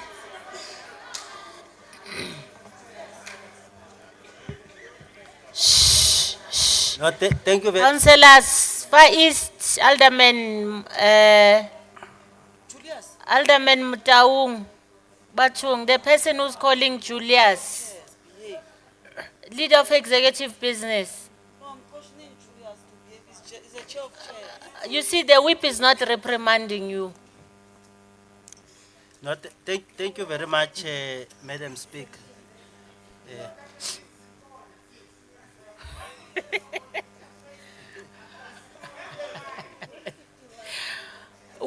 People are fighting in the council. You are having a chat with the EM. Can we be assisted, please? Speaker, but can you be consistent? The person who's fighting is right in front of you. I The don't leader of think- executive business is fighting with the chair of chairs. You're just supposed to. I've been protect calling from you, the whip. EM. I've been calling you, please. No, EM, it's fine. stop disturbing the whip as well, please. But you must also be consistent. Thank you so much. Thank you. Please proceed, Alderman. No, siyabonga, Madam Speaker. Asinazo inkinga eziningi ku Ervat, and it's not an issue yamanje. Okusalayo for 15 years we've not had problems. Uninterrupted 15 years of no problems. Okusalayo. That was on a lighter note. I think the only thing, Madam Speaker, that we are trying to address, and I'm sure it's in the interest of MMC Msan, is for us really to pay that which is due to Ervat, so that we're able to inject more funds for them to deal with their wastewater treatment plant, mindful of the need to expand the capacity given the developments, but also to support the investment efforts, because there's no point to draw in investment and you don't have capacity of, amongst other, water and sanitation. Yeah, but thanks, Madam Speaker. Oksalayo, 15 years. Uninterrupted. We have been complying. Thank you, councillors. We have 4 recommendations on page 542. Speaker, on item AF 53 2025 on page 543. 2 recommendations on page 546. AF 54 2025 on page 547. 2 recommendations on page 551. AF 55 2025 on page 552. 2 recommendations on page 557.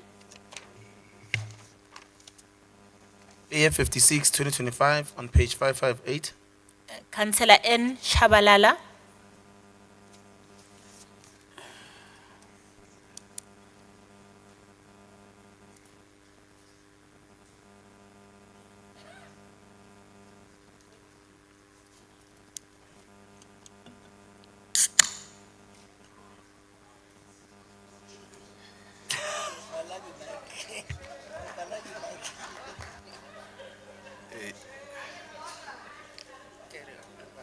Yasho kamnandi speaker. Thank you. You may proceed, Mshenko. Ngithi yasho kamnandi speaker iThixo. Siyathokoza somlomo ohloniphekile omkhandlu waseGoruleni. Kumalunga onke omkhandlu ngokukhethekile kanye nezihambeli ezikhona namuhla. Sithanda ukubingelela somkhandlu kaKhongolose. Speaker, when we exercise our oversight function as council, it is incumbent upon us to ensure that we hold the executive and the administration accountable to the resolutions taken by this council, compliance with the law and the necessary responsiveness to the concerns raised by all of our stakeholders as a city. It is in this light that we firstly applaud the MMC of Finance and the Executive Mayor for the strategic and political guidance commanded in the Department of Finance, which has led to the practical responsiveness to issues raised by the ANC caucus in this council on the 31st of July 2025. In the Q4 report, we raised a myriad of concerns relating to awards to non-COE based companies, the city's inability to achieve targets that it set for specific goals and their intended beneficiaries, contracts which have not yet been concluded in line with the adopted budget, and current contracts running from the previous budget. Madam Speaker, within a period of 3 months, the current supply chain management report reflects major changes on the appointment of Ekurhuleni-based entities, wherein 89% was achieved compared to 48% in the previous quarter. This improvement speaks to the heart and soul of ensuring economic participation of our local SMMEs within the city, which are owned by the same people that we will be collecting rates and taxes from. Of course, Speaker, there is always room for improvement. As such, in the July Council meeting, we noted that the supply chain management report still includes the triple BEE scorecard as a prerogative, whereby the changes in the preferential procurement regulation no longer place the triple BEE scoring as a consideration for appointment in bids. Secondly, the department has not succeeded in realizing the target set for the participation of youth-owned, women-owned entities and entities owned by people living with disabilities. We must emphasize, Speaker, that we are empowered by law to set specific goals for whom we want to target through our procurement processes. Council has gone further to approve the amendment of the supply chain management policy, which allows the administration to use procurement processes to target those that we seek to empower by setting specific goals. In terms of what we have adopted, these are entities that are owned by 50% women or more, that are owned by youth, that are micro and small enterprises, that are owned by people living with disabilities, people living within the Ekurhuleni demarcation, and of course, historically disadvantaged individuals. As the Council and the MMC would know, we aim not to fall victim to political theatrics. This report is intended to reflect real procurement, real money, and the real impact on real people and businesses. We have taken note of the companies that are appointed in various bids as advertised by the city. Unless we become another entity which is run by tender cartels, as is being discussed in the national discourse, we must take a deeper look into the recurring appointment of the same companies in all contracts of the city, even when they are vastly different in nature. We acknowledge, MMC of Finance, that you may not have the right to interfere in procurement processes, and that must be respected. Council, however, must take a strong stance against this tendency to avoid Ekurhuleni becoming a captured city. Nevertheless, we positively note the report as it is for noting, and will engage it further in Section 79 oversight committees. I must note, Speaker, that I'm also sitting in Councillor Alistair Chair's seat. So I hope I did not buy Zani. Thank you.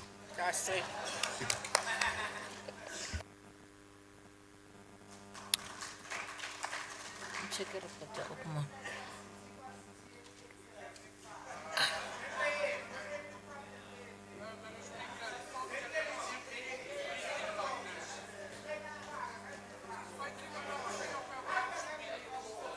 Who's this? Councillor Mashao?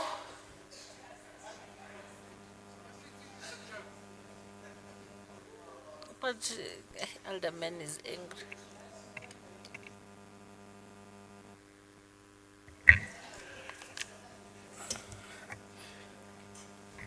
Thank you, Madam Speaker. I've just borrowed myself, my fellow councillor's seat here. Maybe I'll borrow the same name as well. Thank you, Madam Speaker. The PAC of Azania, we note and welcome the report on the implementation of the supply chain management policy for the first quarter of 2025-2026 financial year. Public procurement, in our view, decides who participates in the economy and who remains a spectator in the land of their birth. Madam Speaker, fellow councillors, firstly, we acknowledge the positive strides. There are no irregular, fruitless, and or unauthorized expenditures. Only 2 deviations and 1 variation, all within legal thresholds. And most encouragingly, almost 90% of the awards went to the companies based within Ekurhuleni. There are improvements worth recognizing, and as a coalition partner, the PAC commends the executive. Thank you very much. However, Madam Speaker, We must not shy away. No, no, I'm not thanking you. I'm saying thank you. Your time is up. My time is up. Africa, your time is up. Oh. Thank you. Alderman Dlabati. Alderman Dlabati. Yeah, no, you don't have mercy today. Alderman Dlabati, I do. No, I do. I think those that I'm sitting with here knows that I do. Yeah, no, Yeah. I'm just saying today. Yeah, it's one of those days. Yeah. Thank you. No, thank you very much, Madam Speaker. I think we fully agree with Councillor Shabalala, especially on a critical point that says that, public procurement must reach as many people as possible, so that we avoid this thing of the same repeating themselves on public procurement, to the extent that there's an impression that they've captured the system, particularly administrators or officials that are presiding over these bids. And it's a matter that we need to, or rather, we will look at it systematically from the reporting point of view. Who are these companies that are getting work, and whether we are spreading the pie. It is important, Madam Speaker, because all small and medium enterprises, they want to be empowered through public procurement. So I thought it was an important point to make. And for that matter, Madam Speaker, I know I have not briefed the EM, especially on consumables. That's where we also spend a lot of money.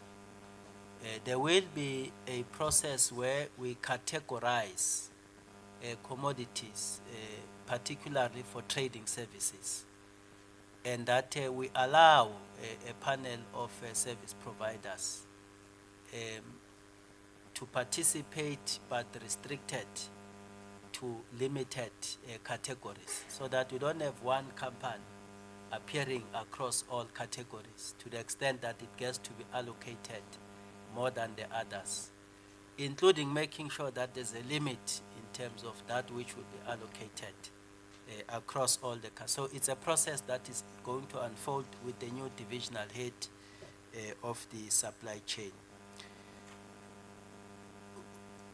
Accepted, we have done better on the COE based companies, and for me, not just the number and the percentage, but the value. Because in some instances you get that there's higher number of COE based, but the value is lesser compared to fewer non-COE based company with the high value. And this requires consciousness by the system to sustain this thing. I think we have not also done bad when it comes to women, because about 12.7 million was appropriated to women. Of course, slightly short on the youth at 9.76% compared to the 10% target. Where we are found wanting, it's on the people with disability, and will continue to improve, Madam Speaker.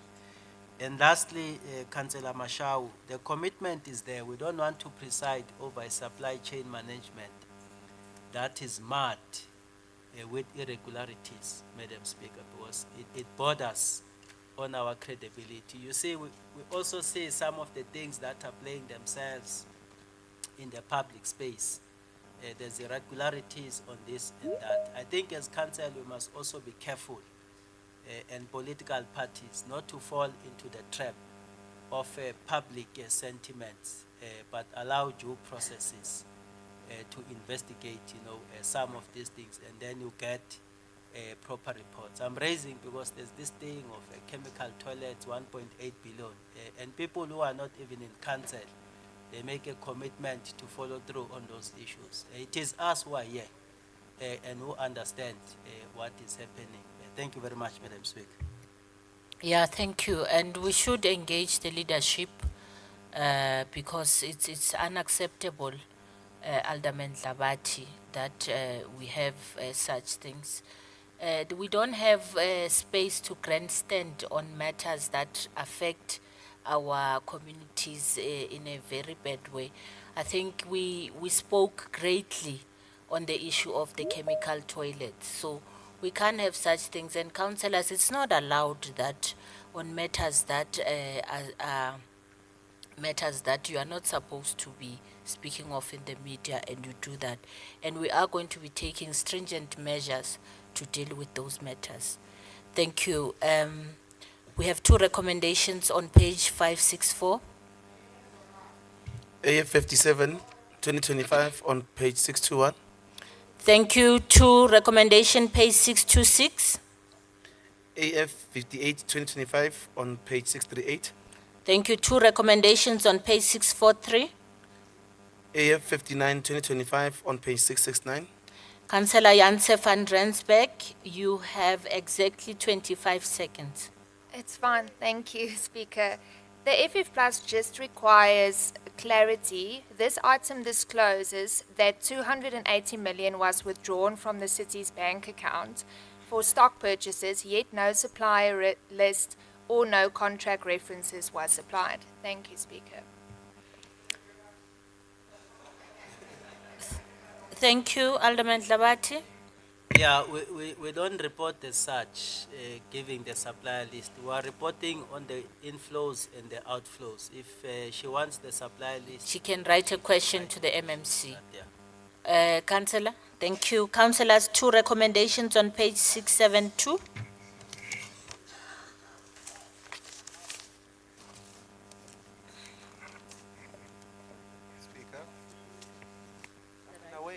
AF 60, 2025 on page 676. Thank you. Two recommendations on page 683. AF 61, 2025 on page 693. Just a second, yes, Councillor Guerrero. My apologies, Speaker. Please can we ask for more water if possible? Thank you. Sure. Can we provide Councillor Guerrero with water? Yeah, thank you. The administrators at the back, we are requesting for water. Thank you. Let's proceed, CS. Oh, did you table? Yeah. Which one? 61. Okay. Thank you. We have three recommendations on page 694. ARNTP 01, 2025 on page 696. Alderman Lambo. Thank you, Madam Speaker. The African National Congress caucus notes this report as an essential step in advancing Ekurhuleni's vision of a smart, connected, and inclusive city. The integrated rapid public transport network remains one of the city's most strategic programs in shaping urban mobility and driving equitable development. Fellow councillors, as we reflect on the journey of this project, we do so with honesty and perspective. The IRPTN has not been without challenges, but its purpose has long been clear: to provide affordable, reliable, and efficient transport for the people of Ekurhuleni. It is a project that transforms how residents access work, education, and economic opportunities, while also promoting environmental sustainability. The extension of this business plan 2030 is a necessary move to complete what was started under the ANC administration in 2012. The RIPTN is more than a transport system. It is a backbone of the city's broader vision for an integrated erythropolis. Linking communities like Tembisa and Vosloorus will enhance connectivity between the north and south and bring long-term economic and social benefits. We condemn the executive for bringing this item forward. The project has the potential to stimulate job creation, support SMEs, and create skills development opportunities across the value chain. The procurement of additional buses will improve service delivery and enhance accessibility for residents across all regions. In closing, Madam Speaker, The ANC caucus supports this report and urges the executive to strengthen project management, financial controls, and monitoring system and ensure that the RIPTN phases are completed on time and within budget. This project is a testament to forward planning and must remain a symbol of inclusive growth and progress for the people of Ekurhuleni. Ngiyabonga. Thank you, Alderman Randall. Thank you, Madam Speaker. Good day, colleagues. I'm happy to see the Mayor and the Transport MMC for Finance and the Leader of Business here. If it is said that the truth offends one, then you must keep offending. Tell the truth. The truth is likened to water. It does not matter what you do. It will always find a way to reach the surface and wet your feet.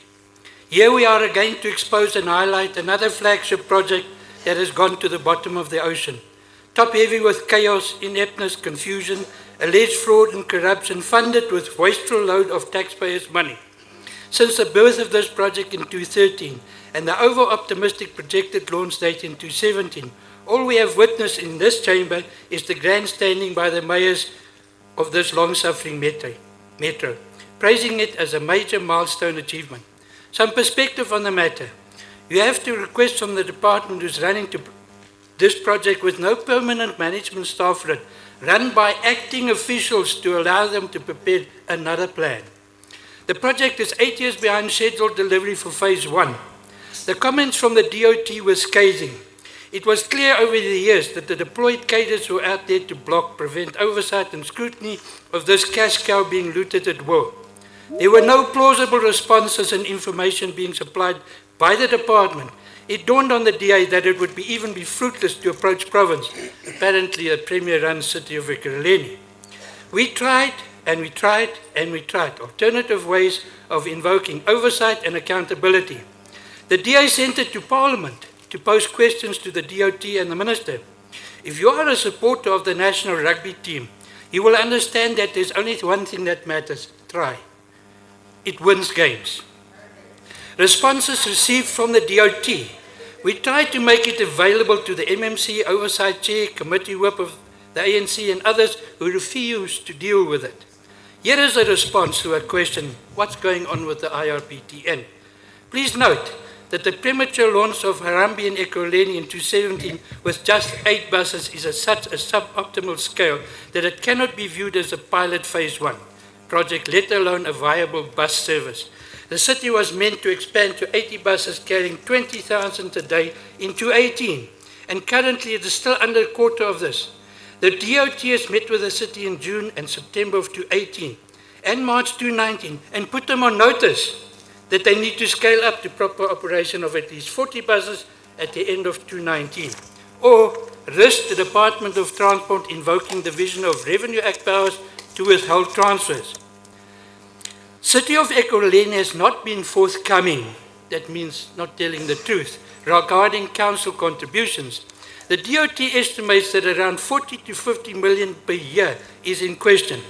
In conclusion, Harambee projects need to professionalize and be run viably with properly balanced costs and revenues and passengers. After appealing for this for over 2 years, the DOT has now given the city until the end of 2019-2020 to completely zero-base all costs and rescale operations to be a viable, balanced and not a token white elephant. There is currently no excuse open to the city for this current mess. And what remains is to drastically turn things around 2019-2020 or face the consequences. Listen well, MMCs, Honourable Mayor. These are all did you know statements. The VOC, the Vehicle Operating Company, which is to house the shareholders who are supposed to run the service for City of Ekurhuleni, has still not been finalized, 12 years later.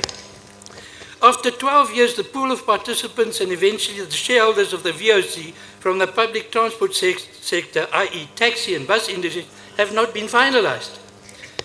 KTVR and City of Ekurhuleni flagrantly violated a resolution of council that City of Ekurhuleni was to arrange the finances and purchase the buses. Did you know that the department and City of Ekurhuleni commissioned a legal firm to review the process and violation of the council resolution, and they produced a scathing report? It has not been tendered in this council and its recommendations have not been implemented. The department included it in error in a report and quickly withdrew it. We got it. The resolution was violated during a Section 67 report, where a clerk in the office was delegated powers, not by this council, to award the sourcing and finance and purchase of the buses to the KTVR.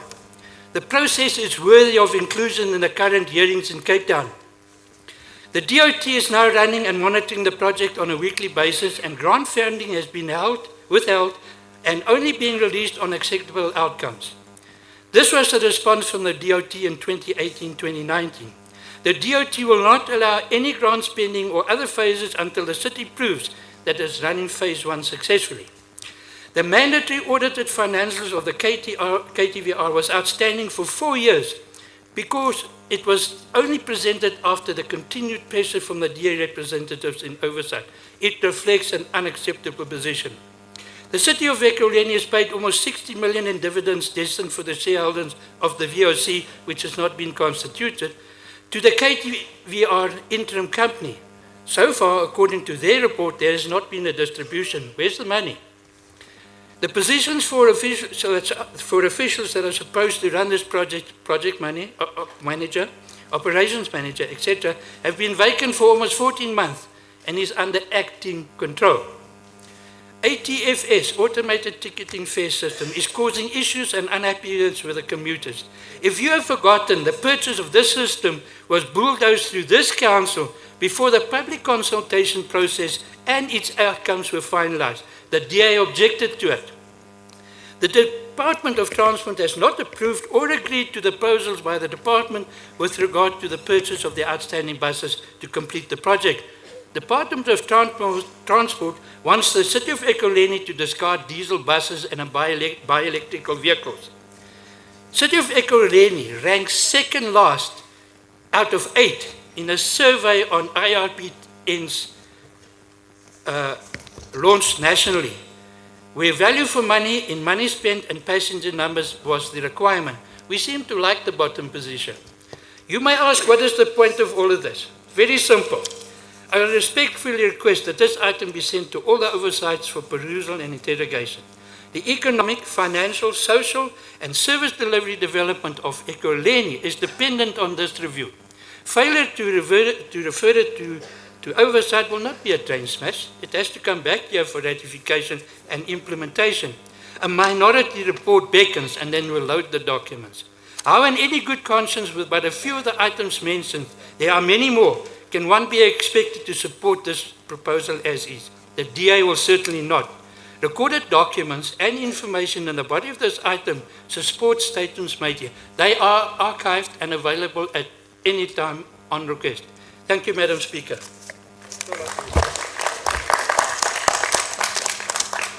Thank you, Alderman Rando. Councillor T. Mukwena. Covered, Speaker.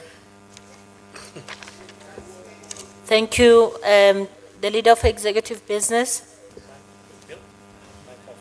Oh, sorry.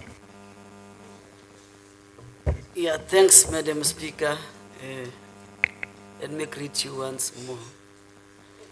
And also appreciate that Councillor Dunga has not asked or commented on this item. Thanks, Dunga.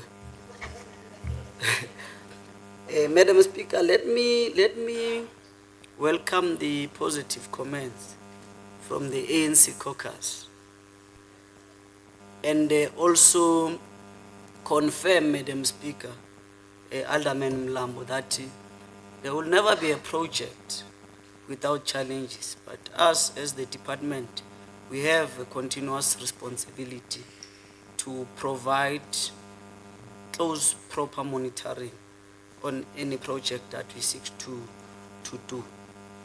But the understanding of the ANC caucus is to explain and confirm that the ANC indeed in that department is doing very well. And there is a lot of work that is happening. And we appreciate the positive comments, Alderman Mlambo. I must put a disclaimer, Madam Speaker, that since I became the MMC of transport, I've never received a single positive comment from Adam and from Councillor Randall. Don't expect it from So- DA. I've said so. So it's not a surprise. Okay. Even Madam Speaker, when we go to the oversight, we know we're going to listen to Randall, only him. I don't know, maybe he wants to lead the department, but he's just preoccupied about negativity towards the department.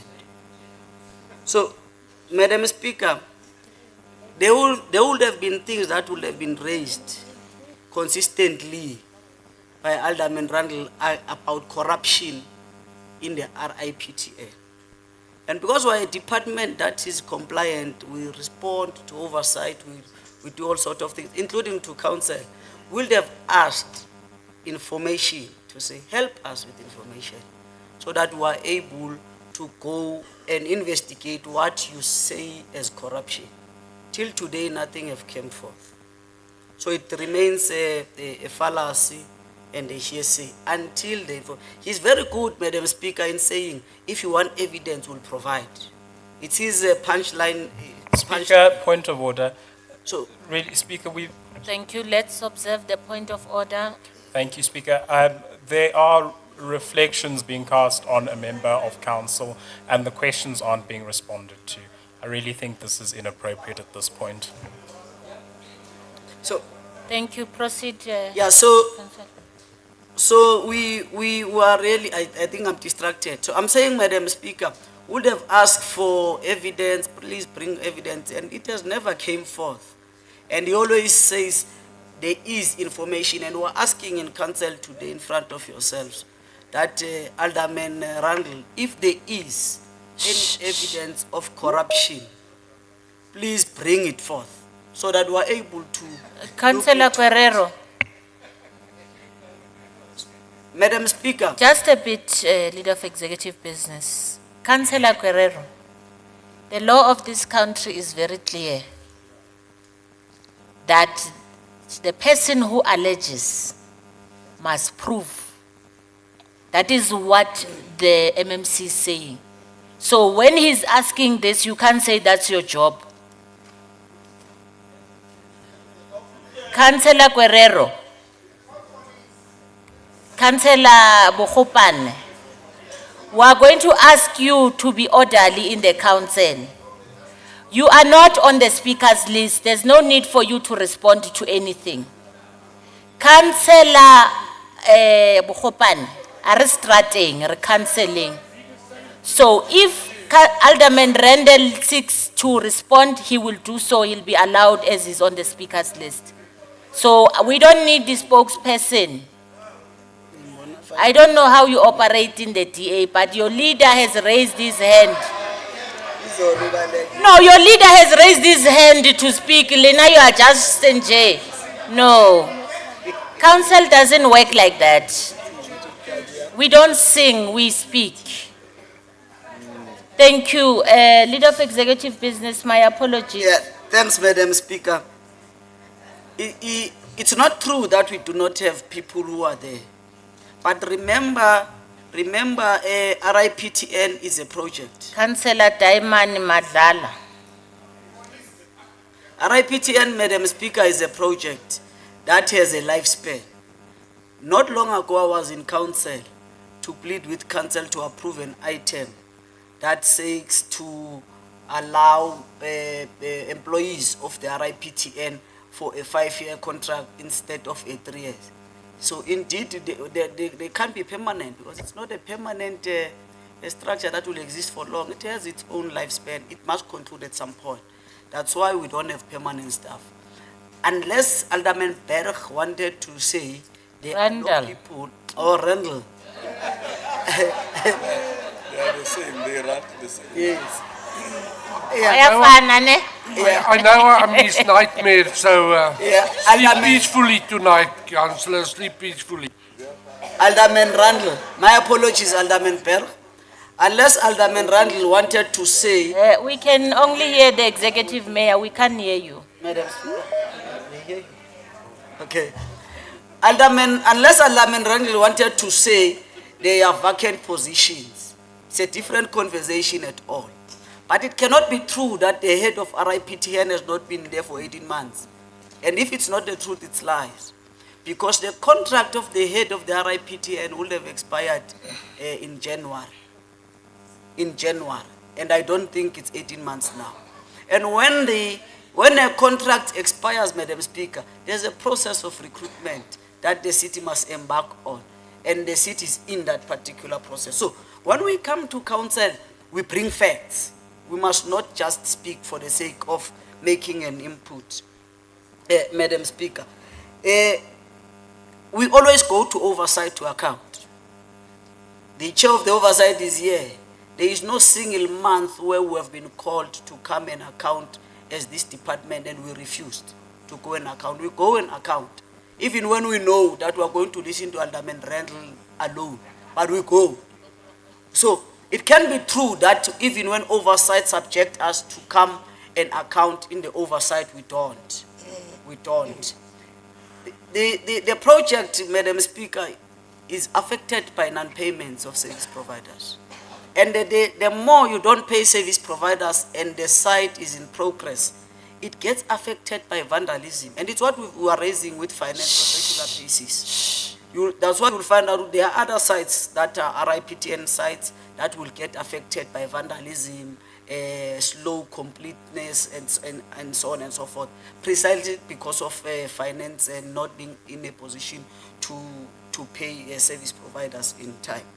So it does not necessarily mean, therefore, the department is incompetent to do the work. The work is in progress. As we speak, Madam Speaker, now, as we speak, our contract would have expired, and we're in the process. BAC has passed. We're waiting for its final report to go to BAC. BAC has completed, so that we appoint contractors to continue with the project. Once there's that delay in between because of the red tapes, it therefore affects the speedily progress of the project, but it does not necessarily mean the project is not being done. The issue of the VOC, Madam Speaker, it's an agreement between the two parties. There are mediation. We establish structures between ourselves and the Ekurhuleni tax industry. NDOT itself is part of those particular negotiations. But negotiations, Madam Speaker, depends on agreement, whether you reach agreements and conclusion. If two parties are not agreeing, it becomes difficult. Therefore, there is no way you can blame a department that negotiations are not concluded when other parties are still not yet satisfied on the terms of the conversation that needs to be concluded on between the two parties. So we have been attempting, at some point we're ready to pronounce that officially we have agreed in terms of the VOC, we have agreed we are going to compensate in terms of the compensation. But the industry said, no, we're not happy, let's re-engage. And it's the second party that must agree into the conversation. So you cannot therefore blame the department. The conversation is continuing, was continuing to engage so that we finalize. The other thing, Madam Speaker, that makes us to bring this business plan to council for consideration. It's precisely because our movement in terms of the RIPTN is prescribed by NDOT. Everything that we do, we must get permission, because we can put our plans into the city's business plan and NDOT says we do not agree, because our grant for RIPTN is conditional grant, and there are things that we must satisfy as a city for us to be given those particular grants. It's not true, Madam Speaker, there is no grant that is withheld. What NDOT is saying, NDOT, we are continuing to grant you, but as a city, explain to us, there's something that is called skin in the game. Explain to us, how do you contribute into the RIPTN itself? Because the conditions of the grant says the city must contribute 2% of its rates and taxes. And finance would have made a commitment to say we are contributing. The staff that is in the RIPTN department is paid by the city as part of the contribution. The feeder routes into the RIPTN routes, resurfacing and maintenance it's from our budget, operational budget as the city. So it makes 2.1% of the contribution of the city into, so NDOT wants that explained, and we would have explained to them collectively with the finance, and there is continuous funding of the project from the NDOT. If Alderman Randall says there's been grant withheld, he must bring proof, because there is no such. The NDOT continues to fund RIPTN in the city with its conditions, Madam Speaker.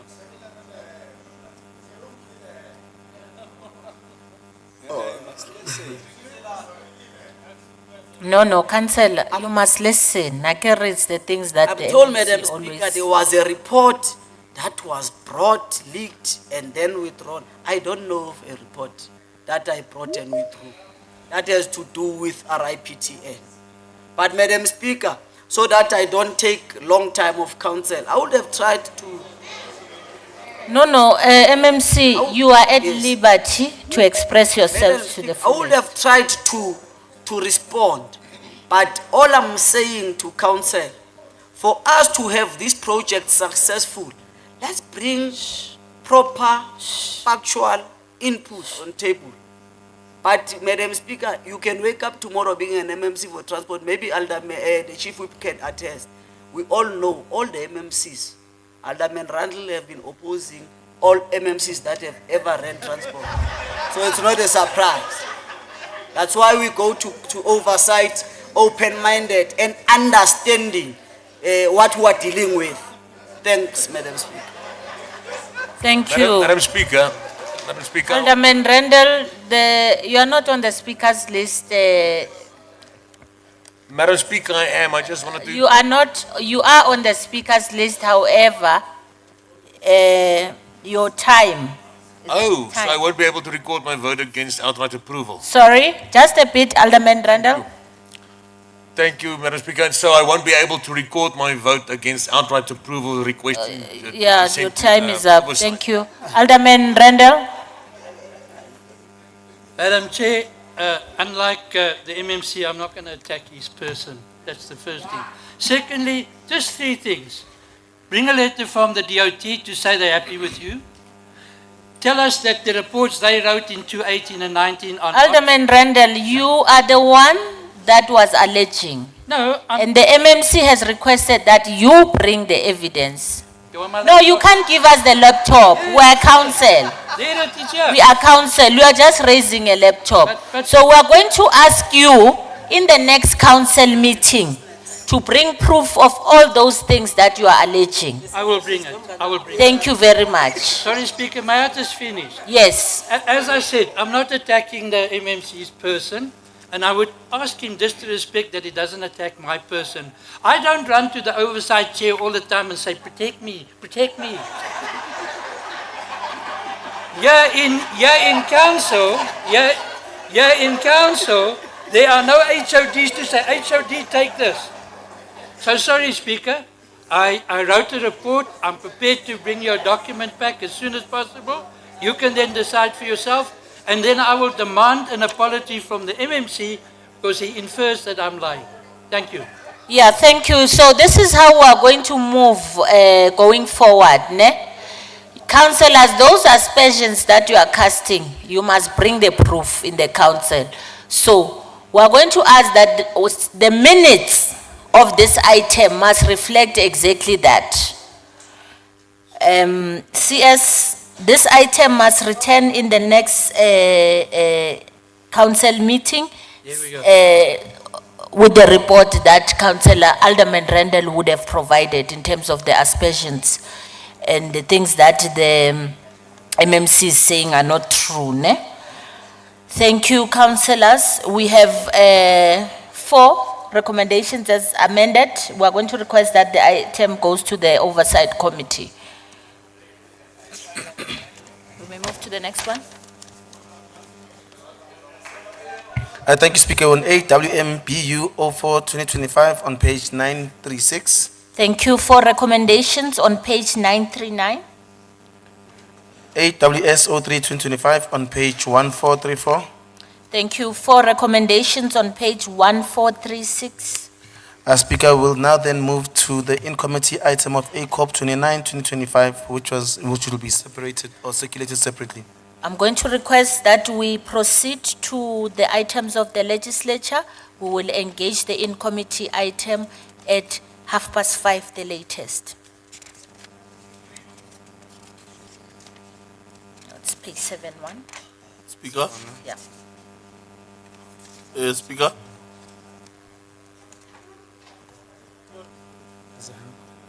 Yes, Councillor Pretorius?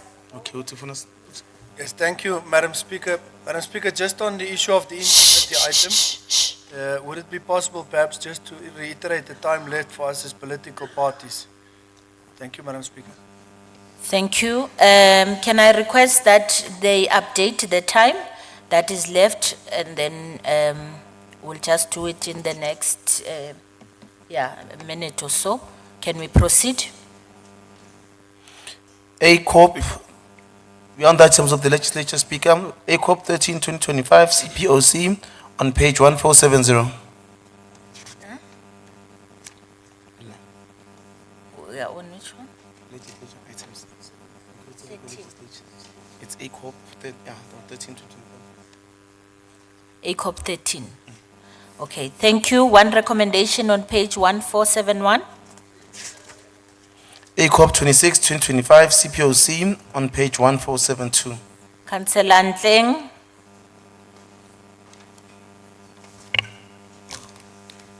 Thank you, Speaker. The committee has expressed with serious concern on the continued delay by the executive mayor in implementing council resolutions. This slow pace undermines the authority of council and shows a clear disregard for the will of the people. Council resolutions are not suggestions. They are binding decisions meant to bring change in our communities. The executive must act with agency, accountability and respect for democratic processes, not drag its feet while service delivery suffers. Thank you, Speaker. Thank you, Chair Madlala. Statement noted but not related to the Oversight Committee. Thanks. Thank you. We have 1 recommendation on page 1473. Thank you. Let's go to the next item, please.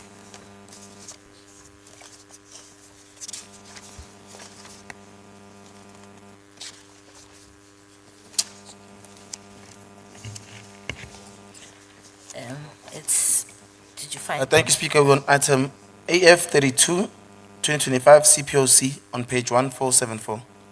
Thank you, Councillor Maraba. Oh, thank you, Speaker. I think my name has been placed on the wrong item.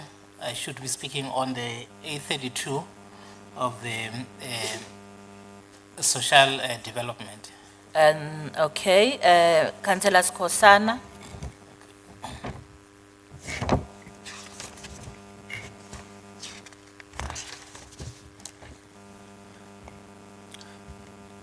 As Thokoza Speaker,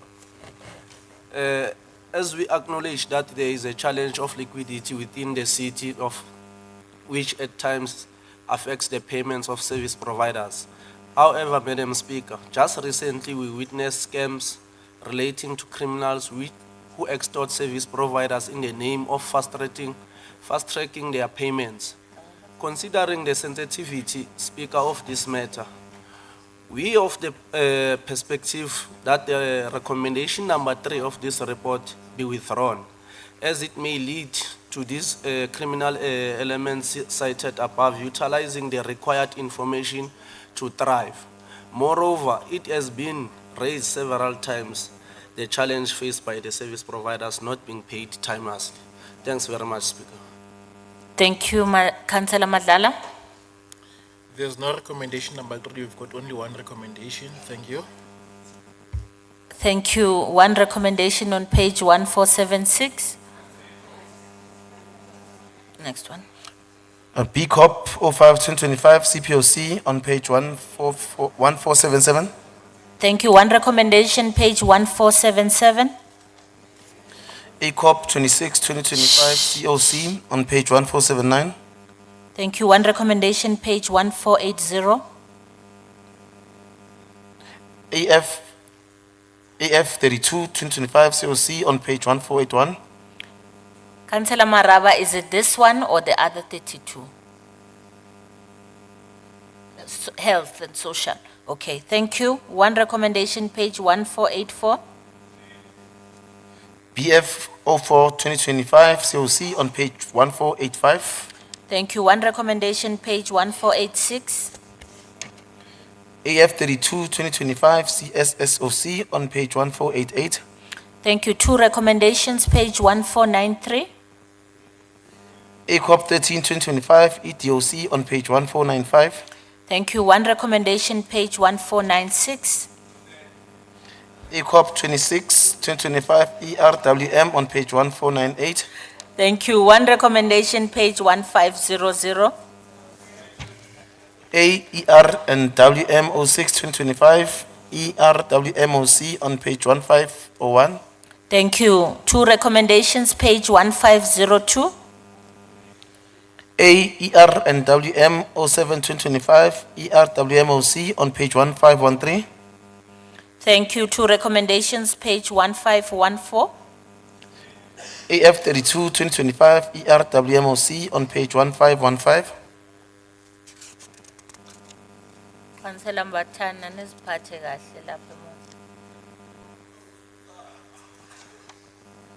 Councillor Mbatana. Thank you. One recommendation, page 1517. BF 05-2025 ERWMOC on page 1518. Thank you. One recommendation, page 1518. ACOP 13-2025 FOC 1520 on page 1520. Thank you. One recommendation, page 1521.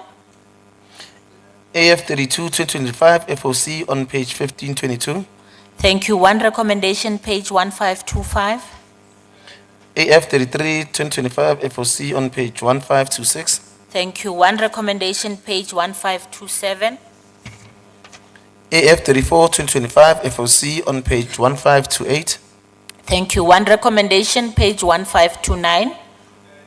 AF 35-2025 FOC on page 1530. Thank you. One recommendation, page 1532.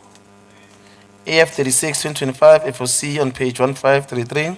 Thank you. One recommendation, page 1534. AF 37-2025 FOC on page 1535. Thank you. One recommendation, page 1536. AF 38-2025 FOC on page 1537.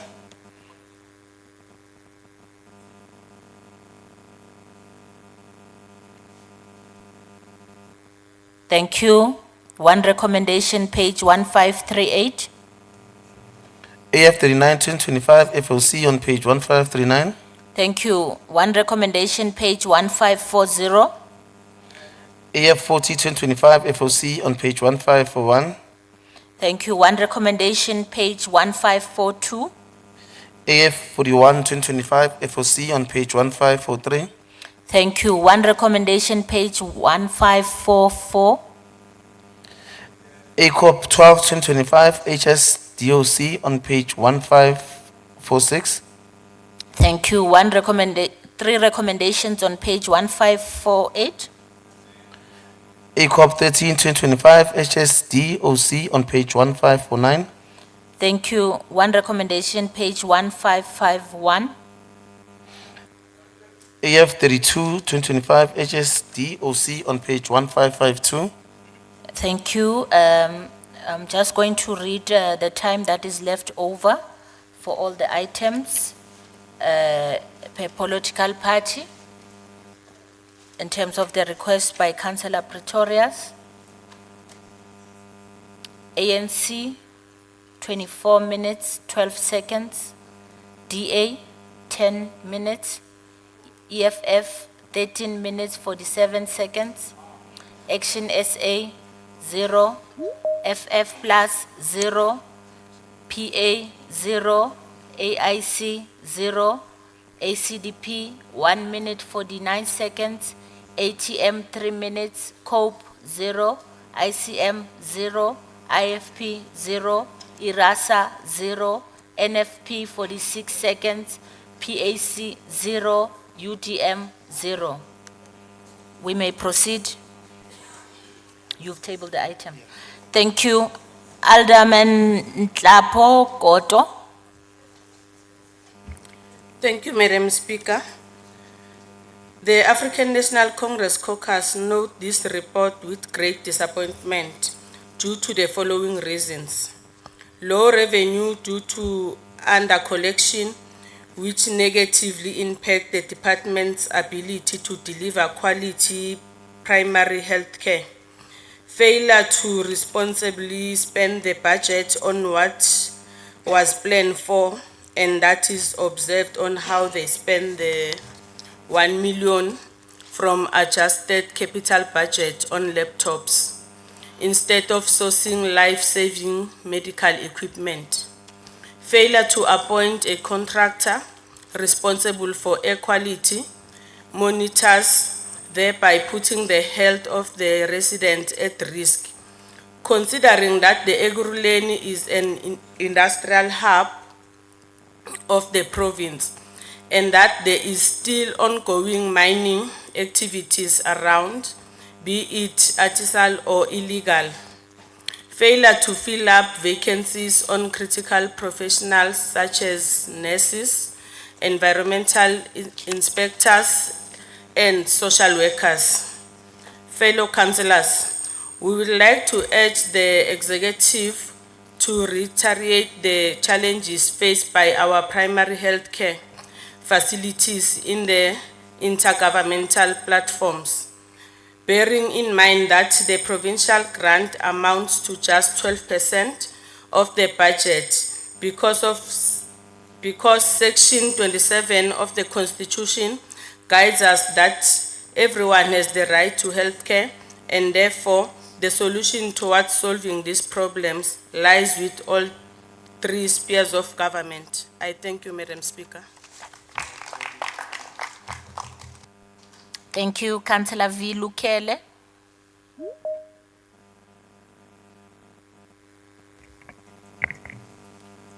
Thank you, Madam Speaker. Madam Speaker, recommendation 4 of this item states that the department should submit a report to the committee on the 1st of January 2026. Madam Speaker, the 1st of January is a public holiday. That is New Year's Day. I doubt that any of the councillors will be able to report for duty on that day, since all of us will be celebrating the New Year, and some of us will be suffering from hangovers of the previous celebrations. Madam Speaker, I would kindly request that the date be moved to a suitable working, to a suitable normal working day, maybe the 15th or the 30th of January 2026. Thank you, Madam Speaker. Councillor Maraba. But, thank you, Speaker. While we note the item, Speaker,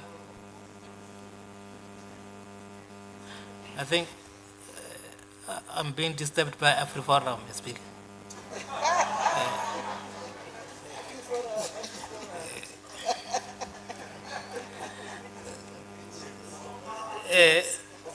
All right, Speaker, I was saying that while we note the item, we call for the removal of the following recommendations.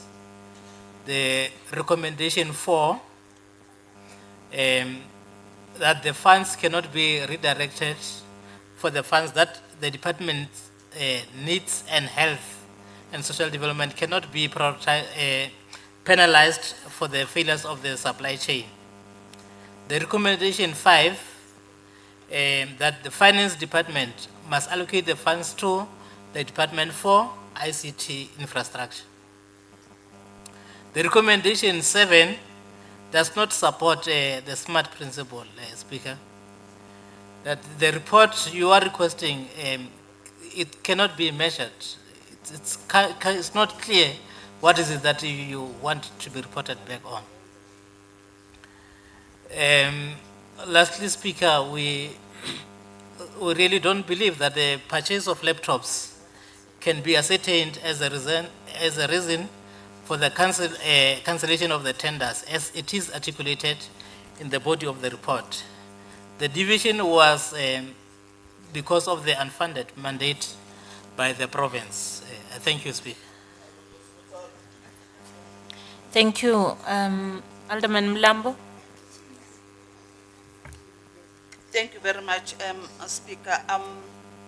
The issue of the date, Speaker, we will change it. I think we are quite right. 1st of December, we are tired, all of us. So we'll check the new calendar of the council and then adjust it. Chair Jane, I want to concur with you about your comments. Really, the executive mayor must assist us in this department. There are a lot of things that are happening. The issue of redirecting the money of specialized equipment to buy the laptops, to us it was uncalled for from the oversight. We have seen that it's not right, Speaker.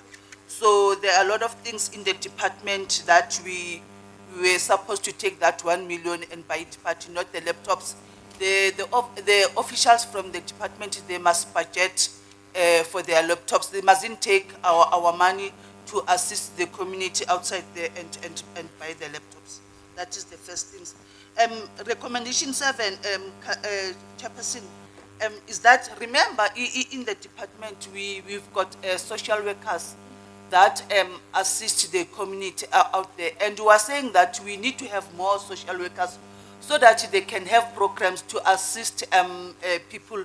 Our children outside, they are doing wrong things. They are smoking drugs. They are doing wrong of things. So, but if you've got programs to assist them, so it can be more better. So that's why we are saying that the department must hire more social workers so that you can have more programs. Recommendation 4, I cannot change it because it tells us that that department, they've taken the money and then they redirect it to buy laptops. So it's not right. Yeah, it's not right. So I think, Madam Speaker, our 7th recommendation, they must stay as it is, and then the executive mayor must assist us to assist the department to have the budget so that we can achieve more of the things that we want. Thank you. Thank you. This is very upsetting, Chairperson.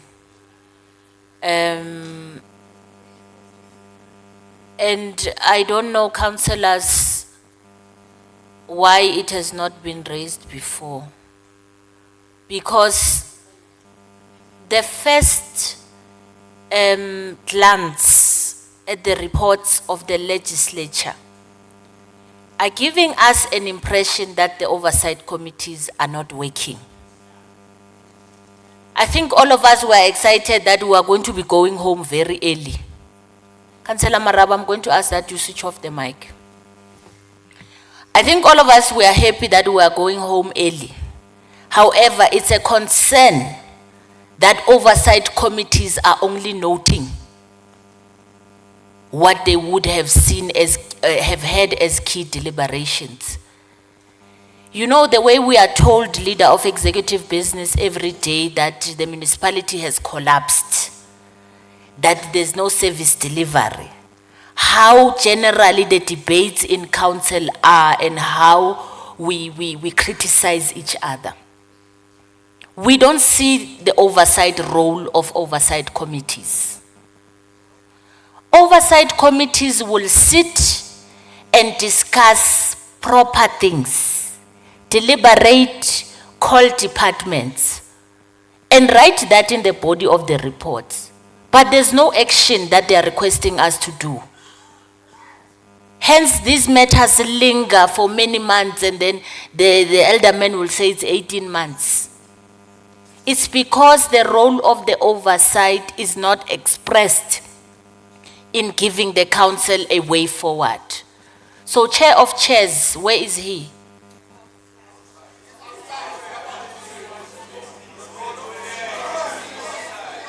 Whip of Council.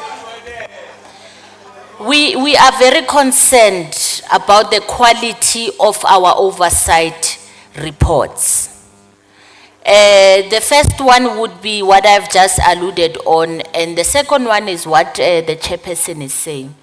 The chairperson cannot be thrown under the bus like that. She's not the person who wrote this report.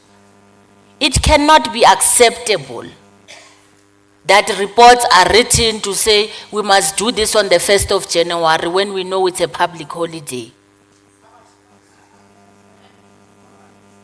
So, Chair of Chairs, Council Secretary, we are going to ask you to do the right thing for the sake of the people of Ekurhuleni.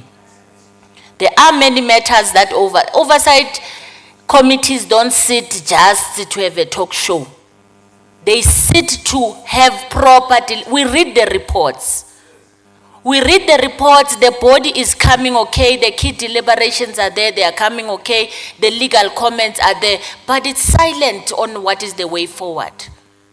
And oversight is the one that is supposed to guide the executive. You are doing oversight on the executive. And we can't come to every council where the executive is criticized so badly, but we don't say what they need to do. So we're going to ask, the Chair of Chairs is not here. The chairpersons are here, however, which we appreciate, chairpersons. And we don't want your efforts to go down the drain. The work that you are doing is clearly reflected in the body of the reports that you do. But we are worried that you don't give us a way forward on what to do as the council in order to improve service delivery.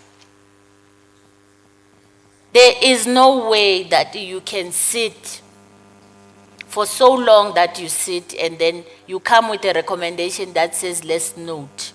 I saw the other one was saying the jaws of life are taking too long to be procured. But the recommendation is silent on that. So we're going to ask that there is improvement in the quality of the reports, and the reports must assist the city in moving forward and in service delivery being implemented, because the oversight that we are doing is on the department.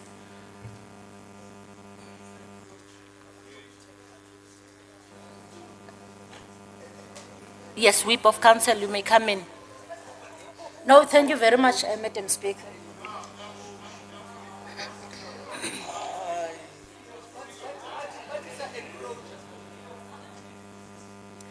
I think the challenge that is faced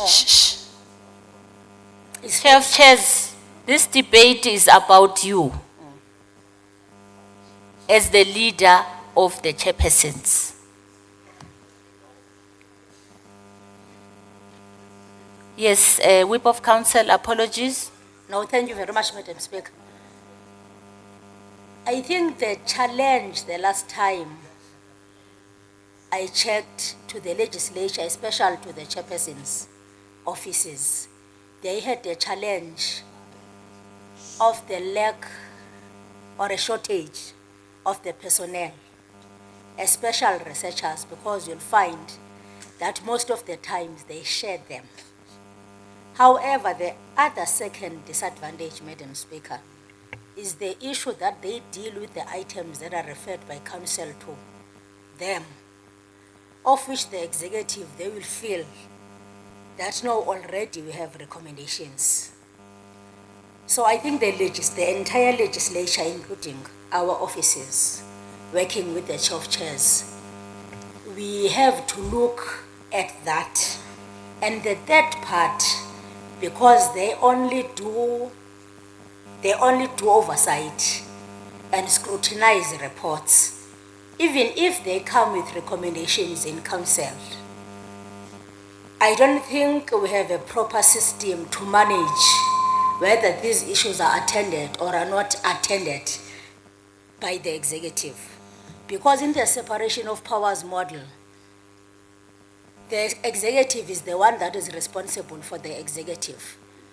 Let's hope that now, because there is this war room executive mayor, this war room, I think, must assist with the reports that are from the legislature, with the issues that are, service delivery issues that are raised by Section 79, and see how do we can respond to them. Because I think we're lacking when it comes to that. We must just admit, as the institution, we're not doing well, Madam Speaker. We have to look at it, even outside here with the PMT, but what is the best way we can do it to make sure that the challenges that are raised or were faced are attended to. Thank you very much. Thank you, Whip. The issue of a person writing that we must be writing a report on the 1st of January, which is a public holiday, is not an issue of shortage of staff or any other matter. The issue of not expressing what is written already in the report, I don't agree that it's an issue of shortage of staff.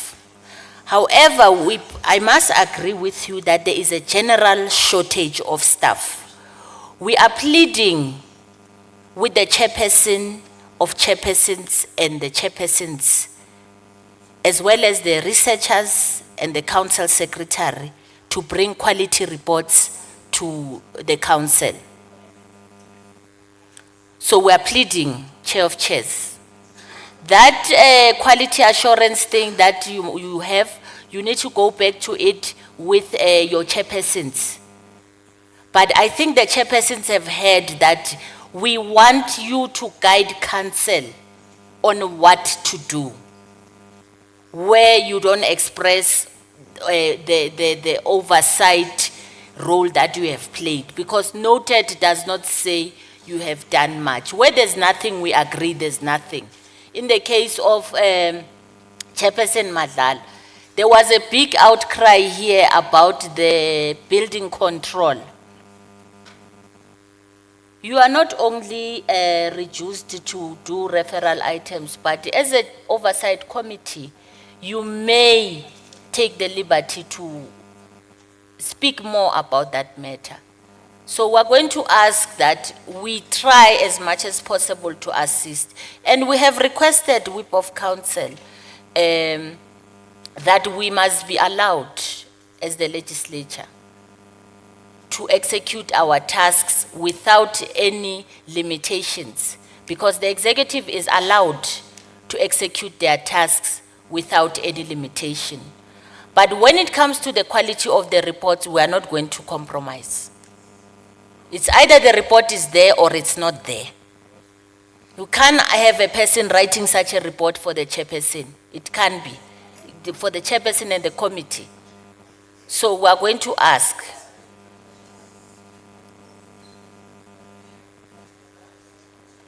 Chairperson, we are going to go through the recommendations as you were coming to them.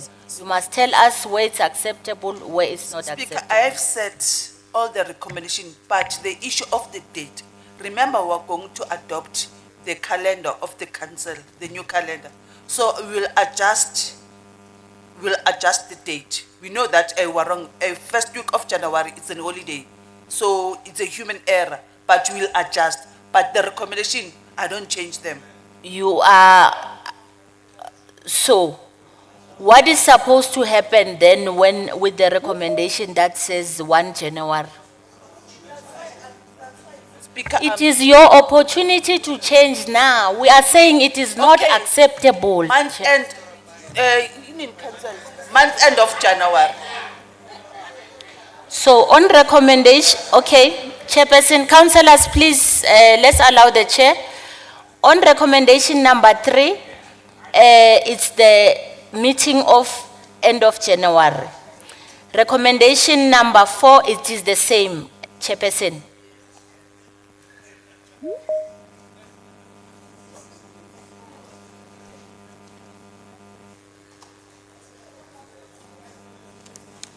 The issue of the issues that were raised, there's a councillor that said, I don't know what you were saying about the computers, the laptops, yes. Councillor Maraba. Number 5. Number 5, Chair, ukhulumile ngayo, what it is wrong, so senzani nge recommendation.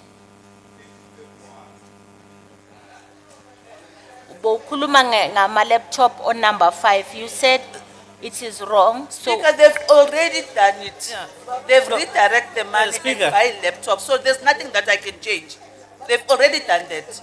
Okay. Yeah. So the recommendation that says the health and social development invest in ICT infrastructure and systems to address persistent indigent registration challenges and facilitate a workshop for councillors on indigent policy to be implemented by the 1st of February. We leave it like that? Yes, Speaker, they must work with the ICT. Remember that this indigent, it's slow. So if they work with ICT so that you can speed up the process. So we're saying the department with the ICT, they must work together so that after that you can have a workshop. Okay.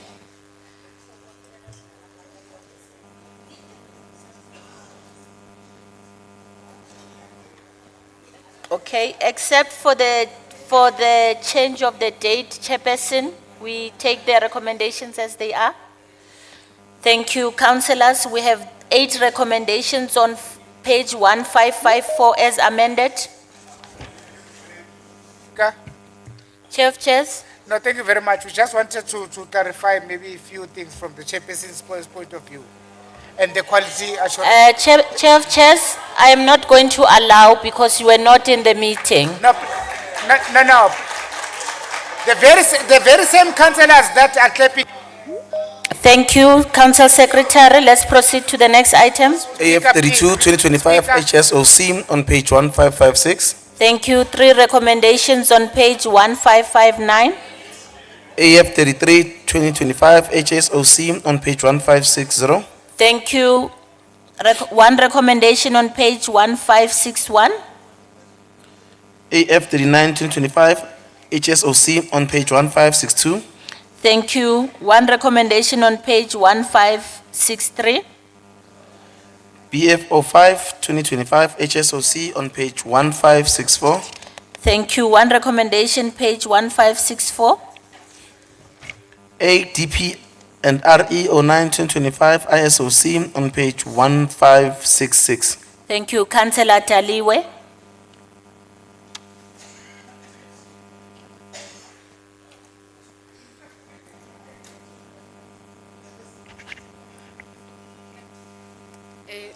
Thank you, Speaker, and greetings, councillors. Speaker, we acknowledge the donations, but we are concerned about the donor who occupy the municipal land without lease. However, we would like to add a recommendation that that investigation be done on the donor on how much the donor benefited on the municipal land. Thank you.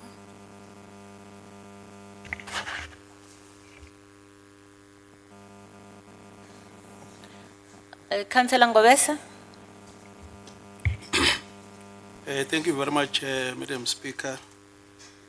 Maybe before I respond to Councillor Deliwe, let me just rectify an administrative mistake here.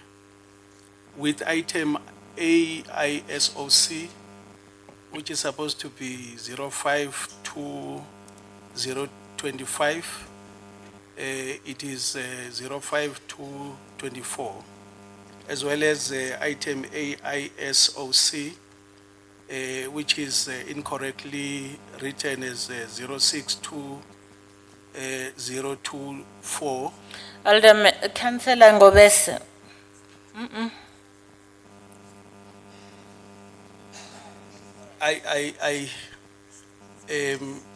I wanted to rectify that first.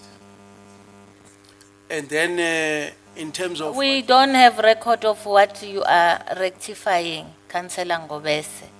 go through the item, Mama, go back, but you will recognize when we come to those items. All right. I think what is raised by Councillor Deliwe in terms of Daliwe. Daliwe. Oh.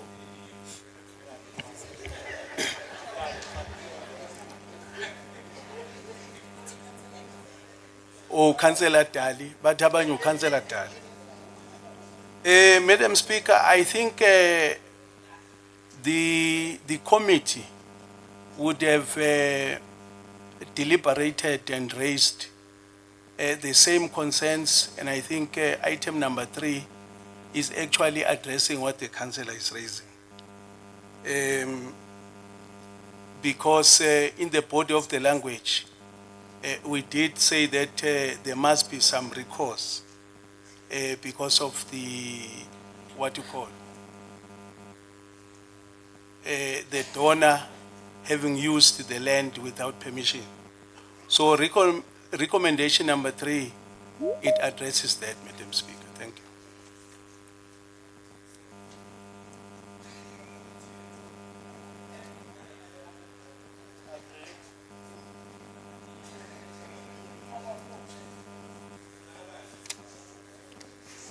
I am saying, Madam Speaker, the councillor is saying there must be investigation.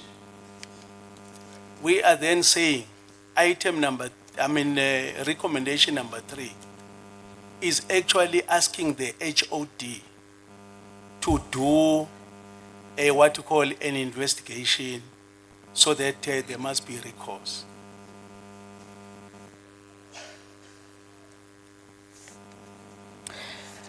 Councillor Ngobese, the recommendation 3 is asking the HOD to do an investigation and determine the reasonable fair market value. Councillor Taliwe, is it the same investigation you're asking for? Yes. What is it? Speaker, it's not the same. What we want to know how much he or she benefited the donor, how much the donor benefited from the municipal land. That's the investigation. That's the recommendation of the investigation that we are adding. Thank you. Councillor Ngobese. Madam Speaker, recommendation number 3 says that head of department, planning and real estate is mandated to investigate and determine the reasonable and fair market value. I think the councillor is asking how much. It is the same thing that we are saying. It must be determined how much, so that we are then able to ask the donor to pay back whatever they were supposed to pay. I think the recommendation is actually responding to what the councillor is raising. Yes, this recommendation. Yeah, but that thing is a mess.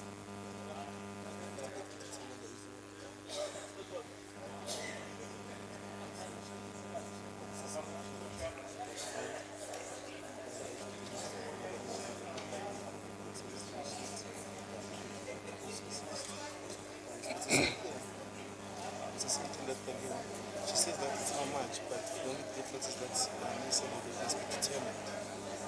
It's just doing the word determination. Yeah, which is wrong.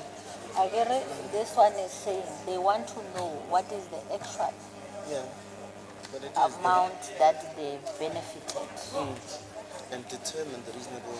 That's how you put. How No, much is the the verb? person is not interested in the reasonable fair market value. They want to know how much the donor has benefited. This one is to investigate and determine a reasonable market value in terms of the use and the benefit. That's how much comes into the value to be paid. And So as a the legal determination- person, we should not be scratching our heads like this. correct, that's Uh, correct. I don't agree. It's correct because it's asking that how she's asking for how much. The only way you can find the fair value price is to make discrimination. She's not asking for the value, market value price. She's asking for how much the donor has benefited before they can.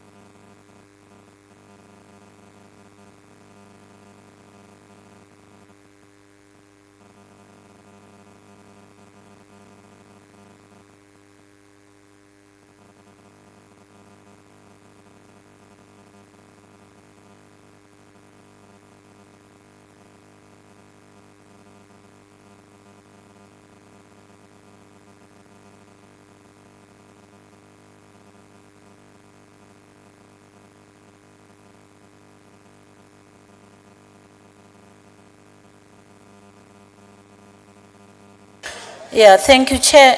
I think this is taking us back to what we were debating earlier, the quality of the report.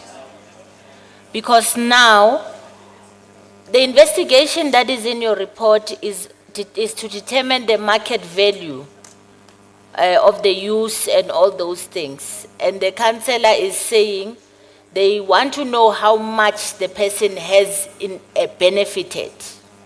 The investigation of how much the person has benefited from the unlawful use of the land.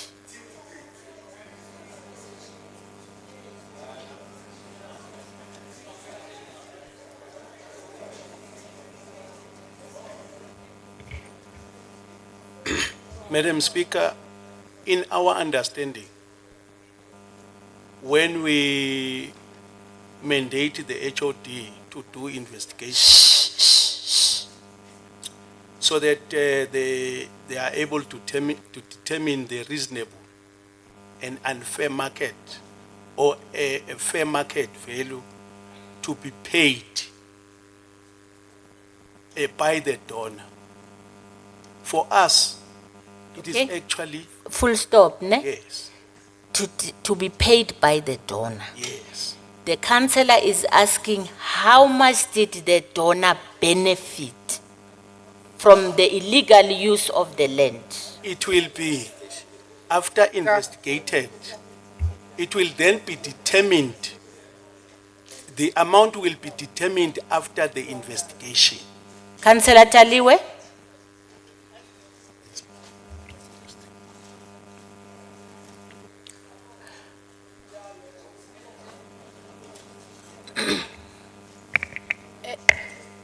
Iba covered, darling.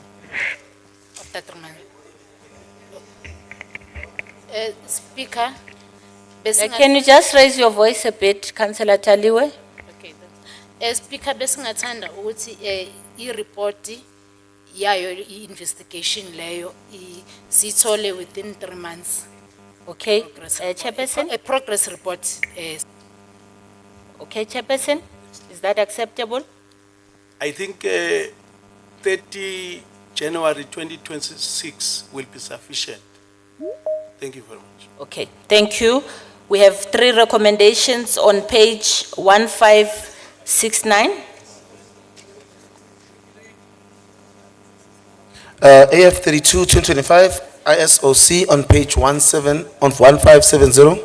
Thank you. One recommendation, page 1572. AISOC 05-2025 on page 1573. Councillor Mokoena. Thank you, Speaker, and all protocol observed. As the SEDP, as the Chimiston City News revealed to our resident in June, the project began in 2017 with a budget of 46.9 million and has now cost our ratepayers 272 million. The investigation must begin now. Let us locate all relevant documents and officials while they may be found. And according to Ecclesiastes 8:11, it says, why do people commit crime so readily? The answer is because crime is not punished quickly enough. It's time to call for the SIU. Thank you. Chairperson. Thank you very much, Madam Speaker. We are reporting on our oversight visit. So we are actually reporting to Council of what we got there. As for the SIU call, that one, Ilelegu Sobab, the executive mayor, he's the one who can call that in terms of his delegation of powers. However, as a oversight committee, we will continue to oversight the department. There is nothing that we can. In fact, previously, we made a recommendation that there must be what you call internal audit, of which there was a report that was served to council. It's just that the report is not sent back to the oversight committee. Owamanje Smila, thank you very much. Thank you very much, Chair. We have one recommendation on page 1557. AISOC 06-2025 on page 1578. Councillor B. Nkosi. Thank you, Madam Speaker. Greetings again and all protocol observed. Madam Speaker, this report is noted with some reservations and consent, Madam Speaker. Actually, the consent emanate from the amount of money that was spent. I'm referring to the OR Tambo precinct. 5 million was spent, Madam Speaker, on refurbishing and upgrades of ablution facilities. We are talking about toilets here, Madam Speaker, unless something else was done. And Madam Speaker, I think, and also the gold pipes, I think the pipes, I think it's golden pipes that were actually reinstalled at 5 million. Because with the 5 million, you can buy a fully furnished, a double-story building. But yet, here at the city of Ekurhuleni, we're using the 5 million just to build toilet. And I've looked at the pictures there. I thought I was going to see maybe gold pipes, or even the cisterns are made of gold. It's just a normal toilet seats. Okay, let me move to Tembisa. Okay, with the Tembisa One Multipurpose Center, I should commend the committee here for sending this report to this department to internal audit. And Madam Speaker, I'm also tempted that the committee should have done the same thing with the OR Tambo. We cannot be spending 5 million unless maybe there's something that is missing on the report. But here it says 4.5 was spent on the toilets, building the toilets and putting the pipes, and then 500,000 was spent on professional fees. Do you know that, Madam Speaker, you can also get a decent 2-bedroom house with 500,000 from 300,000 to 450. You can get a decent house, but this one we just sent 500,000 professional fees and 4.5 for toilets. I thank you, Madam Speaker.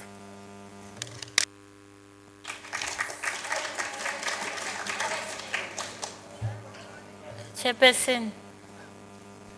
Thank you very much, Madam Speaker. On the issue of the OR Tambo precinct, our deliberations with respect to the money spent, we discovered that it is not because of overspending. The challenge there is non-payment of the service providers. That is why we had a challenge, you know, of the project not completing in time. But we want to appreciate the fact that you are seeing the committee having done work by referring the Tembisa Multipurpose Center for audit, internal audit to do some investigation. Thank you very much, Madam Speaker.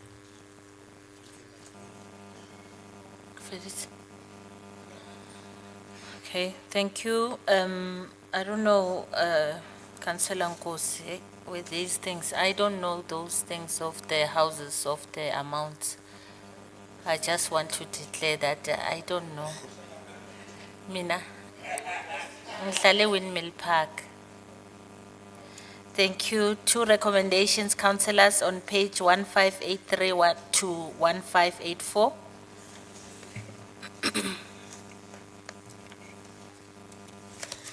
BF 05-2025 ISOC on page 1585.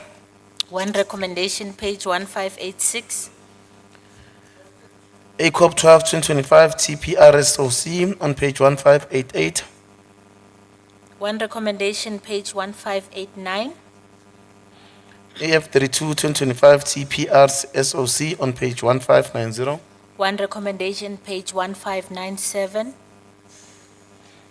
BF 05-2025 TPRSOC on page 1595. Thank you. One recommendation, page 1596. ACOP 26-2025 WSEOC on page 1598.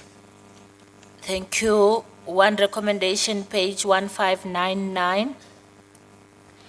AWNS 04-2025 WSEOC on page 1600. Thank you. One recommendation on page 1601. Impact SC 03-2025 on page 1604. Councillor Yates. Thank you, Madam Speaker. Council did well not to write off R500 million of UIFW from 2011 in May. Now there is a scramble to find reports and officials. 825.7 million in irregular expenditure and 68.7 million in fruitless and wasteful expenditure must still be accounted for. We call on the city to safeguard all documentation going forward. Just a bit, Councillor Yates, chairperson of chairpersons. Where's the chairperson of MPEC? I'm here to represent him. We don't have an early departure from him.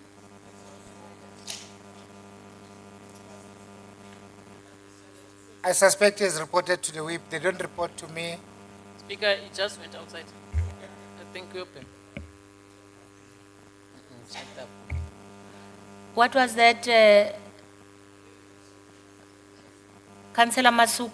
What was that?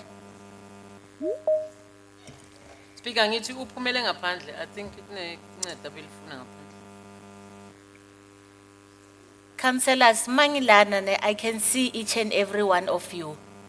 Nyanbona ukuthi niphuma kayingaki ekhanselini, nyanbona ukuthi niphuma nabobani, nyazi ukuthi le group is a smoking group, this group is the what group.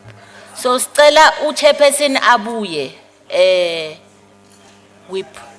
Equally, Speaker, I'm here when they are also No, Chair of Chairs, sicelile kudala ukuthi we're asking the whip and the whips of caucuses to ask the councillors to return to the council. So, where we don't have an apology, we are just going to skip that item. It means we'll come back for it. No, the Chair of Chairs is here. Magangeko, you are able to submit a proper apology and we allow you. So, no shortcuts, please. Can we kindly go to the Speaker, next it's not item? a shortcut, Chairperson? please. Just bear with us, Speaker. The chairperson is not here. I am here inside the council. I can proceed. respond. Thanks, Speaker. A Corp 26-2025, Okmal SC, on page 1616. Thank you. We have one recommendation on page 1617. AF 46-2025, Okmal SC, on page 1618. Councillor Bingosi.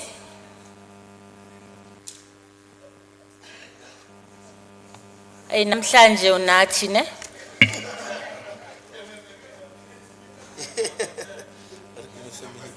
Kijezi number 10 today.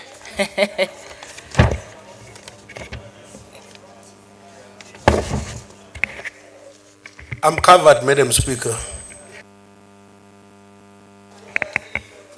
Thank you. Two recommendations on page 1623. APPSC 187-2025, on page 1660. Thank you. Councillor L. Joseph.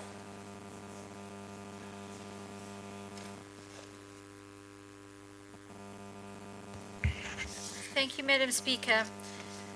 Every time we get to Triple P, it's the same story, the same items, the same excuses, and the same lack of progress. Honestly, we have petitions dating as far back as 2018 that are still unresolved. Those are petitions from a previous term where some of the councillors sitting here today were not even in council. The city simply cannot continue to give the office of the city manager another much longer deadline to finalize these petitions, which should have been finalized back in 2022 already. Keep in mind that we had a city manager back then all the time. Speaker, the Triple P section has become a parking lot for forgotten issues. We're supposed to be overseeing progress, not running a museum of municipal inactions. It is not just unfair to the residents who trust us to deliver. Now, I know we have just celebrated Heritage Month in September, but must we really keep it alive here too? Because at this point, some of these items deserve a heritage plaque that reads, preserved under the ANC EFF Action SA Coalition for outstanding commitment to doing absolutely nothing.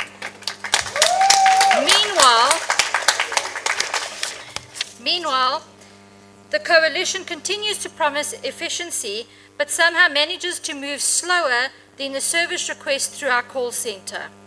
The DA sounds like a broken record because we keep asking for the same thing. Clear the backlog, include the first quarter items, and start showing residents that their issues matter and that they actually matter. We therefore would like to amend the recommendations as follows. Amend the date on recommendation 2 to be 7 October 2025. Recommendation 3, that the Office of the City Manager ensures that a record of outstanding petitions carried forward from the end of quarter 1, September 2025, be finalized and a report in this regard be furnished by the 5th of December 2025. Recommendation 4, failure by the Office of the City Manager to finalize all the outstanding petitions as at the end of the quarter 2, September 2025. The Public Participation and Petition Standing Committee summon all departments together with the political heads to a hearing. Recommendation 5, that the hearing be scheduled by the Public Participation and Petition Standing Committee to take place no later than the 31st of January 2026. It's recommended by myself and seconded by Councillor Amanda Davison. Speaker, it's time for us to dust off these heritage items and finally prove that governance can be about action and not just archives. And please, Madam Speaker, we are freezing up here. If we could get the aircon off. Thank you.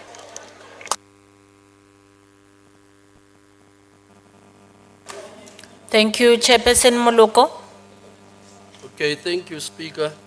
Speaker, recommendation 3, it can be accepted if only the councillor can change a timeline. The timeline is too soon.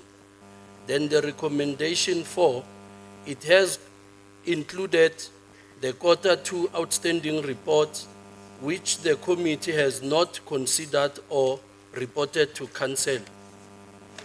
The recommendation proposed that we we summon the political head together with the departments, which is the responsibility of the committee in accordance with terms of reference, and that includes recommendation 5. Therefore, we don't accept recommendation 4 and 5. Then the recommendation 3, if the councillor can change the timeline. Thank you. Which date would you recommend for the councillor chairperson? Let me check, Speaker. Speaker, we can use the 15th of January 2026. Councillor Joseph? We'll accept that can the chairperson please just confirm, I did ask that that in recommendation 2, that the date be amended to the 7th of November. Is that also acceptable?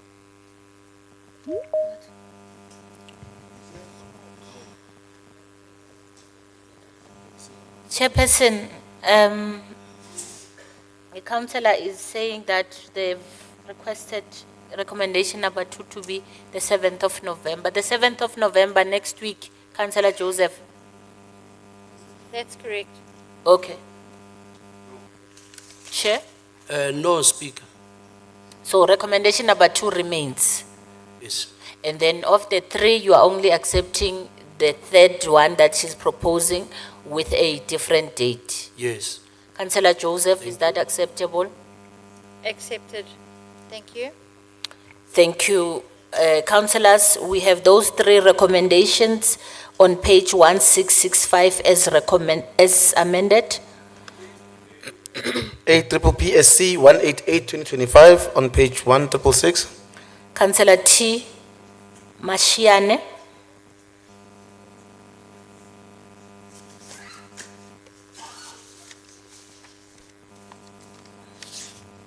Thank you, Madam Speaker.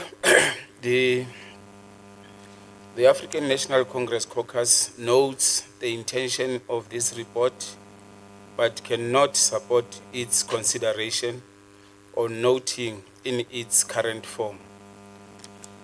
The report is incomplete as Annexure B is missing, and this omission compromises the accuracy, quality, and integrity of the information before this council.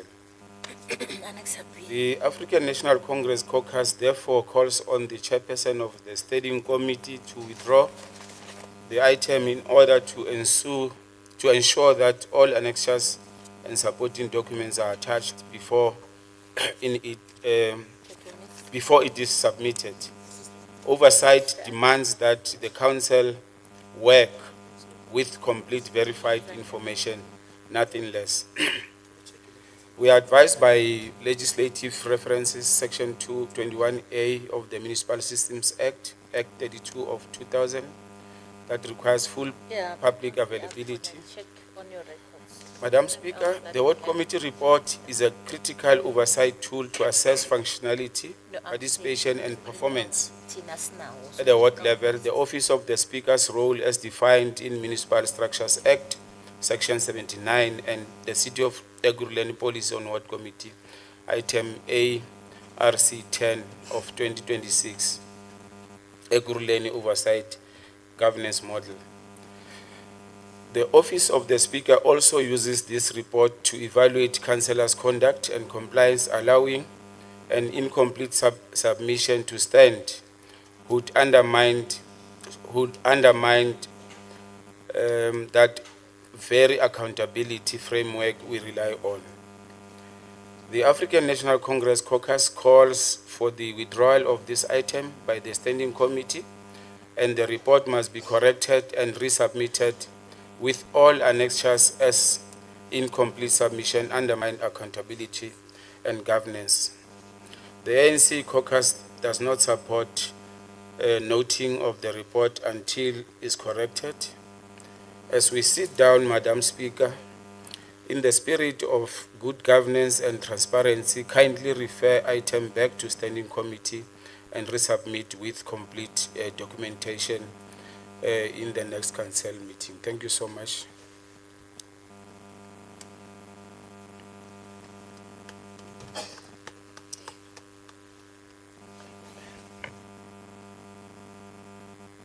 Yeah, just a bit, Chair, we are checking if the annexures were circulated.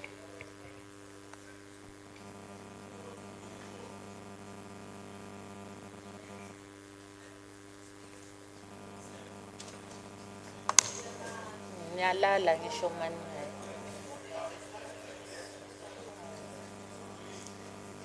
Bathane, share with them.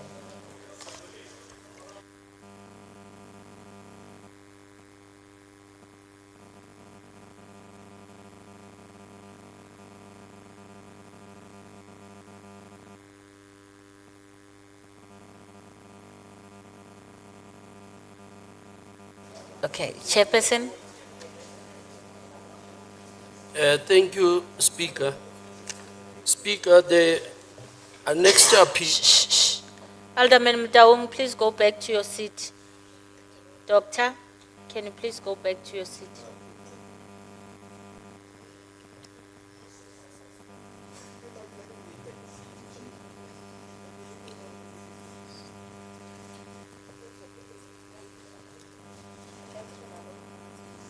Thank you, Speaker. Okay. Chair, my apologies. Okay. Speaker, annexure B, it is reflecting on the report. It's only annexure A that is not reflecting in the report. Therefore, we'd like to withdraw the item. Okay, thank you. The item has been withdrawn. We are going to request that it comes back in the next council meeting.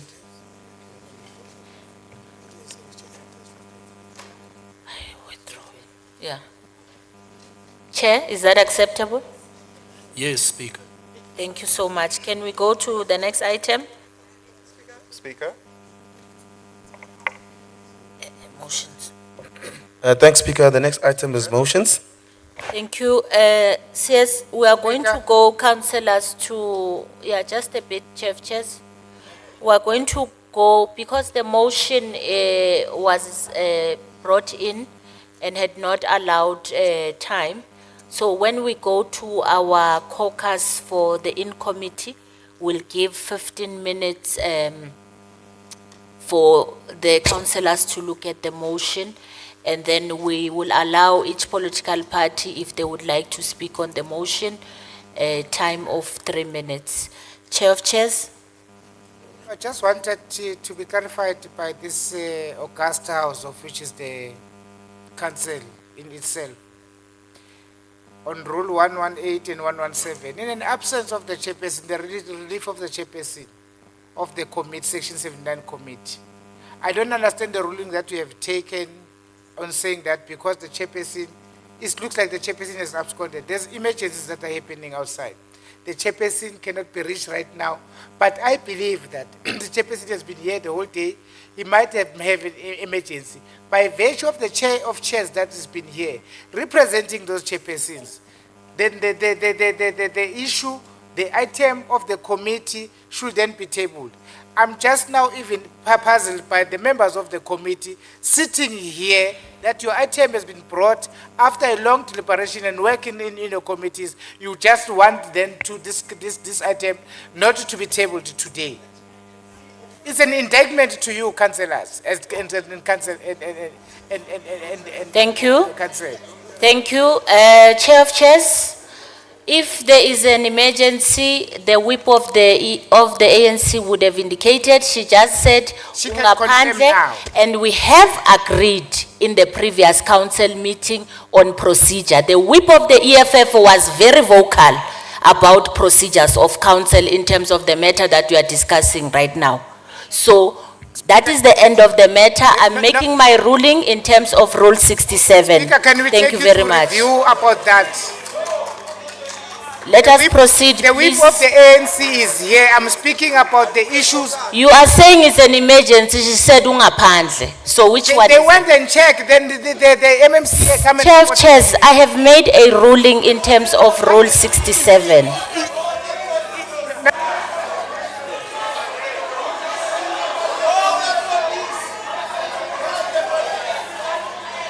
Thank you. Let us proceed. Whip of the ANC, I'm not going to give you another opportunity in terms of this matter. I have made a ruling on it. Thank you. So this item will be deferred to the next council No, madam, we meeting. must register, we must register. Can we proceed, please? CS, let's go to the next. Speaker, on a point of order, please.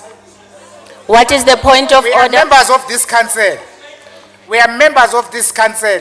We have taken a ruling, but we want to make sure and put it. You are very right that I've taken a ruling, and Rule 67 says. It's a wrong ruling. We will take you for a review. We'll take you for a review. There's legal people sitting next to you. Why they don't advise you?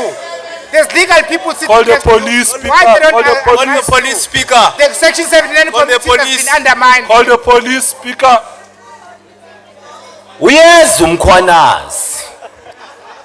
Section 79 committee is an indictment to you, councillors that are sitting in these committees. Call the police, speaker.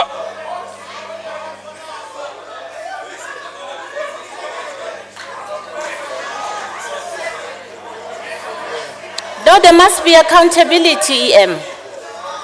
There must be accountability. This cannot keep on happening. The number of apologies that we have for this council meeting does not reflect the number of councillors that are sitting in this council. We are humans. And what is so sad about it, EM, is that those that account are the ones that are absent.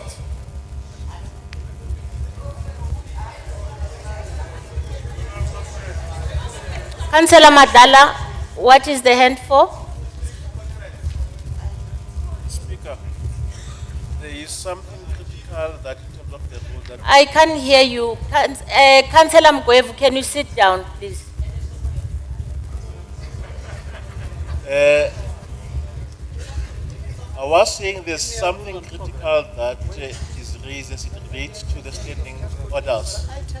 And as a result, I think, to help this council so that it's not a new rule that you are now coining, but talk to the rule that the chair of chairs is raising to say that rule, is it out of order, that rule that the chair of chairs is raising, or is it the correct rule? Then if it's the correct rule, therefore you must also explain the new rule that you are coining. What does it mean to all of us? Thank you. I am not bringing a new rule, or no one is bringing a new rule, Councillor Madala. You would remember, can I request that you put your hands down, councillors, you will speak. It is very often in this council meeting that the speaker is reprimanded on being inconsistent in terms of applying the rules. The last time in our meeting, the leader of executive business just reported to me someone who had just left without reporting to the council meeting. And I was reprimanded as the speaker to be consistent. And the rules are very clear that in an instance where you are absent, where you need emergency or whatever, this is what you need to do. And I'm going to plead with you, councillors, because it is very evident that where rules suit you, you decide to use that type of approach. We are not disputing where the chairperson could be. But as an ethical and a person of integrity and a person who has signed an oath for this office, it's very worrying that the chair of chairs can come and say maybe there's an emergency, what, while the whip of the ANC has raised her hand and said something different. Speaker, order on you. So we're going to request that this thing must stop. I'm calling order on you, Speaker. We're going to request that this thing must stop. Councillors, I sit in the council meeting, sometimes more than 5 hours, sitting on the same chair. All of you go out more than 10 times in this council meeting.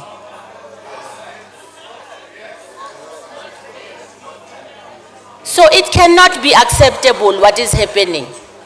The whips of different caucuses cannot account for the empty chairs that are in this council meeting. They cannot account. So every time when we are here to serve the people of Ekurhuleni, we must be allowed to do as we please.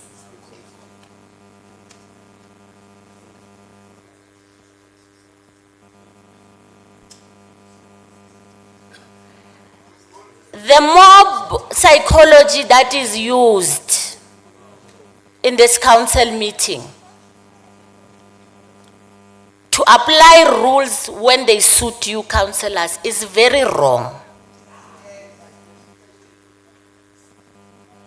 Where you cover for each other, you allow each other to do wrong things, you go outside and you have your own caucuses, it's very wrong. The meeting of council is 1 day in a month.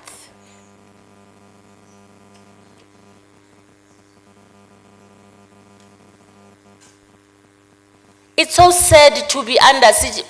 Mama, no mungaphakamisa isandla. There's nothing different that you can say. The recording of council has you saying ungaphandle uchairperson.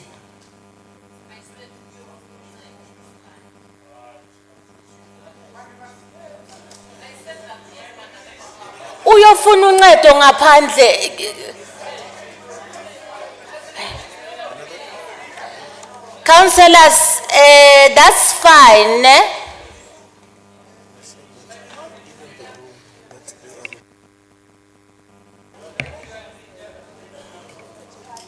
Madam Speaker. Madam Speaker.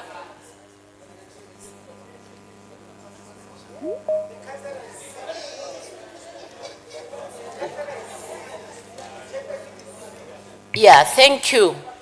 So, yeah, just allow, I'm going to allow all of you councillors. I'm going to allow all of you. Ne? So, the chair of chairs comes to our council meeting and quotes rule, which one did you quote? 116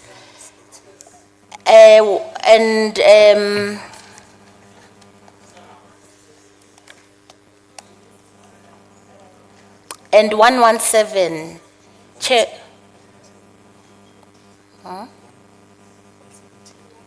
117 and 118. Those rules that you have quoted, chairperson of chairpersons, they apply to the chairperson who is in a committee.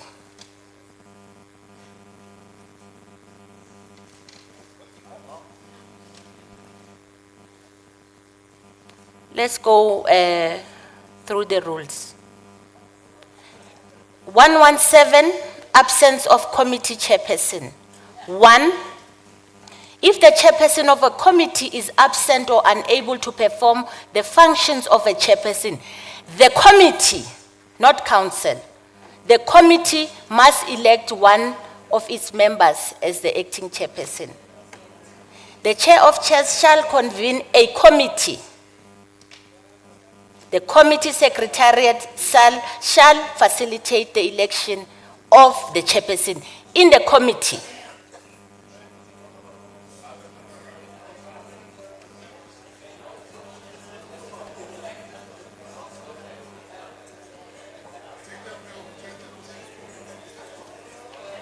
So we're going to ask councillors, ne? We don't want to be the ones that are collapsing council or that are allowing council to miss critical matters. Like the issue of MPEG. It is a very critical matter. We can't allow such a thing to happen. We cannot allow it. We cannot, there's no money and whatever is it that you are doing. It's not allowed. It's not allowed. You can't be quoting rules that are not there and try to suit them to the situation. The rules of council are very clear. But if you wanted me to respond, Speaker. I don't want you to respond. The rule that you have quoted does not apply to the council. It's you that are collapsing. Call the police, Speaker. We have the legal people that are supposed to advise you there. Excuse me, the legal people have guided me to tell you that the rule that you have quoted is not applicable to council. They must then chairs. give a legal opinion on what is happening when the chairperson is not here. The police speaker. Thank you. I'm going to allow Councillor Dunga, Councillor Madlala, Councillor the Doctor, Councillor Leader of Executive Business, Councillor Alderman Masuku. You must close it, Dagger, when I whip. Okay. Whip of Council. No, thank you very much, Speaker. I fully agree with you that you must be consistent in terms of the rules. As the whip of council, I didn't receive any apology to any party whip. So let's close the matter. Thank you. Thank you, Whip of Council. Madam Speaker.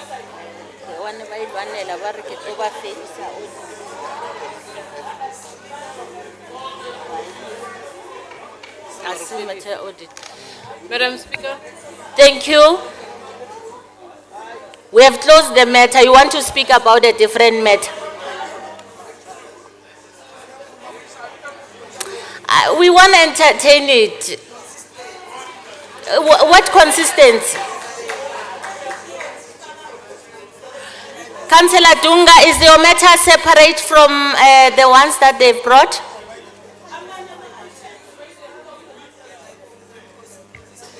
May I be allowed to speak? Yeah, please be allowed. Please speak, Councillor Dunga. No, thank you very much. I think, and this is obviously for us to sort clarity, right? Is when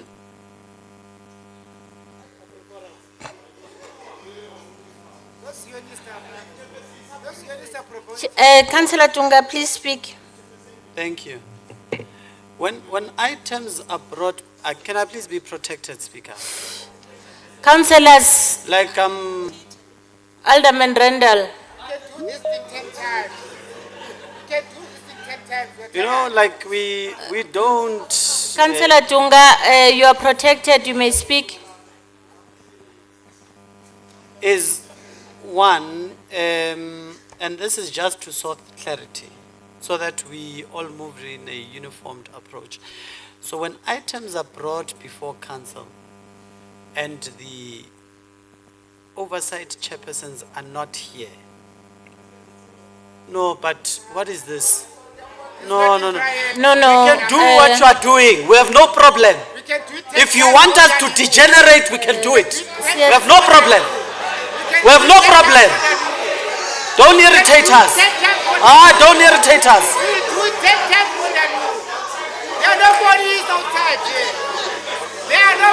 Don't irritate us. There will be blood here. There will be blood here. There are no police in this precinct. As in Sabi Nonke combined, please. Nonke. All of you. I'm not scared of you. We're not scared of you. We're not scared of you. We're not scared of you. We're not scared. Not just in Sabi. Not just in Kondol Kapecha.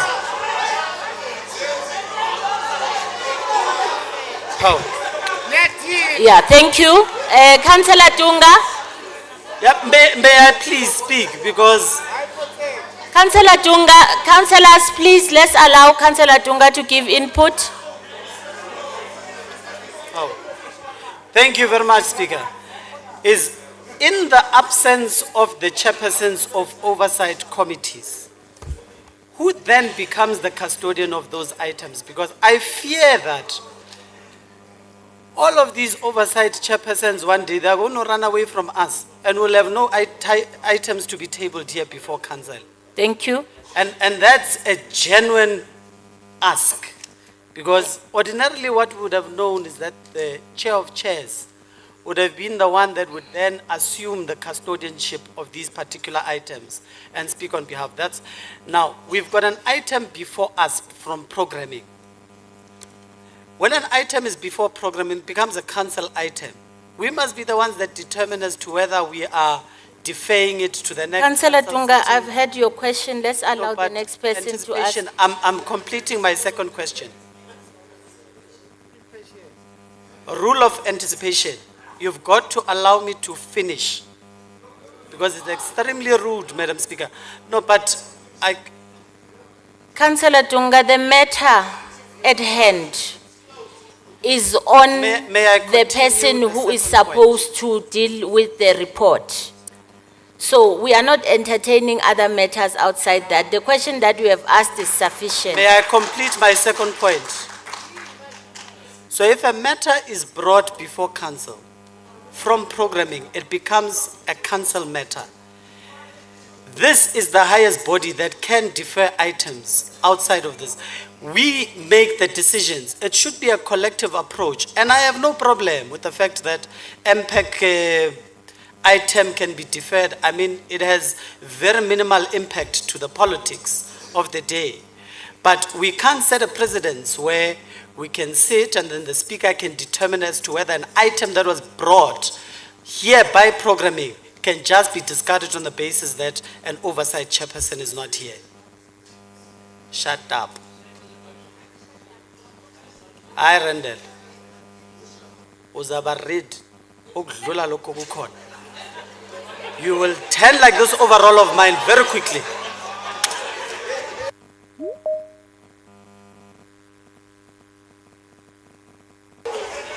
Point of order, Speaker.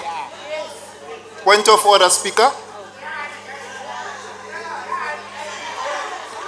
Point of order, Speaker. Intimidation.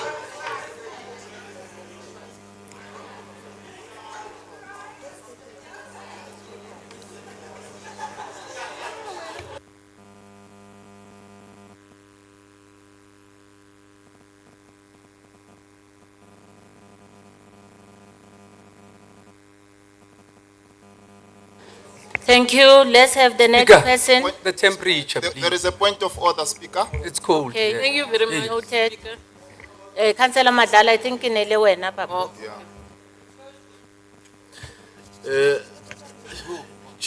Madam Speaker, there is a point of order. Aye, Baba, uthule, Baba. On what rule are you raising on? On what rule? Yes, what's the point of order? Yes, Speaker, we respect the leader of the EFF, Councillor Dunga, but his last speeches, on his speech, can he withdraw? He uttered intimidating words and even asked one of our councillors to shut up. Be fair, councillors. We are in their house.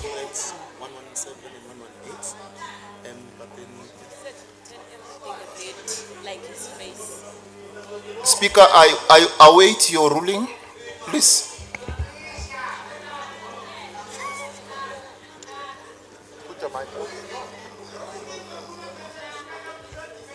Yes, Councillor Madala. Madam Speaker. Speaker, I want. Speaker. Hayi man wangiteleli mfonyana Are you khuluma. ignoring my point of order? It's not a point of order. Let's proceed. Let's proceed. Councillor Madala, you are on the podium. I want to appeal then, Speaker, because we are saying the rule is wrong. Meaning the ruling that you have made, you have just coined a new rule. Okay. And therefore, consistent with the dictates of the standing order, can you make that rule available in writing in the next council meeting? Thank you. Thank you. Doctor? No, thank you, Speaker. No, thank you, Speaker. Speaker, I wanted to draw council to attention to Rule 63 and say, as much as we may not like your ruling, let's not be in contravention of Rule 63, because it's clear in terms of what ought to happen once the Speaker has made the ruling.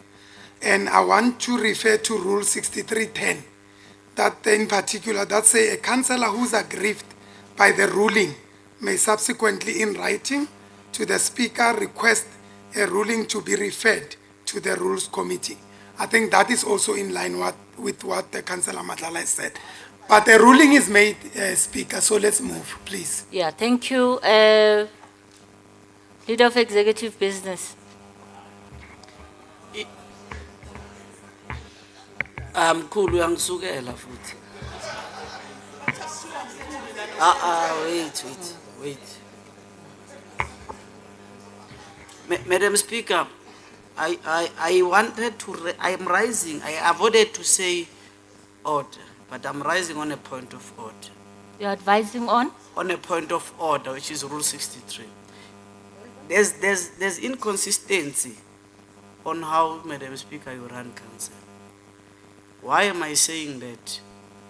There are times where, for an example, in the items of executive, in the absentia of MMCs, you delegate the leader of government business to take responsibility. So I'm saying you are inconsistent on a basis that you are refusing that the chair of chairs do the same, while in the executive, you always allow the leader of government business to represent items Okay. of the executive. Thank you. Executive Mayor. Yeah, no, I recognize you. Executive Mayor. No, thank you very much, Madam Speaker. I was saying we have an AG process, and our MPEC deals with some of the issues are compliance in their nature, because it's important that the timelines as indicated in some of the recommendation in terms of how do we treat the old items. We enable that process to take place. I think in the interest of good governance and understanding that the chair, well, if a person is not well and out of emergency, we'll have to maybe pardon, Madam Speaker, we are pleading that we do consider the report through a chair of chairs, Madam Speaker. Thank you. Thank you. It's Councillor Alderman Masuku, then Dinake. Thank you very much, Madam Speaker. Speaker, I think you would know that it was out of respect after I sent OMMC Ngwenya Pandli to check for the chairperson that we heard that he's not well. Amtatile immediately I'm a protect. Ageko right. I then sent for protectors to communicate nama protector work to tell us what is wrong. I think umuntu mayigula it's a different case. I thought we abantu abahleli naye nabo. I didn't even notice that is outside. They then told us ukuthi uthe uyangaphandle ufuna uncedo. I thought he's just outside. He communicated, I forwarded to you, Madam Speaker. I think we all know gula, you don't apply for it. If it's an emergency, your gula, it's something else. And the Uyo Philip pressure, you pain, impaired, we don't know. And knowing your council, Madam Speaker, I think you'd know Councillor Mzianda would never degenerate this council for any doubted or undoubted reason. It is not out of the disrespect that he's not here. It is also not out of disrespect that I raise my hand to say it is an emergency that he forwarded, I forwarded to your good self. While you were speaking, I did not want to interject while you were still dealing with the triple P item. I thought you would ask, as you would have asked me that I come back and tell whether ukona or ageko. Thank you very much, Speaker. Adinake, lastly.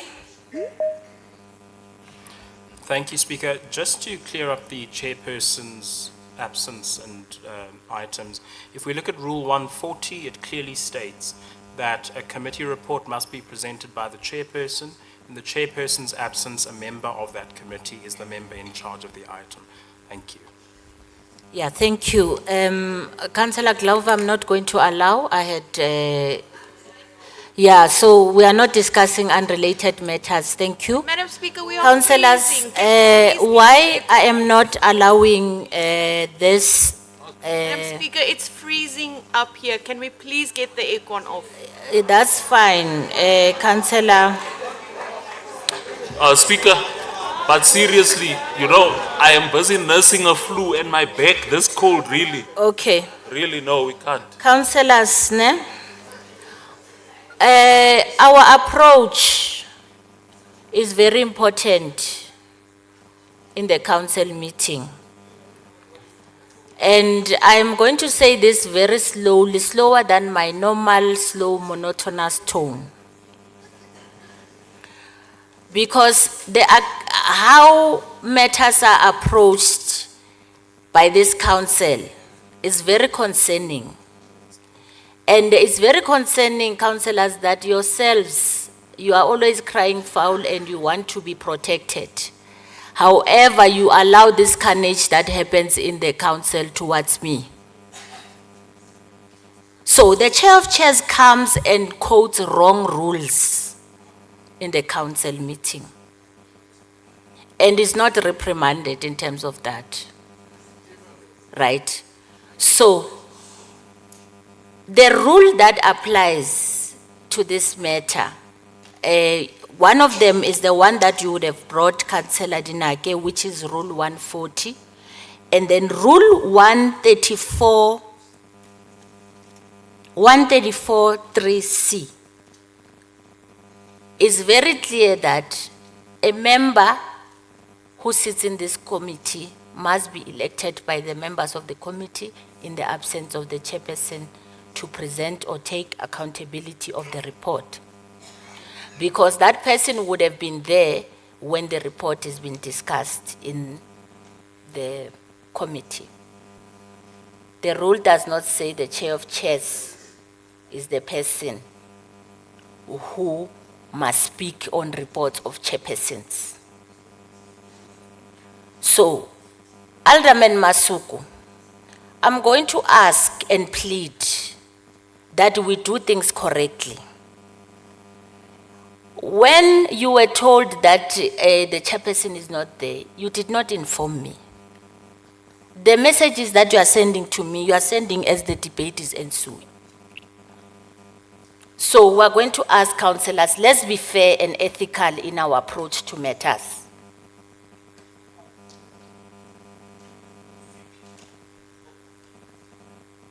There is no new rule that I'm inventing, Councillor Madlala. There is no new rule that I'm inventing. There is no rule that says the chair of chairs must speak on reports of the committee. In the instance of the mayoral committee, it's a committee of the mayor. So any of the members of the mayoral committee may speak. And Councillor, the whip sent me a message 4 or 5 hours ago from the whip of the EFF that MMC Msane is leaving and then MMC Manamela is the one that is going to be responding.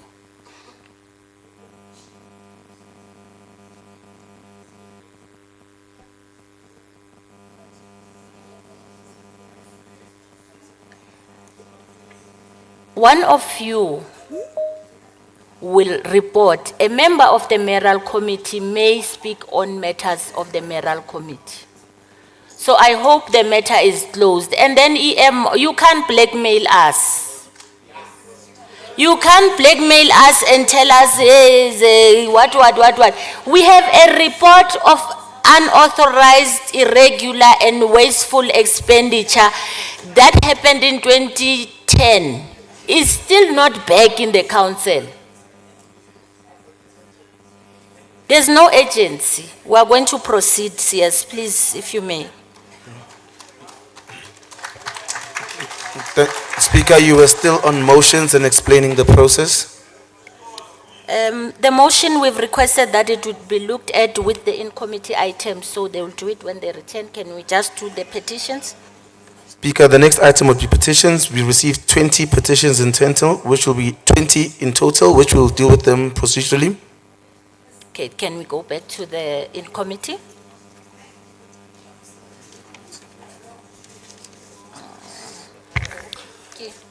Speaker. Yes,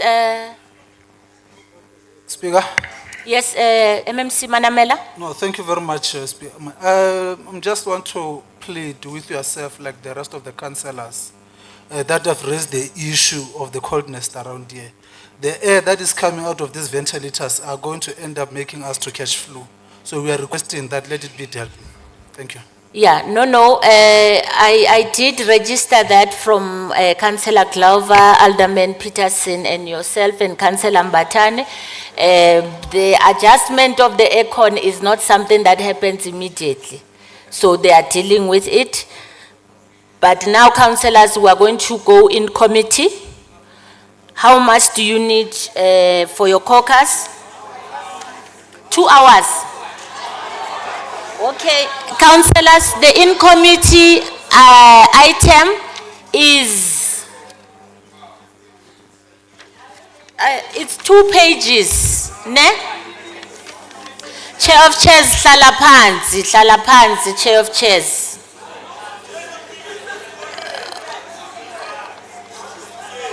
Shh. The in-committee item is 2 pages. The motion is 1 page. So how much do you need? We are going to give you 30 minutes.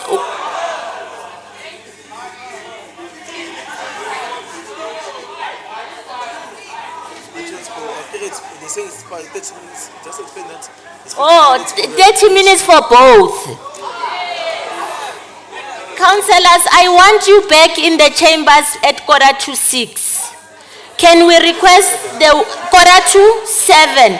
Can we request the whip of the ANC to come and collect? Whip of UDM, come and collect?